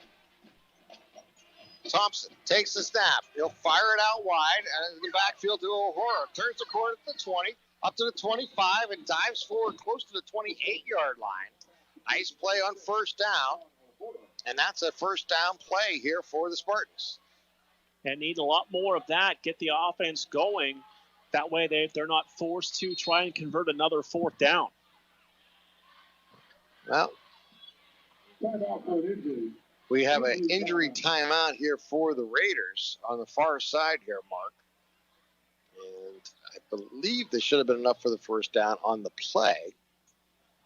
They do have first downer on the marker, so I imagine that once they get play going, that's what will be. But I cannot identify the player who's down. Yeah, surrounded by teammates. Difficult to get a number on the player that is He's down. up and he's over to the sidelines now, so that's good news. It looks like it's Wallace, number 3. Yep.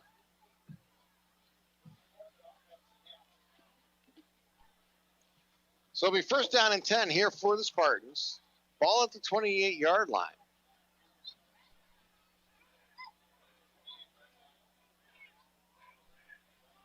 Cam Thompson's the sole receiver out to the left. 3 receivers to the right here for Terrence Thomas. He takes the snap. He fires it out for Hightower. Hightower at the 30. Moves outside. Flag flies. It gets up to the 35-yard line. And he'll go out of bounds there. But we have flags back at the 30-yard line. And it is holding against the offense. Trying to figure out, there were 3 or 4 Warren players. Either they were pointing upfield or at the scoreboard. They were pointing downfield at something. Exactly. I seen that too. I thought for a second there maybe it was against the defense, the way they were pointing. But yeah, but it was strange. They were pointing behind them. Yeah. They may be pointing at the scoreboard. Maybe there's a little jogging going on in the field. Would not surprise there's never anybody. talk like that in big games. That doesn't happen. It's shocking, isn't it? Thomas in the pistol will take the snap. Back to pass. He's looking downfield. He's in trouble. Rolls out. He's in trouble. He fires it away. It'll fall incomplete. As there's a tenant receiver in the area in Freeman. And it'll bring up a second down and long coming up here for the Spartans. Second down and 18, ball at the 20-yard line. It feels like the Spartans they just haven't been able to get into a rhythm offensively. They've been behind the chains a lot here in the second half. Yeah, that's what I was thinking. Maybe if they change the tempo, they might actually get different results. We'll see what happens. Thomas back to pass. He's on the move. Yes. Hightower open at the 50. Did he juggle and make the catch? Yes. Hightower comes down with it going out of bounds at the 49-yard line of the Raiders. And people think, well, that's easy. He's wide open. That's one of the more difficult throws to make when you've got a guy wide open, and he just had enough air underneath that throw to complete the big gain and get into Raider territory. And you're backpedaling. Adds off a lot of one to foot, it. yeah. Exactly.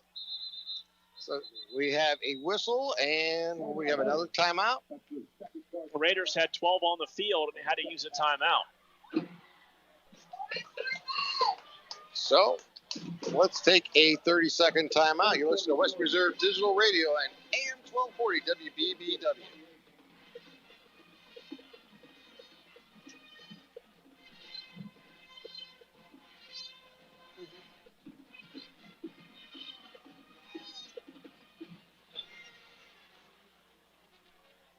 Well, we'll keep it right here, Mark. 9:51 remaining here in the fourth quarter. Timeout for the Raiders. The first down and 10 here for the Spartans at the 49-yard line of the Raiders. After that completion from Thomas to Hightower. Spartans trailing by 11.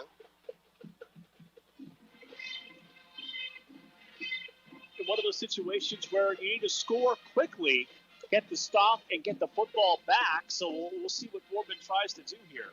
I mean, just under 10 minutes to play.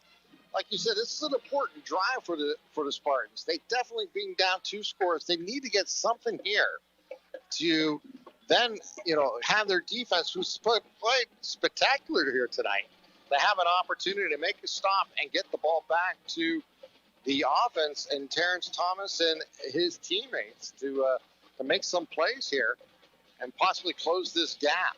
Right, if you're the Boardman coaching staff, you've got to be, absolutely thrilled with the way your defense is played. You've held a Harding team that averages 33 points a game to 14 with just under 10 minutes to play in the ball game. Thomas. Well, we have whistle stopping. What we got here? We still got a TV timeout. That's what's going on. And now we're getting ready for play. All right, the officials blow the whistle in play, and Thomas will take the snap. Handoff goes to Thompson. Thompson with the ball as the flag flies as he, on the sweep, gets about 3 on the play, but unfortunately that's in the holding area here against Boardman probably. The way they've run that a couple times, I'm waiting for just one time for whoever gets the end around to stop and take a shot downfield. Yeah, it seems like they're trying to set up a play like that, but that holding penalty will cost Spartans 10 yards from the spot of the foul. We'll bring the ball back to the 39-yard line and become first down and 20. This is becoming a problem here for the Spartans here in the second half. Some of the penalties and setting up first and second down and long scenarios.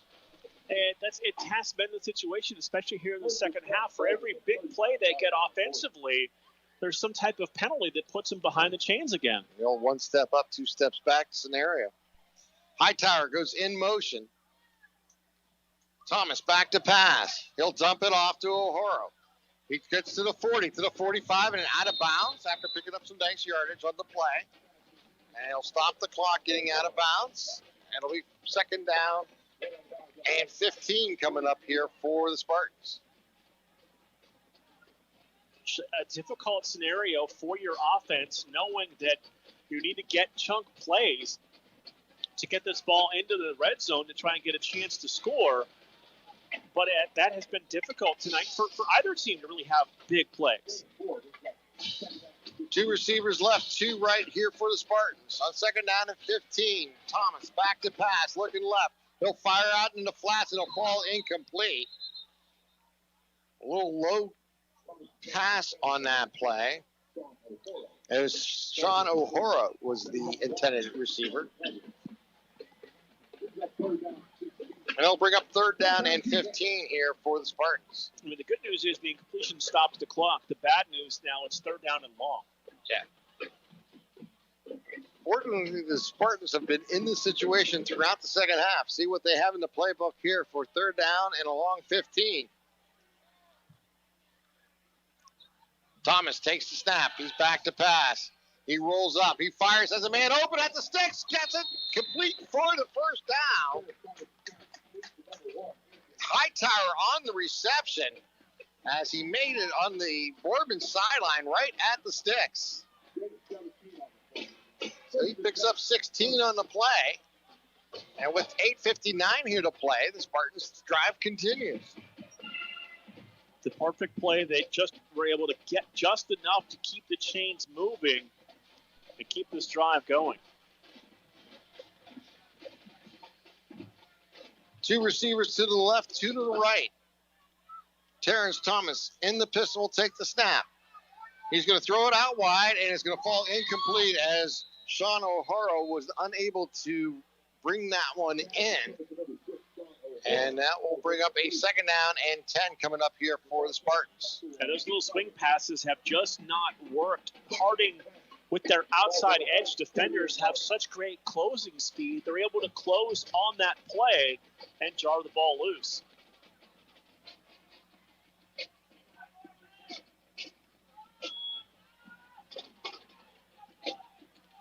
So the Spartans will send 3 receivers out to the left. 1 receiver to the right.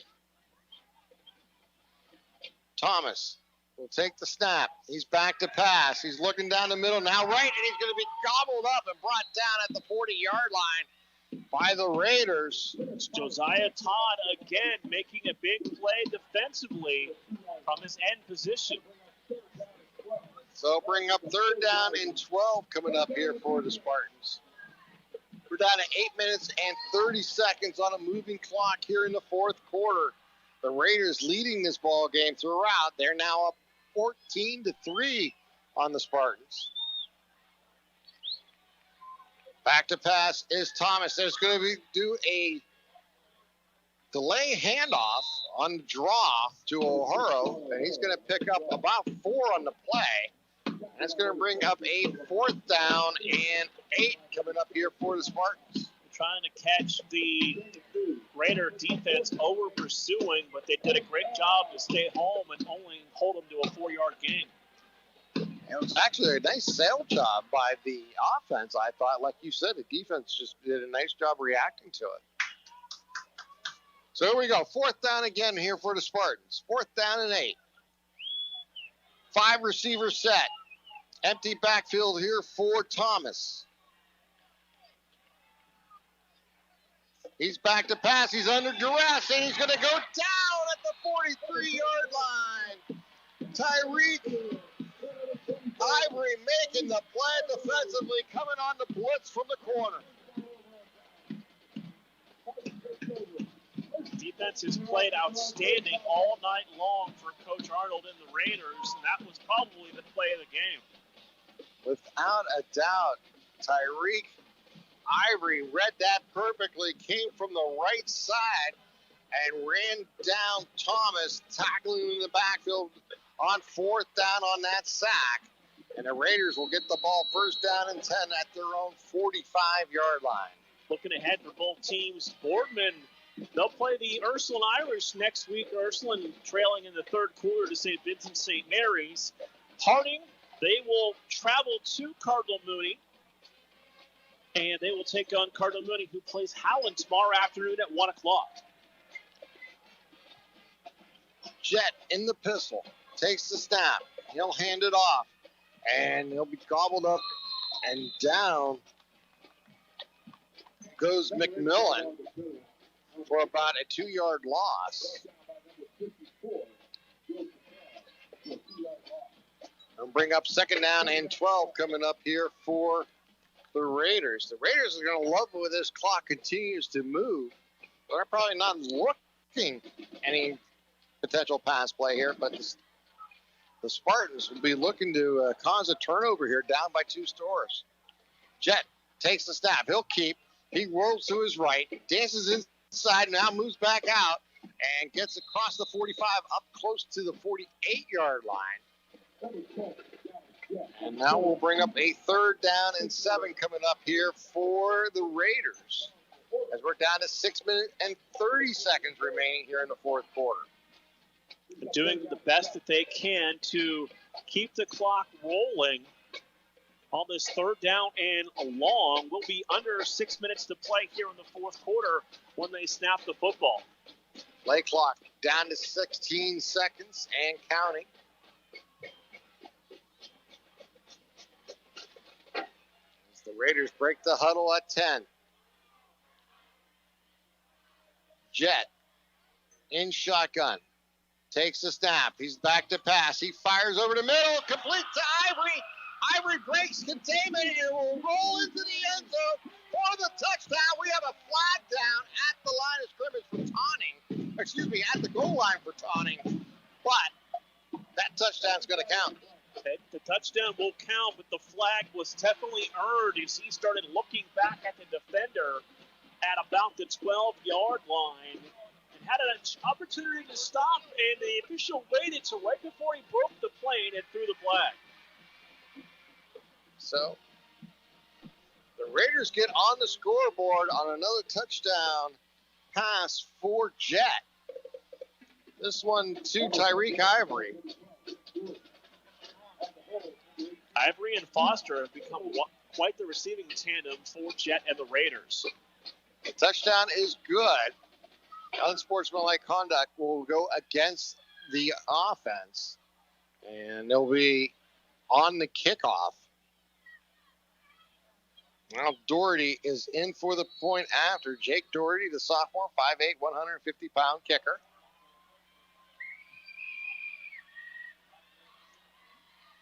Here's the snap in the hold. The kick is up, and it is good.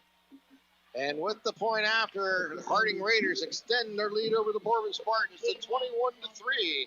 We're going to take this time out. You're listening to the Sandrock Concrete Game of the Week on Western Reserve Digital Radio and AM 1240 WBBW.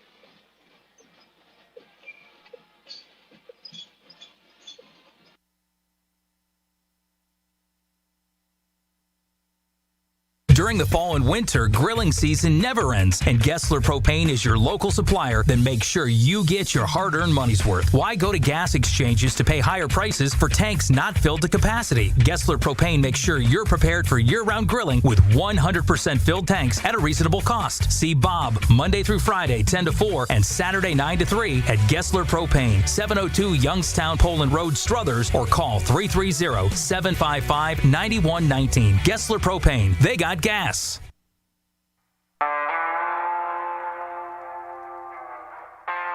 Back to the Sandrock Concrete High School Football Game of the Week on Western Reserve Radio.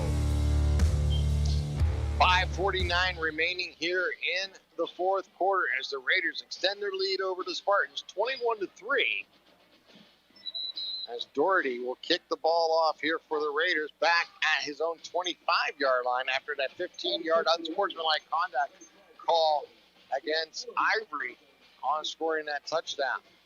Yeah, this is going to be one of those games when you look at the final score online or in the paper or hear it on the news tonight, you're not going to realize just how close a football game this really was for 3 quarters of it. It was 7-3 for a long time. So Doherty puts his foot into it, and it's a high kick, and it'll be fielded at the 30-yard line. Hightower with it, cross the 40. Hightower outside, getting close to midfield. It'll be knocked out of bounds there around the 48-yard line. And it'll be 1st down and 10 here for the Spartans.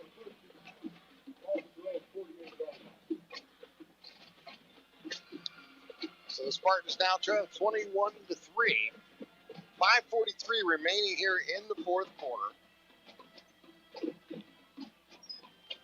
And the mountain gets a little harder to climb now with that last touchdown here by the Raiders. Yeah, it definitely does. Boardman will have good field position to try to get something going for the final 5:43 to get some points on the board. They're going to need a quick one. There's no question about that. So Terrence Thomas brings his team to the line with 4 receivers in this set, 3 to the right, 1 to the left. They'll bring Freeman in motion, and he'll roll out to the right with Thomas. He'll fire, and he throws incomplete, short of his intended receiver. That was Andre Freeman. And I'll bring up 2nd down and 10 coming up here for the Spartans. And we had multiple footballs on the field for a moment there as they'll get the extra one off from the 33-yard line. So the Spartans facing a 2nd down and 10, ball at their own 48-yard line.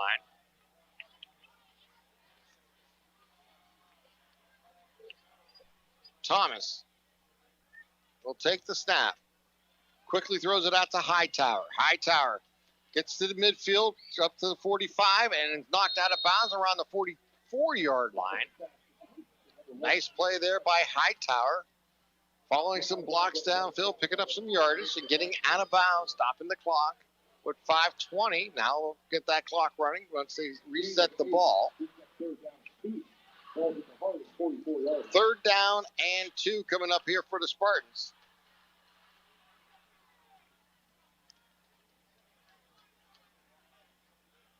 Spartans will send 3 receivers out to the left, 1 to the right as they move left to right on your devices here today. Andre Freeman checking in as an extra wide receiver on this play. It's going to be a keeper by Thomas, and he's going to get caught in the backfield, and he'll lose a yard on the play. And they'll bring up a 4th down and almost 5 coming up here for the Spartans. We're down to 4 minutes and 30 seconds remaining here in the fourth quarter. Unfortunately, the Spartans' offense is not a fast-acting offense. It takes a while for these plays to get relayed in, Mark. They don't seem to have the ability to get the play singled in and get it off quickly. Yeah, we really haven't seen them go up-tempo at all here tonight. Hightower comes in motion. Back to pass is Thomas. He fires. He'll complete it at the 45-yard line. But this 4th down play is going to be short of the sticks. And they'll turn the ball back over on downs. And that has been a theme we've seen here in the second half here for the Spartans. Unable to convert on 3rd and 4th down opportunities. And that was just great tackling by the Raiders. That's Wallace and Ivory with help there to be able to get out to the flat quickly and make the play to turn the ball back to the Raiders with 4:01 to play. Yeah, this Raiders defense has really played a solid game here tonight. When they needed to come up big on 3rd and 4th down, they have made the plays. Steve Arnold got to be really encouraged as his team is on the verge to improving to a 3-4 record on this impressive, daunting schedule that they have. Well, they've been able to go through those tough games in the first half of the schedule and turn them into some W's here in the second. Here's the snap. Handoff goes to the deep back as McMillan, and he gets back to the line of scrimmage for no gain. I'll bring up 2nd down and 10.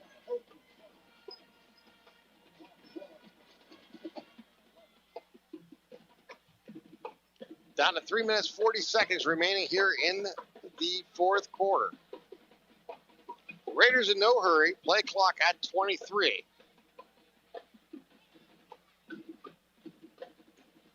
Spartans have 2 timeouts remaining. The Raiders have 1.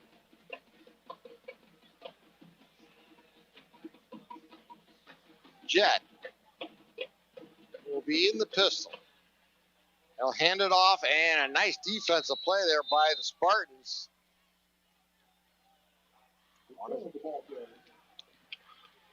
And offense will be a big part of the conversation at practice this week. Playing a team like Ursula next, that they can put up a lot of points. Yeah, it will be an interesting challenge coming up here for the Spartans. Down to 2 minutes and 45 seconds remaining here in the fourth quarter. 3rd down and 12 here for the for the Raiders. You give the Spartans defense credit. I mean, yeah, they've given up 3 touchdowns in this ball game, Mark, but they have pound per pound played really well here tonight against this offense. Right. Here's the snap, and it's going to be Jet going to keep. Jet's going to get caught in the backfield and just go down on his own at the 36-yard line, recognizing that he had about 3 or 4 Spartans around him. And why take the hit? I'll just go down. Final score starting to come in tonight, Tim. Akron St. Vincent St. Mary's beats Ursuline 49-14. Beaver Local gets another win. They're pushing for the playoffs with a 48-14 win over Harrison Central. The score surprises me, maybe not the outcome. Canfield 41, Austintown Fitch 10 in the fourth quarter. Yeah, the score surprises me. I knew Canfield, I was talking about them earlier this year with you. I thought they were a team that could surprise them in the Valley, and they have been playing some excellent football this season. They got their 6th win here tonight. They're now 6-1, I believe, on the season. Poland 42, Girard 21. We mentioned Hubbard 49, Lakeview 7.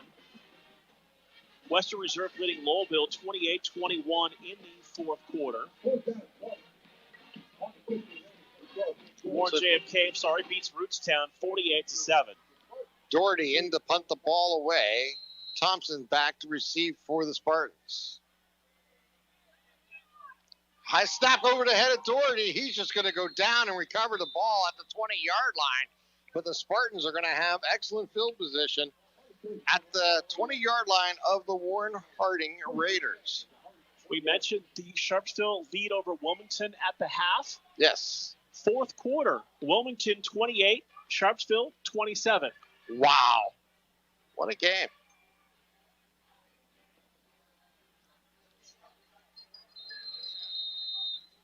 First down and 10 here for the Spartans. Ball at the 20-yard line of the Raiders.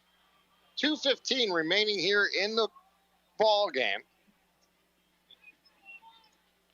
4 receivers set here for the Spartans. Thomas in shotgun.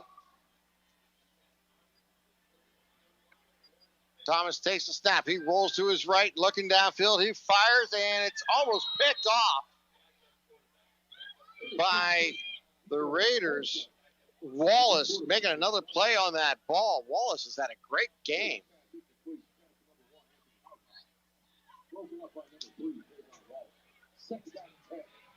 Backup quarterback now in there for Boardman. Is that O'Hara? It's Nico Holscha, number 16. Holschu, 6'3", 179-pound sophomore. All right. Takes the snap. He'll hand it off, and it goes up the middle. That's O'Hara, number 6. And he gets close to the 15-yard line.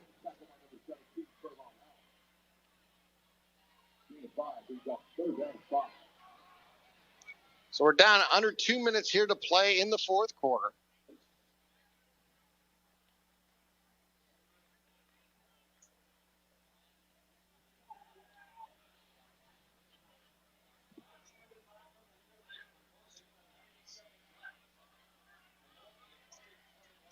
So Harding looking for back-to-back victories. Handoff goes left side. And that is Hightower. Hightower gets it out close to the sticks. I'm sorry, Mark. And gets it first and goal here for the Spartans. We talked about how good they were at 1-4. So, they might be the best 1-4 team in Ohio. That 1-4 team's about to be 3-4. Yeah. They're making their comeback.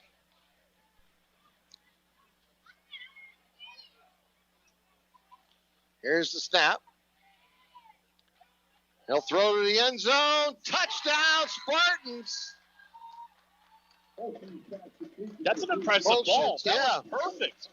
Right on the hands. Could not see who caught it. Couldn't really catch the number. That was Freeman, I believe. Thompson, okay. Thompson with the touchdown. So the Spartans get on the scoreboard with 1:05 here to play.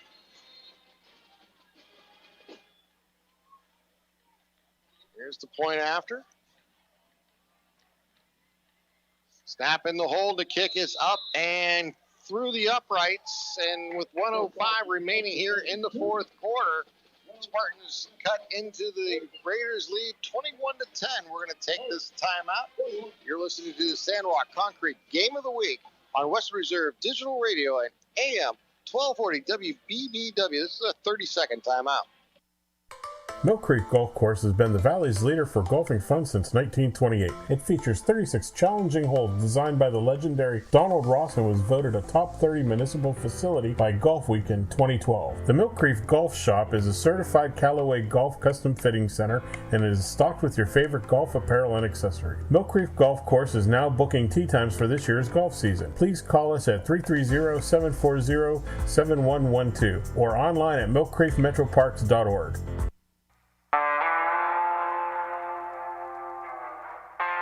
Back to the Sandrock Concrete High School Football Game of the Week on Western Reserve Radio. 1 minute, 5 seconds remaining here in the fourth quarter as the Boardman got on the scoreboard with Nico Holtz's throwing a touchdown pass to Cam Thompson in the end zone for the touchdown to cut the lead down to 21-10. Raiders with the lead, and the Spartans will line up for an onside kick here. And I was impressed with that throw by the young sophomore to come in. Probably doesn't get a lot of reps with the number ones, and to make that throw right on the numbers. Oh, it was a beautiful throw. Here we go. The onside kick goes to the left-hand side, and the ball's going to be too far ahead of the Spartans, and it'll roll out of bounds, and it'll be a penalty flag against the Spartans kicking team. It's probably become one of the most difficult. I mean, it was before, but as the rule changes have gone through the different levels, it's almost impossible to execute an onside kick anymore. It really has changed the game on special teams. There's no question about it. I'm not sure with the rules the way they are nowadays in football for onside kicks, I think I heard something like 8% chance. I mean, and it's done for safety. Right. And I'm not complaining about the rule change. I'm just saying it's really almost difficult. impossible to do. It really is. It's a difficult thing to achieve. Well, they can have them re-kick if they want, or they can take the ball right at where it went out of bounds, and that's what they're going to do. So Harding will go into victory formation here with 1:05 here to play. And Jet will go underneath center. They move the ball up to the 48-yard line. And Jet will take the snap and go down to a knee. And this game will be one snap away from ending here at Mollenkoff as the Raiders are going to defeat the Boardman Spartans here tonight 21-10. And a very entertaining ball game. In the second half, though, the Raiders made some nice plays defensively, took advantage of really preventing the Spartans' offense really to enter the red zone all night long. And in the process, they were able to really take advantage of that. Here's another knee to end tonight's ball game, but it was a great play. Really defensive effort here by the Raiders, who played terrific, coming away with a 21-10 win over the Spartans to improve to 3-4 in the season, while the Spartans will fall to 4-3. Let's take a timeout. We'll take a 2-minute timeout. We'll come back and wrap it up here from Mollenkoff Stadium. Once again, our final score, the Raiders 21, the Spartans 10. You're listening to Western Reserve Digital Radio and AM 1240 WBBW.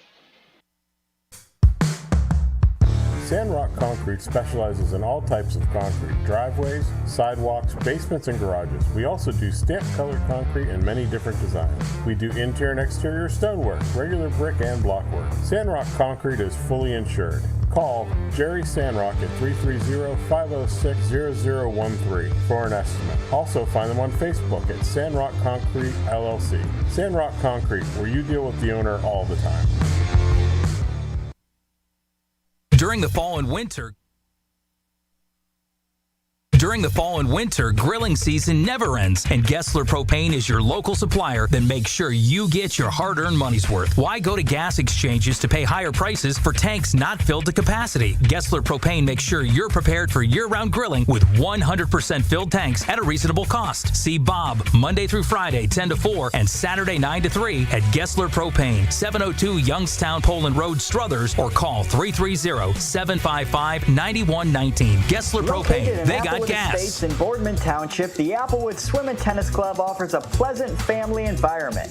Choose a membership that meets your needs and enjoy a relaxing venue that includes not only swimming for the family, but also youth activities such as competitive swimming, tennis, and more. Enjoy the friendly atmosphere all summer long with the staff and members of the Applewood Swim and Tennis Club. For more information, go to applewoodswimandtennis.com or call 330-953-2833. So, are you enjoying our station? Well, now you can take us along on your mobile device wherever you go. Wow! The free Live 365 app is available for both Apple and Android devices. That sounds like fun. I'll give it a try. Just go to the Apple app or Google Play Store and download it today. You're listening to WRDB, Western Reserve Digital Broadcasting, Youngstown, Warren, Salem, and around the world.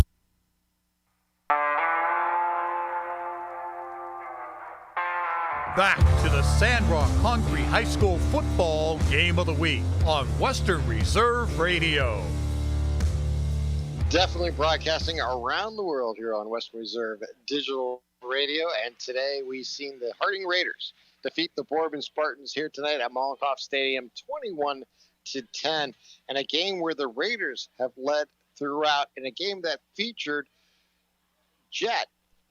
Dallas Jet, who got the first touchdown on a 2-yard run and then threw 2 touchdowns in the second half to really lead the Raiders to the victory here tonight. Yeah, he's definitely become a catalyst for this offense. And you throw in the fact that he has several talented wide receivers to be able to throw the football to. They are a big play offense waiting to happen. And they saw tonight what I'm sure Coach Arnold has been waiting for. Saw the defense step up and play big. Yeah, the defense was just fantastic. Every time they made a play on 3rd and 4th down to get the Spartans off the field, they kind of had a bend don't break attitude all night. They kept them outside the red zone for the most part, and every time they did, they were able to turn them away. Other than the 42-yard field goal at the end of the first half and the touchdown pass at the end of the ball game, the Spartans offense just could not quite get over that hump. Yeah, I believe they were 0 for 3 or 0 for 4 on 4th down here in the second half, and those plays, kind of added up to not being able to really get a big rhythm for the offense tonight. And by the way, Bill Bourne got win number 299 tonight, and a win for Matthews over Fairport Harding. Congratulations to Coach Bourne as he continues on his amazing longevity of a career. There's no doubt about it. All right, next week, Mark, we go back to Hubbard as Girard will be taking on the Indians. And before we wrap it up, we have some final stats. Yeah, final numbers team-wise. First downs, 14 for the Spartans, 10 for the Raiders. Rushing the ball 40 times for Boardman tonight for 120 yards, 135 through the air for a total of 225 yards, 135 of that through the air. Boardman lost the football 1 time, 4 penalties, 45 yards for Boardman. For Harding tonight, 33 rushes, 124 yards, 149 through the air for a total of 273 yards.